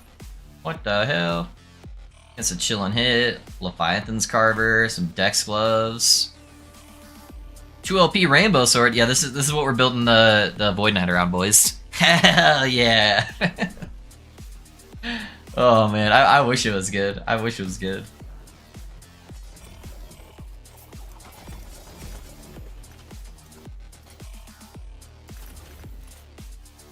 Actually, not a bad pair of gloves, honestly.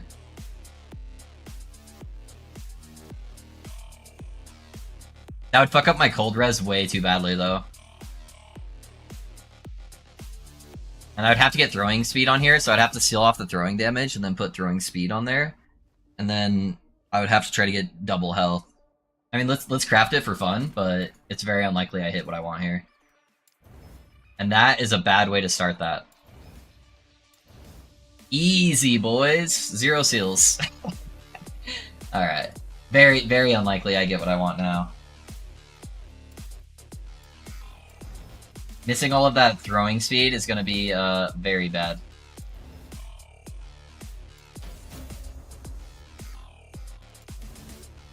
Endurance threshold. If that was throwing speed instead of dex, it would actually still be kind of good.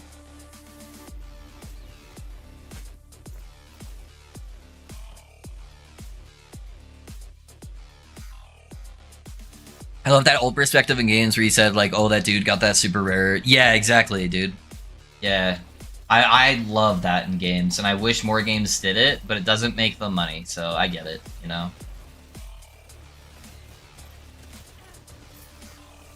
At least in this game, there's no pay for power or even pay for convenience. The only paying thing is cosmetic related. Whereas, like, Path of Exile, you could still argue is kind of pay to win. Because, like, trying to play that game without stash tabs is a cancer. But, yeah, this game at least has a harder stance on that, which I really appreciate. Any quality of life they add to their stash tabs is going to be free. Which I think they do plan to do at some point, you know? You mean if I choose crit multi on one tune, I have to equip crit multi? No. So what's up? What I was meaning by that is, like, let's say you have like a built-in stash, like you have shards, right? And each zone you can collect blessings in. So if I got like a crit multi and like a spell leech blessing from the sun timeline, right? They go into like a little stash. So like I could open up my blessing tab, click the black sun's a blessing, and then it would give me options to choose from based on the blessings I've farmed for that concurrent zone across all my characters. That's what I'm saying. So it's like, on this character, I want my crit multi-blessing I found, and I may have farmed that on a different character. But then maybe I found a spell blessing on this character, and I really want to use that for my mage. So I just go on my mage, and I have that active or available. And then let's say I get like 2 spell leech blessings, So they're both like tier 1 spell leech blessings. I can upgrade them into like a tier 2 spell leech blessing or something. I think that would be the best way, at least for how I like to play the game. I think that would be the most engaging for me if they did something like that. Yeah, I think that would be cool. And just make them rare, like so you're not guaranteed a blessing every time it drops or something like that. So it keeps you, engaged and wanting to farm for the blessings, but then you get really exciting when you do, and then you also don't have to do them on all your characters, Yeah, I don't know. That's something I would enjoy. No one knows the right answer though, right? So.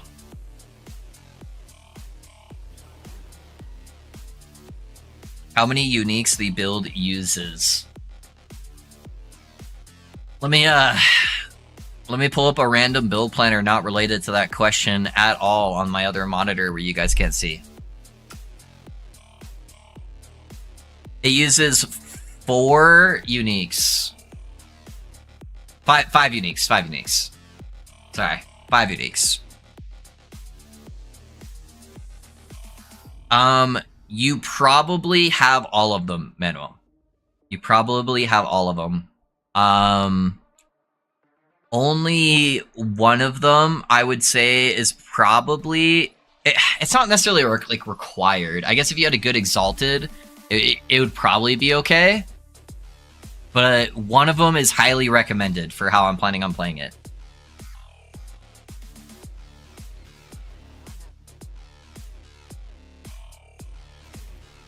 Other than an incentive to play rather than fun, yeah.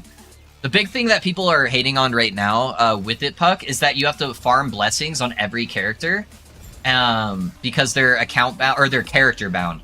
So it's like every single time I have to go to each of these timelines and kill the boss like 10 times to try to get the correct blessing for that particular character. And then when I start another character, even though I've already farmed that blessing, I now have to go back here and farm this timeline like 10 times, which takes like hours on every single one of these little timelines to farm the correct one. So making them account bound and then a little bit more rare, I think would be a lot more fun. I don't know. I know you haven't really got to that part yet, so that's what we're talking about essentially. Think I'm safe? Okay.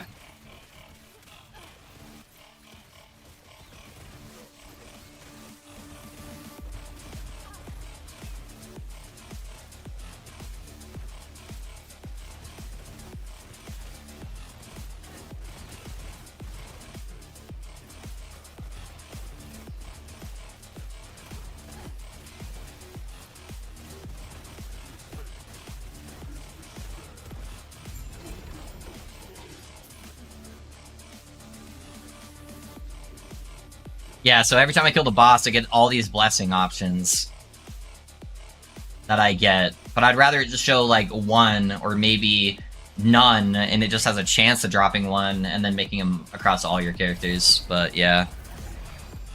Just got back from the appointment and stuff, and what I missed today while I was lurking forever. We were just talking about, like, reworks on how I feel like they could do blessings to make them less repetitive across multiple characters. Yeah, then we just kind of been shooting this shit for most of the day, It's annoying. Would way rather have it the way you pros, yeah. Also tonight, Groot is born again in LE. Yeah, are you doing a druid? Doing a Spriggan build?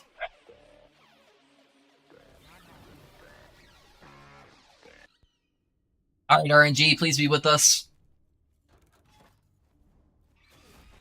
Please no bad cold stuff or area denial stuff. Okay, so I gotta deal with void balls. This thing's not too bad. Okay, we got a leap phase. Oh, laser beams. Okay, so every time he leaps, we need to plan for a laser beam and be moving.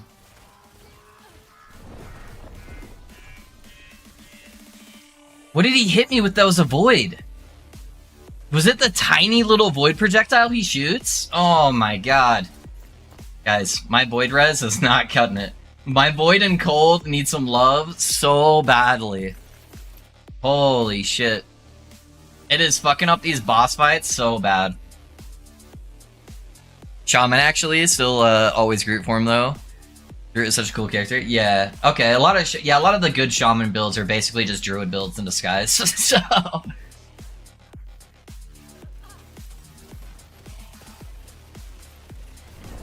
Oh my god! I thought he shot it already. What? Maybe I do a different void. Let's try this one. Actually, I shouldn't even be doing these now. They're only 4 corruption, dude. It's a complete waste of time. Hold on. Let's keep going farther along the side. Let's at least get a decent base corruption, so that way it's not as bad.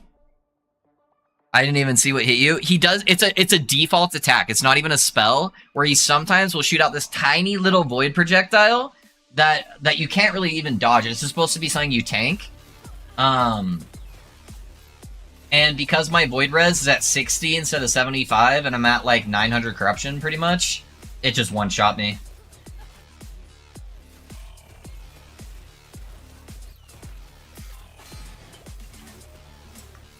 Yeah, the shades are becoming a big hassle now that we're at like 1,000 corruption almost. Just because my res is like so fucked. Like I still can't get hit by like big mechanics. But even like the small shit is just instantly one-shotting me if it's void or cold damage. Because my res is a little fucked right now.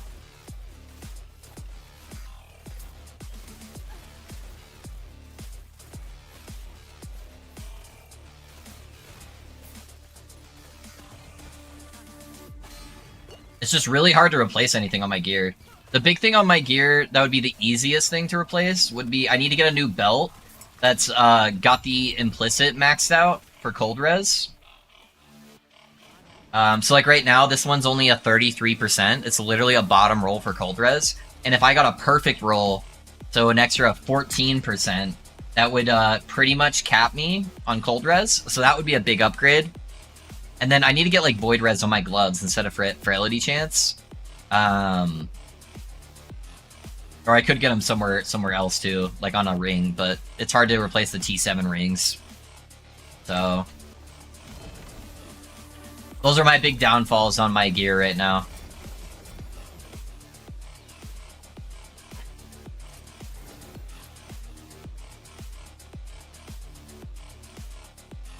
I have a baby Groot that my sister did for me in my nightstand. Did she like 3D print it, or did she like carve it out or something? Did she whittle it for like wood, or how did she make it? It's pretty cool though. I have a bunch of random anime stuff behind me and like video game stuff, but those are most of my little weird quirky things. Baby Groot, I actually drew a Baby Groot once. I have a Baby Groot Christmas ornament my partner bought me, and a Groot plushie as well. Nice. My favorite is that it's Vin Diesel playing the voice, you know? Just like this super deep, manly man voice. And that's Groot. Did they just like artificially change his voice for Baby Groot, or does somebody else do Baby Groot?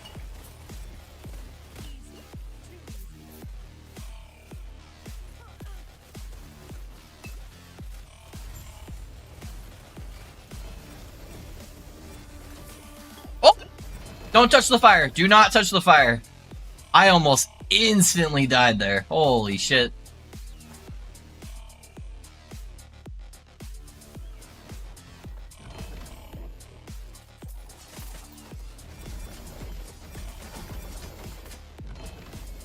I thought I would be able to go in and grab the gear. I got cold res on here. That's much better. If I could craft this to actually be good, then that would cap my cold res for sure. Oh, it's T7. Oh, it's got damage over time, man. I have to get a pull on this. I'd lose crit chance, but I think I'll be alright. I have to pull that off, which is probably going to pull this off, but, you know, it is what it is. Okay, 50-50. Okay. We kept our forging potential. We don't have a lot, but we're getting somewhere. Okay, so I need crit, dex, and armor shred. Let's start with the dex. Okay. Okay, that's not bad. That was a bit of a hit. Alright, so let's go crit first. Go to tier 3. We got the proc. Another proc, okay. Tier 4. The tier 4 takes out the most. That's actually pretty good. That's pretty good. That's not bad at all. I think we take that. Oh, I forgot to reroll the more damage. Ugh. I think it's still better, though. We need the defenses right now. Yeah, and then that overcaps our cold by quite a bit.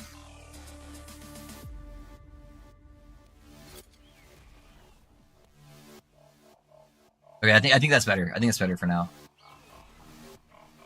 Since I lost the crit, do we go slam a bow? How many more prophecies do I have? That's for Shade of Orbis, Diamond Matron. Oh, I do have another Exiled Mage. I need to make sure I'm doing those. Okay. Okay, let's try to get some of those before I go roll a bow. And I go do some slams.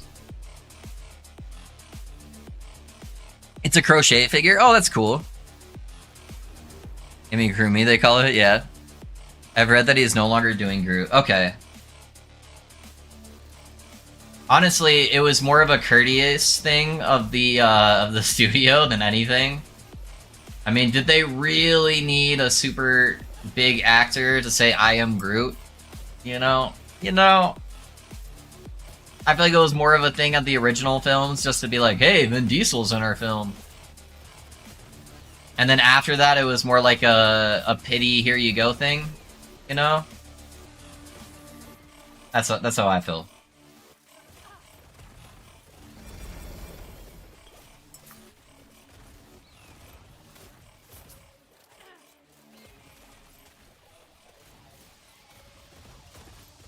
Because realistically, they could make anybody's voice sound like that nowadays.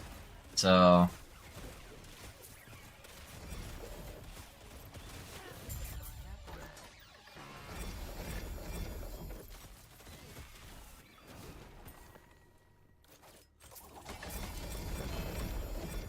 Argue the line is like Macbeth. What you talking about? Yeah, true. My bad. Professor Loaf, do you ever plan on playing hardcore on stream next season? Maybe. So the biggest thing that would most likely get me to play hardcore... So let's go over the downsides of playing hardcore. The downsides of playing hardcore is it tends to hamper my ability to pump out more content for build guides. Most of my stream and YouTube channel is centered around build guides. And I feel like people, a lot of the time, even if I play in hardcore, if I continue playing the hardcore character after it dies, the hardcore community kind of just rakes me over coals for doing that. And so it's kind of a lose-lose. Whereas right now, I mostly play like I'm playing in hardcore until I die the first time, and then I just say fuck it. But I try really hard to keep my deathless tag for as long as possible. Like my last character had it to like 96, you know, it was going pretty good. So that's why I typically don't play hardcore anymore. I used to exclusively play hardcore. What would likely get me to play hardcore is if EHG did an event similar to Path of Exile, where they say, hey guys, the first person to kill our new pinnacle boss on hardcore, you know, gets this thing. Or even if it's just like a recognition race thing, like for streamer, that would 100% get me to do it, and I really hope they do it. I'm very competitive, and I like kicking people's butts. So, I would probably go for it. Even though there's like 2 people that I probably couldn't beat from the EHG or from like last CFOC community, that are better at like speed leveling than I am. You know, I would have a good time with it, and I feel like I would have a pretty good shot. So that's one thing that would definitely get me to play hardcore, is if there's some kind of race centered around it that like actually is cool, and not just like a standard like community race thing. If it's not just like from like a streamer who's saying, hey guys, let's go do this. Like I'll occasionally do those ones, those can be fun. But if it's an EHG sponsored event, I'll definitely do it.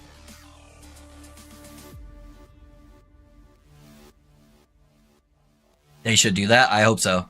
They're going to make a new leaderboards. They did say that in a dev stream. You never know. Yeah, I think that's awesome when they do that kind of stuff in Path of Exile. I love that shit. And the problem is, I'm nowhere near a top tier Path of Exile player. Like, I'm good, and I make a lot of money, like, currency-wise, on Path of Exile, but I'm, like, nowhere near a lot of the racers. But, like, in Last Epoch, I'm pretty high up there, I feel like, as far as, high ability to, like, play the game, and to not die, because I'm used to playing in a hardcore, like, format. I feel like I would have a really good shot. And with it being hardcore, one of the players that's better than me would just have to die, right? There's a very high probability they just die on the way from trying to go to Zoom Zoom, and then now I'm in the running. You know?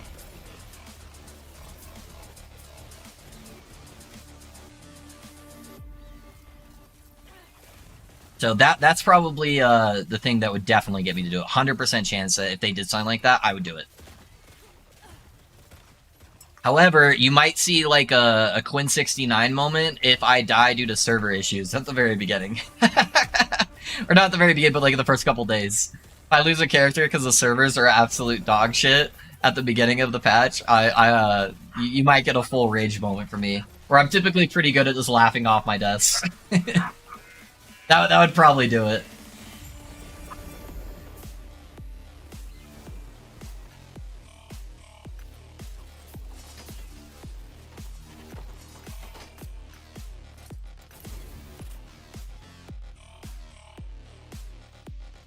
How much is the base? That's 7. I feel like I can still probably get a little bit higher. Let's try to go out here. Yeah, I did see the stuff about the new leaderboards though. What's up? I think they're planning on doing like a corruption leaderboard or something. If they balance the characters a little bit more, I might actually care about that. But we'll see, we'll see. Characters are too imbalanced right now, where it's like makes it a little bit less why try. But what we might be able to do if the even if the leaderboards are still kind of fucked up, is play a class that doesn't have a bunch of bug stuff. That I like maybe play that's like super underrated, like Sork. I'd be down to maybe do like a rank 1 Sork push.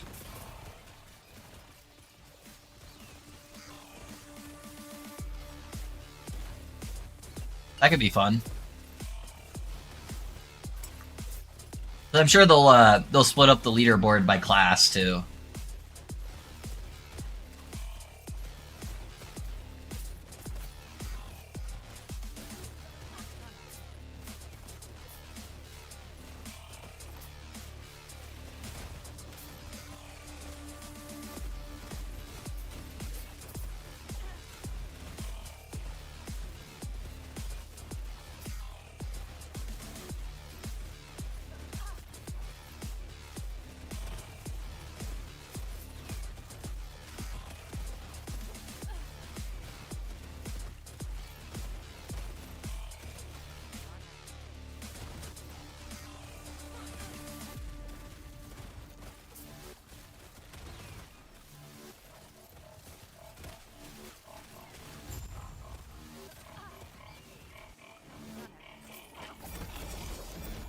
Now that you flagged it for sure it's going to happen, a death that gets you triggered. I know, right?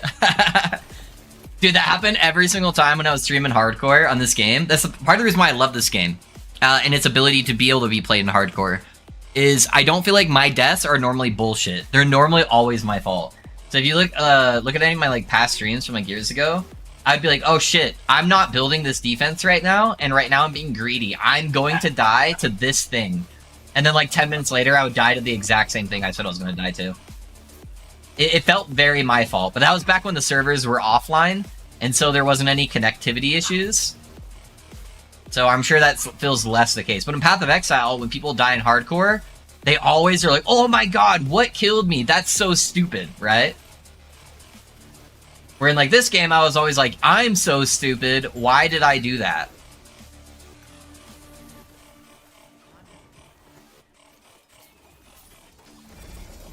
True elemental black hole build.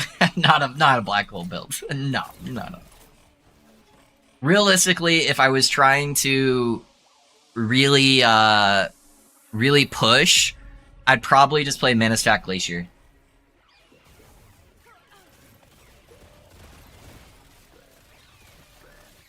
Yeah, I'd probably play Manasec Glacier or like something maybe Frostbite related. Or like the freezes. That's probably what I would do. A lot of 2 LPs, just not for the bow I want.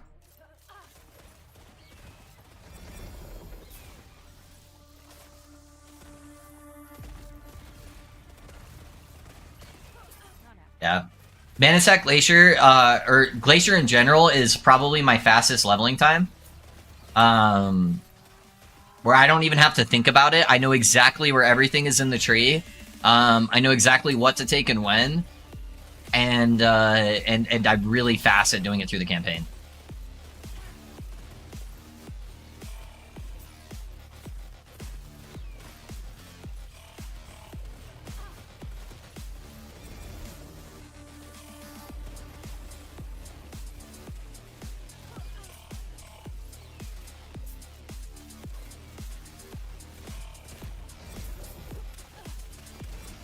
What does that increase? Fire damage, increase bow damage? Alkaiser was making fun of newer streamers dying and complaining, says he it was all signaled, not playing PoE. I don't know if what he says is correct. It's just funny to see him rag on them in good fun. Yeah, there's some indicators for sure, but you can also just get like crit by a white mob skeleton for like your entire health pool sometimes, you know? It's like if the stars align in Path of Exile, you just like instantly die to a lot of bullshit. Whereas in this game, you can get 100% crit avoidance, so you don't have the random spikes of getting hit 3 times as hard as you're supposed to be being hit, right? So that's honestly one of the biggest parts. It's just that you can be completely immune to crit.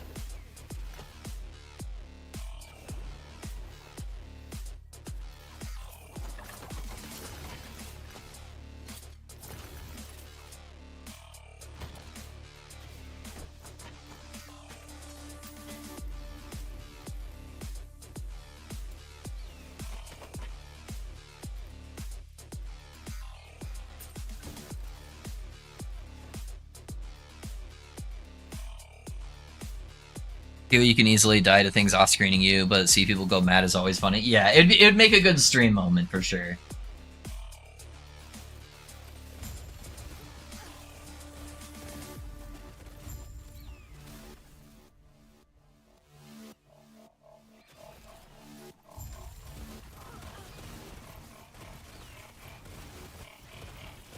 I'd definitely be a little bit actual tilted though, if that's how I went out in a tournament. Was due to like something I had no control over. Oh, that's gonna hurt. Yep, I knew that was coming. I didn't have my movement skill quite yet. It might have just come off cooldown actually, I don't know. It's alright. I don't die to that guy very often. It's just a game! But that was gonna skyrocket my career, man. I was gonna get rank 1 in a tournament no one actually cares about, and then I'd be a millionaire. It was everything.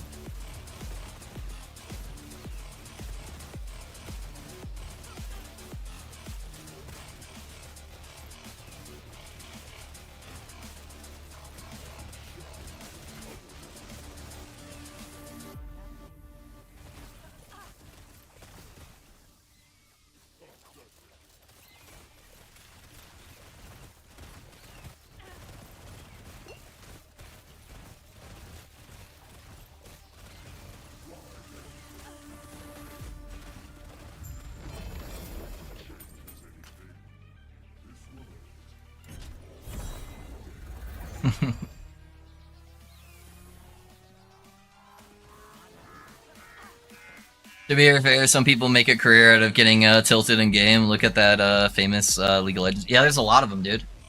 You got like what's the Rainbow Six Siege guy's name? He's like massive right now, and most of the people I feel like that watch him don't even play the game. It's like Jinxie or something like that, I think. He's gotten huge in the last year from just doing like raid stuff. Like, I've watched a bunch of his clips, and I don't play Rainbow Six Siege. Yeah. I mean, you got Quinn69. that does it for action RPGs. He's probably the closest thing to that in this genre.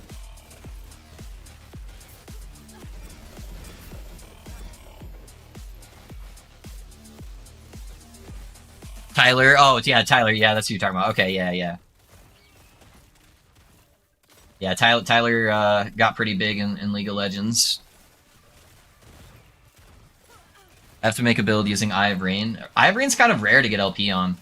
It's very good though. It's very, very good.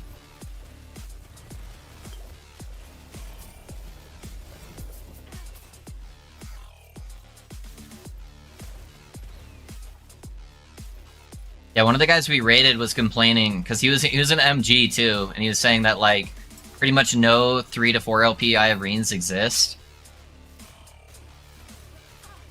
They just like never go up on the market.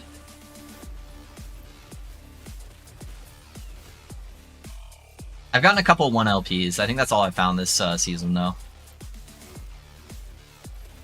Yeah, we were talking about that last league. Yeah.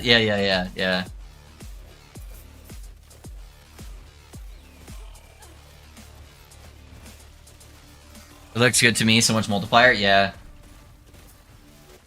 True. I don't know. I don't mind not having like all 3-4 LP gear though. I'm okay with it being super rare, but I know a lot of people aren't. That they would like stuff to be more common, but I'm okay with 10 people having 4 LP Eye of Rain.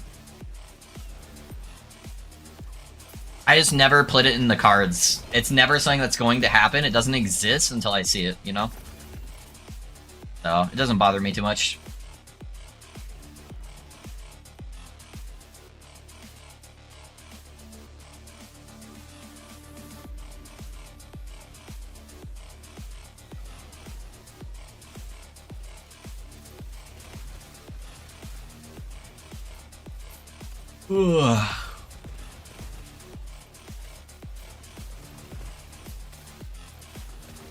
I think 2 LP is a sweet spot. Yeah, I agree.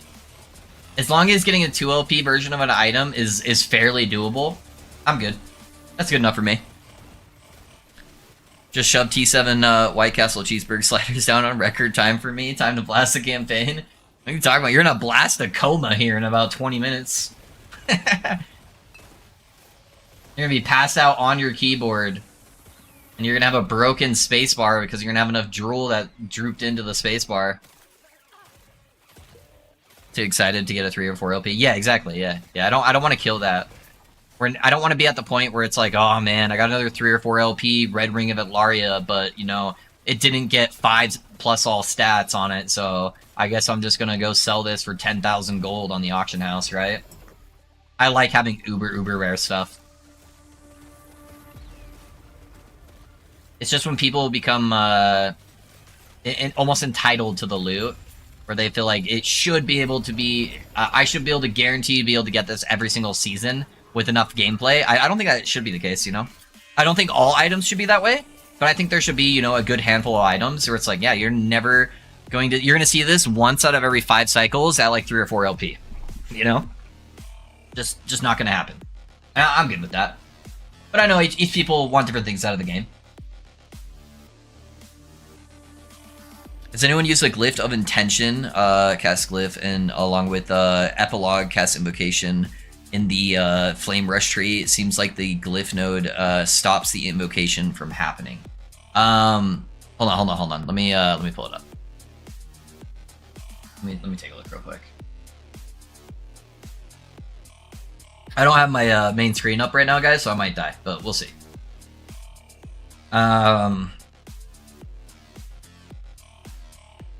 So you're asking for the Glyph of Intention node. Sorry, I'm really bad with nodes off the top of my head. Okay, so the one that creates the Glyph of Dominion. Okay, got it. And then the Epilogue that casts the invocation. Do you know what? I was actually messing around with that the other day, and I felt like it also wasn't working. Yeah, Nix, I think you're right. I was literally just testing that interaction the other day just to mess around with something, and I don't think I got it to work. I have Reen, 1 in 7.5 million chance of getting a 4 LP. Easy. That's what I'm talking about. Let's get it. You know how good I'd feel if I dropped that?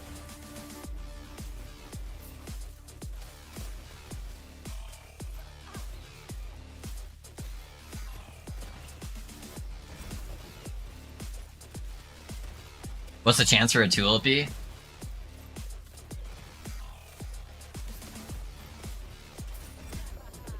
Probably less than 7.5 million.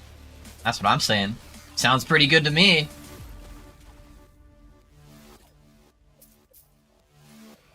One in 74. Yeah. Not too bad. Not too bad. It's still very rare, but not too bad. That item would be absolutely busted at 4 LP.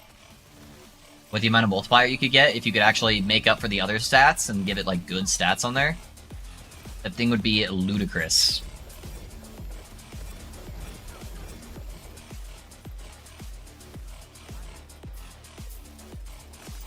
Should I put an Eye of Reen in my build for my Void Knight just to piss people off?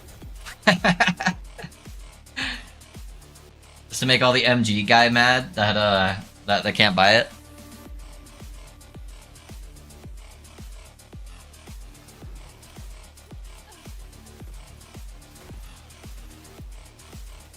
It's on mine, on your Void Knight. I could very easily add that to the build, actually. Do it, use Eye of Reen? Yeah, I could definitely use an Eye of Reen. I don't know if it'd be better than what I have planned, but it's an option. I could check it though. I'll check it tonight. I'll see. It would be kind of funny just to throw it in there.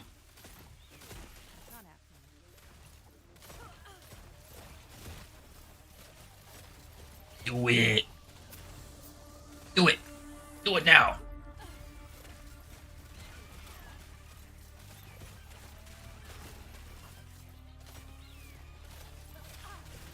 Mwahaha. It'd be even funnier if I ended up finding a 3 or 4 LP.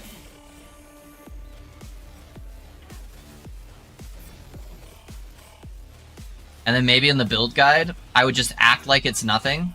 Like, yeah, guys, set up some prophecies. You should be able to get a 4 LP in like 10 to 20,000 favor.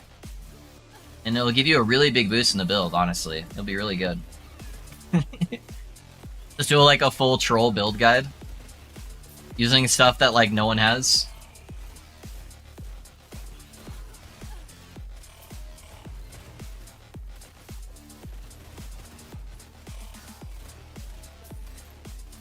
It's really powerful, honestly. Yeah.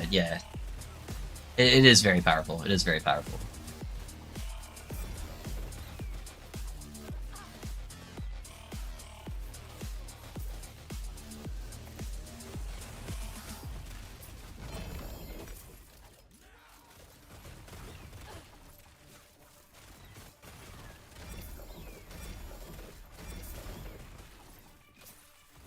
Oh, wait, nope, we still have one more objective. What am I doing?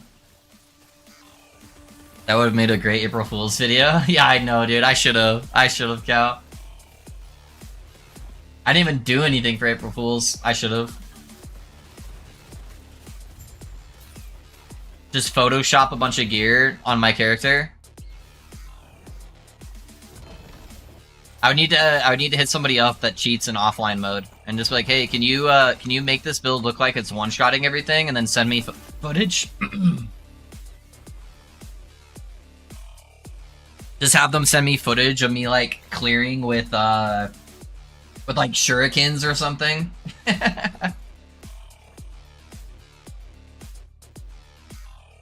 2 4 LP Eye of Reen, 4 LP Orion's Eye, 4 LP Ravenous Void. And then I can just Photoshop a little signal icon here so people think it's online. Like, yeah, super beginner-friendly build guides. This build took almost no farming time to put together, and it's one-shotting everything.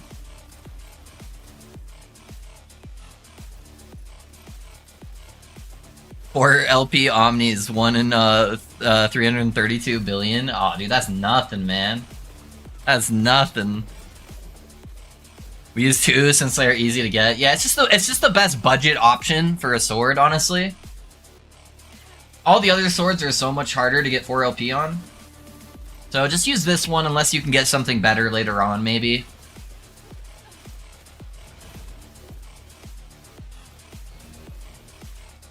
It's actually kind of rare.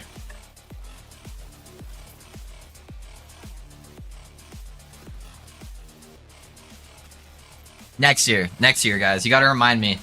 I'll do an April Fool's joke video.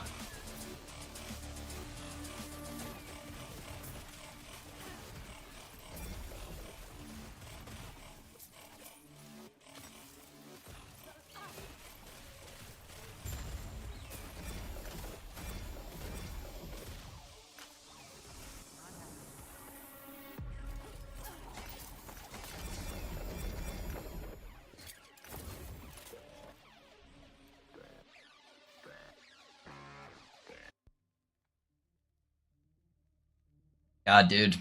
My face got a little bit more sunburned from the soccer game this week.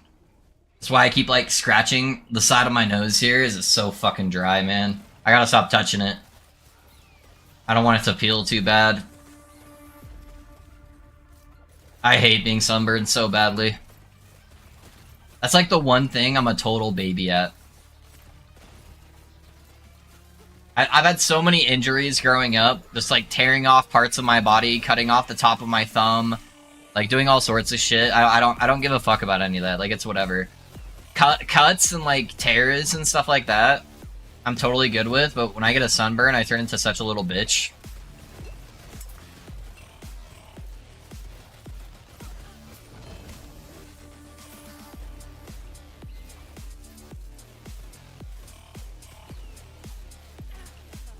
I thought it was just the reflection of Dragon Song procs on your face. Yeah, I guess there probably is quite a bit of it. Oh yeah, there totally is. I can see it because I have the lights turned off. That's hilarious.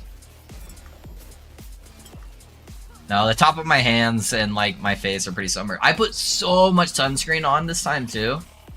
The first time was definitely my fault. I forgot to put sunscreen on because I forget how white I am whenever I go out. And this time I caked on sunscreen. Did not matter.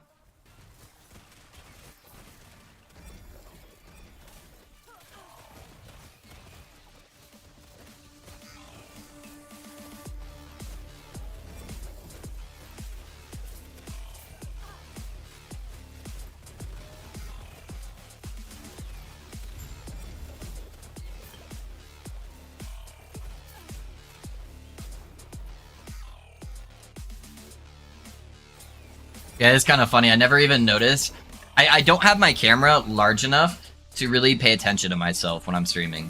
It's very, very small because I have my other monitor split between my YouTube chat and my Twitch chat because my Streamlabs doesn't show YouTube chat all the time. And so I end up missing a lot of stuff. So I have to have both chats pulled up independently. So my screens where I show myself are tiny. So I've never even noticed the reflection of the Dragon Song procs like constantly glowing my face. It's actually very humorous. And now I can't stop looking at it. And I've been playing this build for like a fucking week.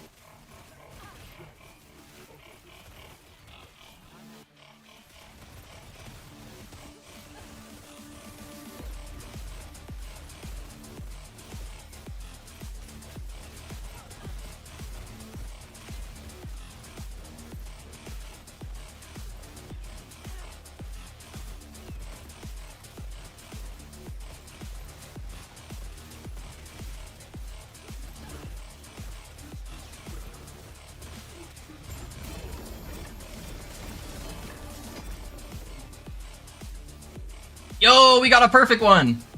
Let's go.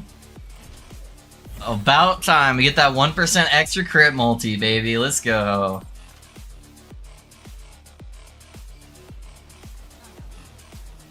Hell yeah, dude. We get that perfect ring. I love that. Oh, I could get more all res here too at some point. It's only 4% though. That 4% would be a little bit nice though. Help cap out the rest of this stuff. But, oh well, we're too late into that.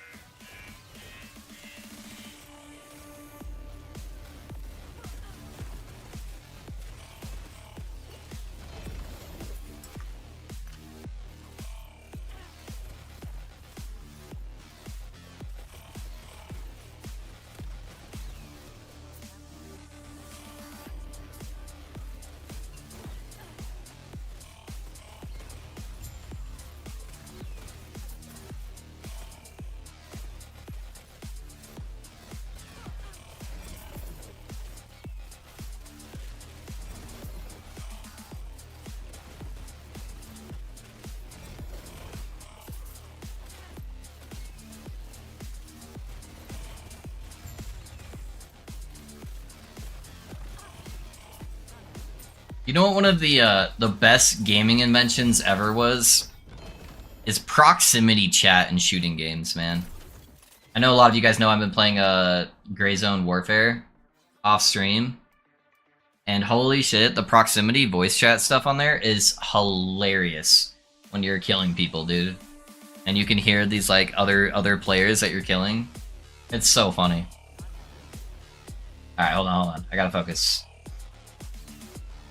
Let's get it. Put that down. He's going for a slam. Oh no, not the void balls.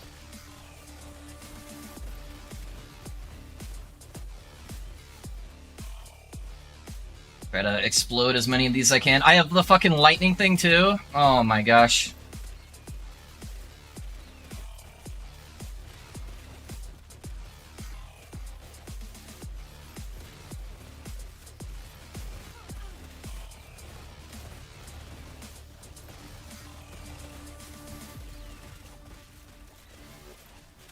Sorry guys for the alarm. I'm so sorry. I'm so sorry. Okay, I can turn it off. Let's go, dude. That was a clusterfuck. I can't believe I got that. Alright, what we get? Surely they'll reward me with a 3 LP Dragon Song for being so kick-ass, right? Surely not just a 1 LP.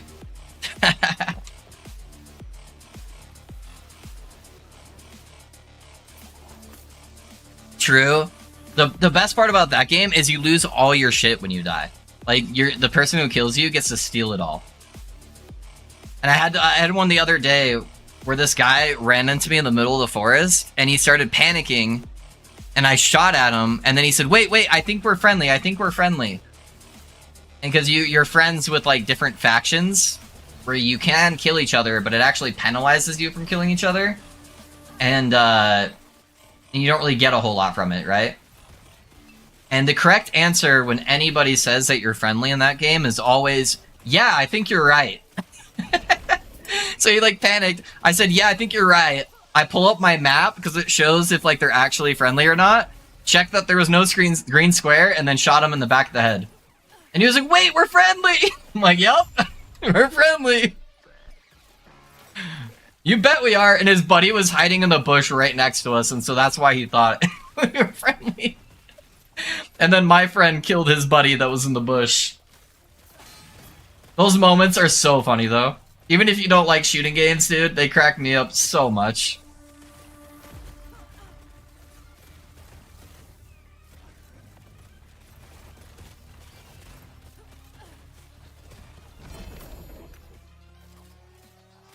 Nah, yeah.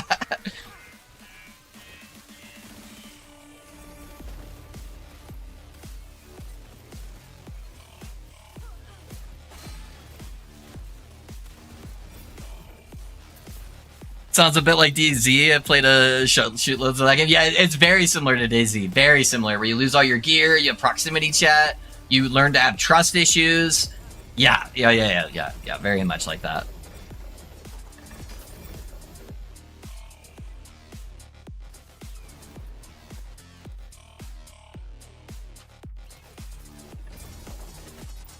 Speaking of shooting games, I'm playing one. Hey, what's up, Zeker? What game are you playing? Are you playing Gray Zone? Yeah, dude, let's go. Hey, Zeker, me, Risky, and Marv are all playing Gray Zone. We're all playing Gray Zone, man. What faction are you? If you say the wrong one, we're gonna go camp you, dude. I don't really like any form of PvP. I don't like killing others, and I don't find it fun. I'm a lover, not a fighter. That's alright, Cal. That's alright. I like taking things from people. That's the part I like. Where I'm like, oh man, this person is now distraught, and I caused that. What better feeling could you get? Sorry, I'm not playing. I'm asking what you guys are talking about. I'm playing Val. Oh, so you suck. Okay, got it. Yeah. No, we're playing Gray Zone or whatever it's called. Yeah, Gray Zone Warfare, or whatever. So much fun, dude. Just the interactions that you get to have with the other players are hilarious. You can love to kill. Hey, sometimes we have good moments. We camped one of their landing spots for their helicopter of this other faction, and we killed like 15 dudes. And there were just bodies scattered everywhere. And a guy from another faction, like enemy faction, comes up with a knife and no gear on. And he's like, hey guys, and he's doing like a little wiggle. He's like, do you guys mind if I loot these when you're done? And we're like, yeah, dude, fuck it, we don't care. So we like made friends with this other guy that was in a different faction, and we just gave him all our scraps. And he just watched us murder all of his friends, and he didn't care, because he was getting their loot out of it. Because he can't kill them or he'd get in trouble. It's just like hilarious, dude. I don't know. I love the whole concept of it.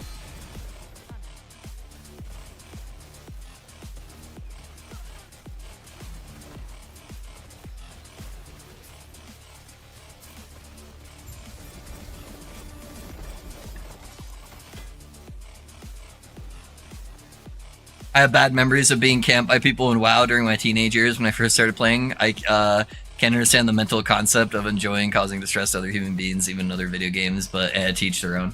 I get you, Cal. I get you. This game is centered around that. So WoW wasn't built to create that. This game is. Where they want to do it just as badly to us. And it's a game around high risk, high reward situations of being more of like a hyper realistic shooter game where when you die, like your stuff's on your body. So that's how it's supposed to be. So this game is designed around that. So clicking that play button, you are accepting, yes, this is the thing I want. Also, they have a PvE mode where you can't kill each other. And if you die to an NPC, the other players can't even steal your shit. You can still go get it. So you have to opt into the PvP experience and say, yes, this is the way I want to play the game.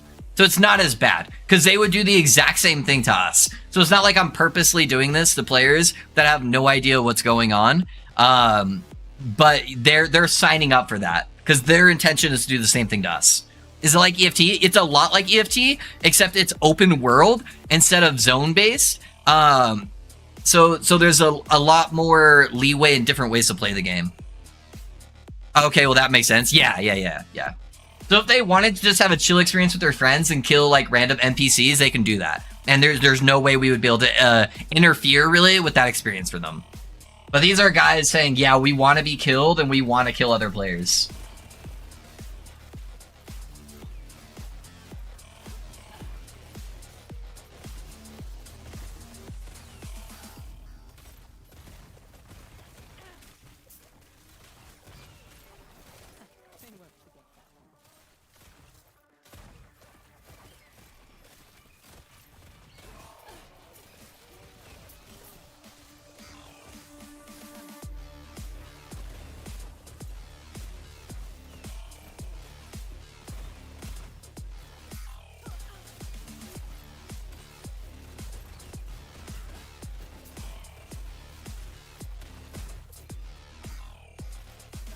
Though if it's just evil, true.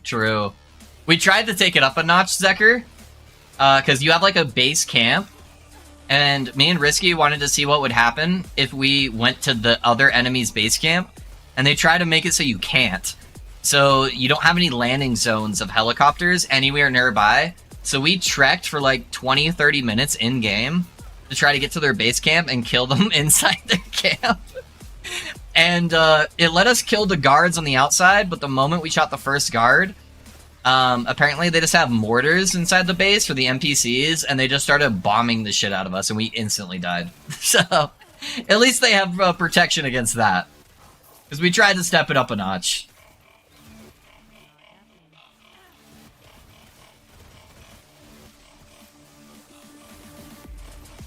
Much more reasonable, but a lot of times it's not that way. I was generally terrified to leave the early level zones because of people who would camp my character. Yeah, the WoW stuff pissed me off. Do you know how much fun my guild would have? I had the biggest guild on the server I played on. And do you know how much fun we would have when one of our low-level guildies would tell us somebody was doing that to them? Because we were like mainly a PvP guild.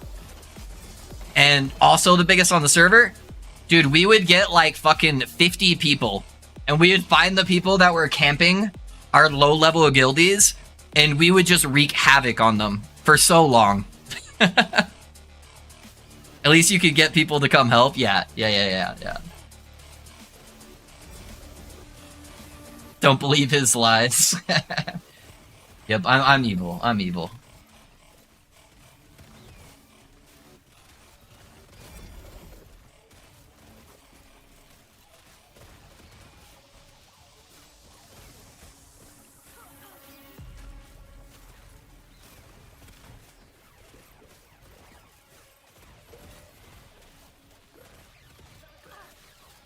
Yeah, you can get people to come help in this game too, Zeker. On Classic launch, I was playing Mage, so naturally mob farming, and I got camped in Hillsbar so much. Yeah, dude. I played a lot of Mage in the early days too, man. I feel ya. I feel ya. That's why I don't like rogues, man. Why do you think I hate rogues so much? Even in this game, I'm like, yeah, fuck those guys. Oh wait, I still have one more.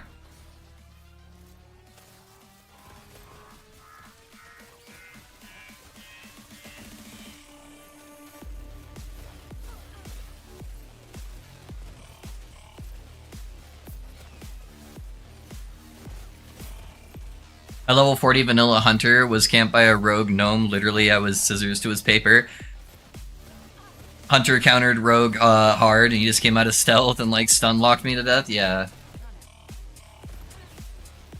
Yeah, rogues were very rough for mages too.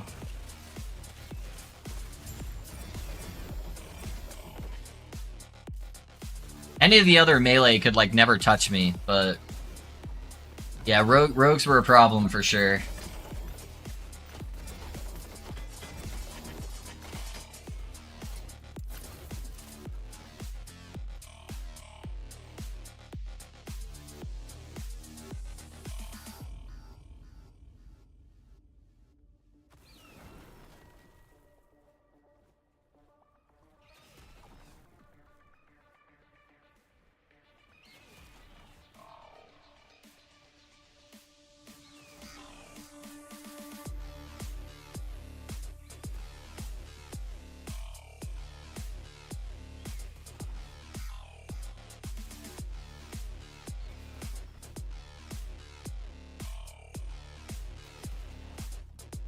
Ah, sorry. Kiddo is in my office.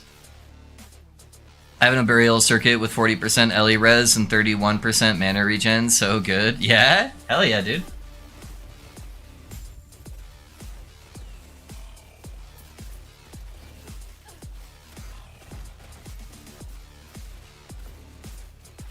I'm kind of excited to set up the Twink here for the Void Knight. It's just gonna be fun. Have an actual 4 LP leveling unique.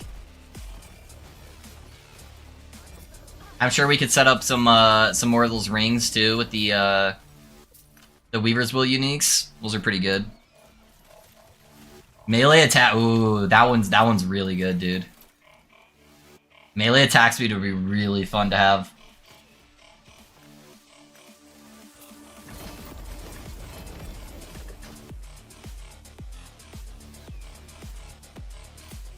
That's not bad either, man. Good pair of gloves. That melee attack speed one looks the most fun for me. If I could get a T7 melee attack speed, that's definitely what I'm going to slam into it.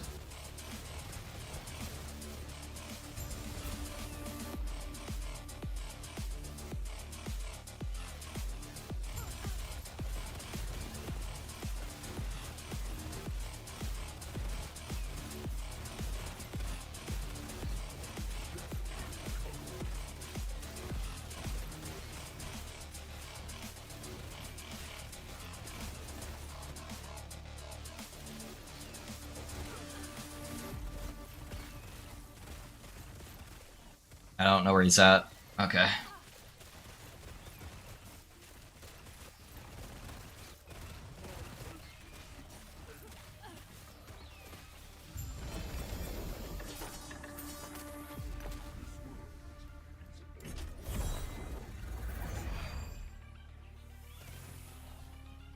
One of these days, I'm gonna get a crazy LP, one of these uniques.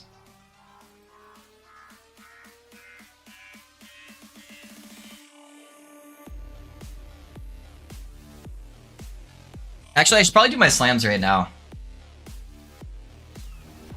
Yeah, let's go do some slams. It's starting to get pretty late.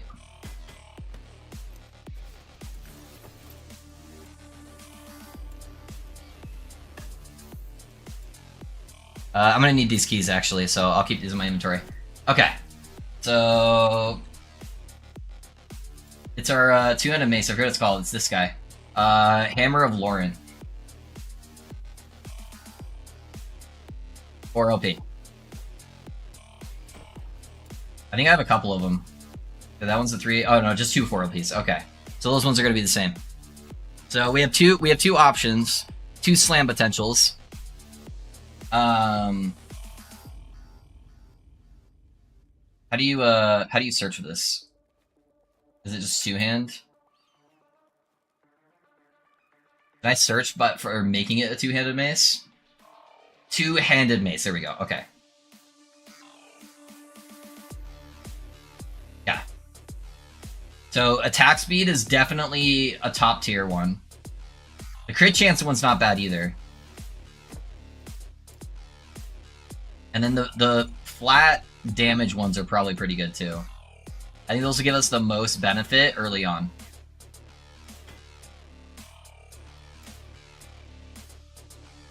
That one's double, and it's got flat. That one could be really good. That one's not bad, but I don't care about the fire damage, honestly. Okay, so these are our options. I think I definitely want to do one with the attack speed.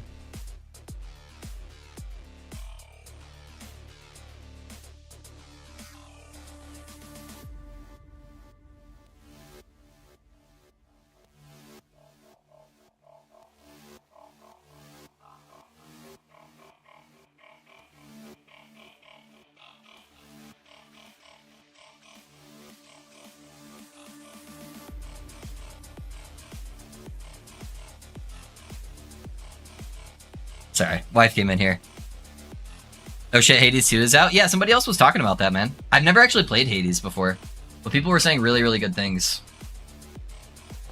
Alright, so what do we got here? I'd prefer if it wasn't melee cold, but it's not bad. All attributes is actually pretty good.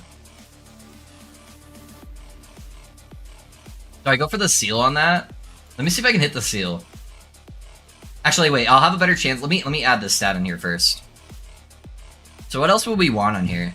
Probably just like armor shred, huh? Oh no, we have increased area. That could actually be really cool. Make it a little bit easier. I'm gonna do that one. Yeah, let's see if we can hit the seal. It procced to tier 5. Okay, that's fine. That's honestly still like a really, really cool one.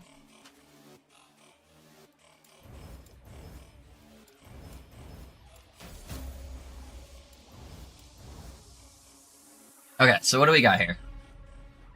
46, 61. The attack speed's kind of low, which is the main thing I care about, so I think I'm going to reroll. Okay, so that's pretty good. I like that quite a bit. So that's probably going to be one of the slams. Is there anything like T7 that's like crazy? No. I could do this one though. I honestly even like the melee fire. I think that's kind of good. And the reduced bonus damage taken from crits early on is kind of nice. So let's T5 this up.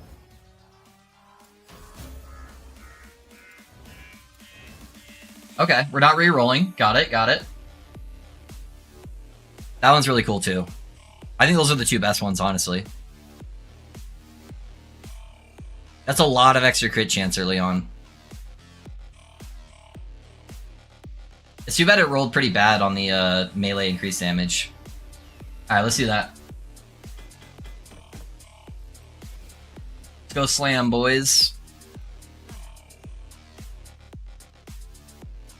Is the leveling unique you're referring to the blue whack-a-mole hammer? Okay, yep, looking forward to tomorrow. Yeah, sorry, Julian, sorry. Like, almost nobody's been on the YouTube side today, so I keep forgetting to check over there.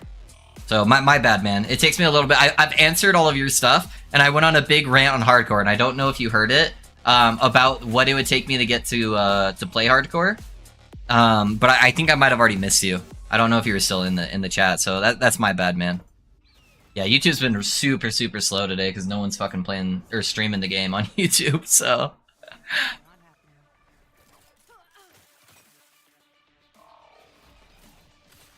You know what actually I should do? Let me put shift right here. And then I can use shift to go through the walls.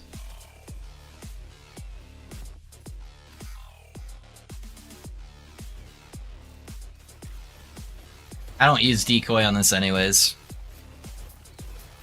Yeah, sorry, Julian. I don't mean to, like, miss those messages.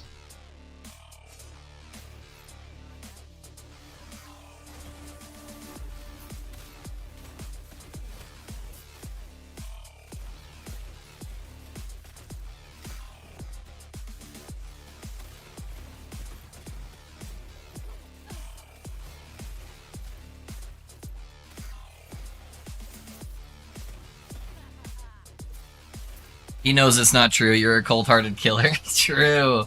We were just talking about this for like 20 minutes. I'm just this cold-hearted individual.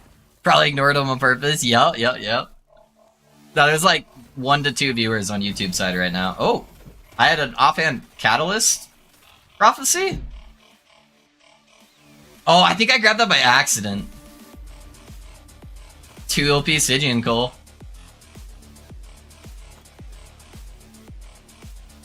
Actually, I'm gonna grab that.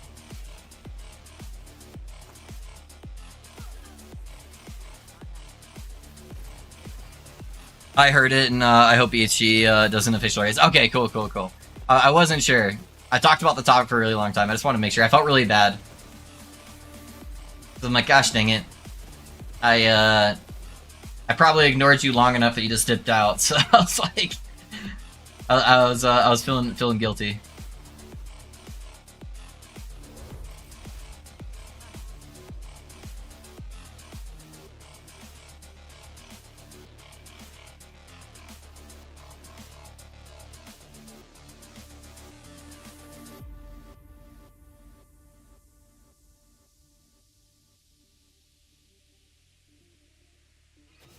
Now, if only there was an option to dual wield 2-handers. I think I overall like this one the best. Like, the attack speed would be really cool to have, like, crazy fast attack speed early on. But 89% reduced bonus damage taken from critical strikes, a whole bunch of flat damage, being able to play crit early, and having the area of effect, I think it's definitely going to win. I think that's probably the one I'll use.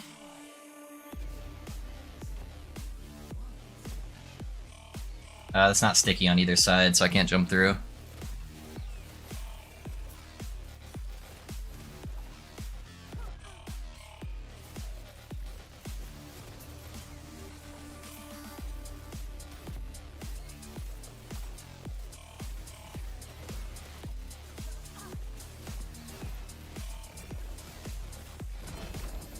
Yeah, there's the other catalyst. Alright, what we get? Are we gonna get a 4? Oh! Dude, it's a cold lightning too. Oh, that's so hard to get. That one's so hard to get, man, because you have to get the right one. Hey, we got something out of it. We got 2 cold lightning fucking scales, dude. Hell yeah. I wonder how they rolled.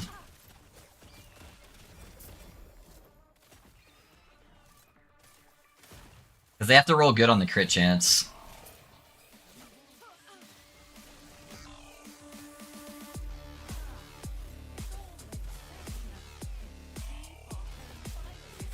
Yeah, it should be back here in this corner.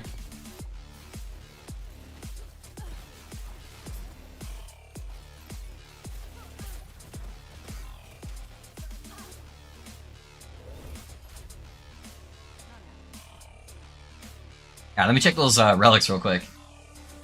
That's actually dope. I hope they're good. Or not relics, catalysts. It doesn't disconnect me. Okay, cool. Oh, they're 3%! No! Not like this.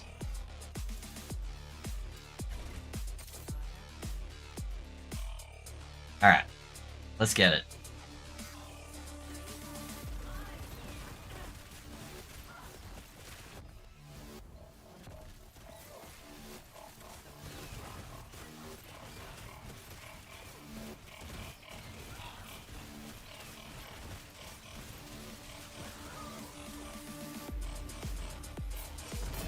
See you later, Jorah. The T7 decoy? Alright. Alrighty, boys. We got a big gamble here. Big gamble. So, I'm really hoping it grabs the crit chance and the increased area for melee skills. That would be massive, guys. If we could hit that, be huge. Probably the best two-handed mace in the game, right? So we'll see what happens. Hopefully we get some streamer luck. Hopefully we get some streamer luck going on here. Wait, hold up. Hold on, settings. Where is it at? Where is it at? Streamer mode. Okay. We got streamer mode enabled. Okay. Alright, here we go. Holy shit, dude. Oh my gosh, look at that, dude. We got them all. We got them all, boys. Woo! That is lucky. That is luck right there. Can you believe that? Sorry, guys. I like trolling too much. That'll be fun to level with, though. That's gonna hit so hard early on. I hate you, yeah. Not bad. I wasn't paying attention. Oh, that's funny. Not bad, boys. Little double exalty slam. Then I realized it was 4. Yeah. Yeah, we're gonna level a Void Knight tomorrow, Zeker. We're gonna play melee. So, that's not a bad one. 90% reduced crit, basically, right out the get-go. Not bad. Alright. Well, that'll be for tomorrow. That'll be for tomorrow, boys. Let me add a new category.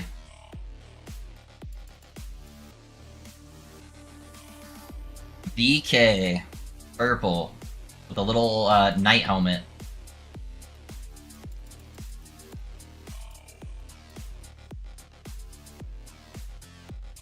I'm gonna drop that right there. Now we know where it's at. We're ready to go. What are we doing on VK? Ravaging Aura? I haven't spilled the beans yet. We're playing melee. Doing some fun shit. Yep. So tomorrow will be VK. Alright, guys. That's where I'm gonna call it.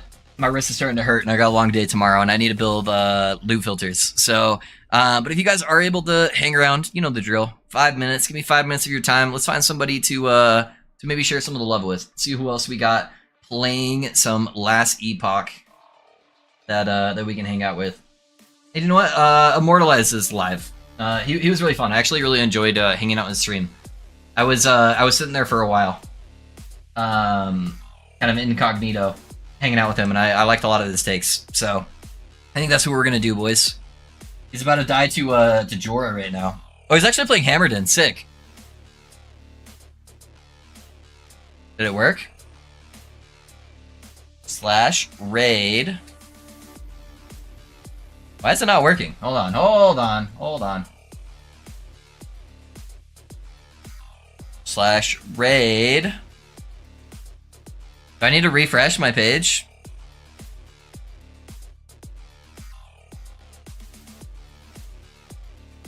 Can I raid somebody, please?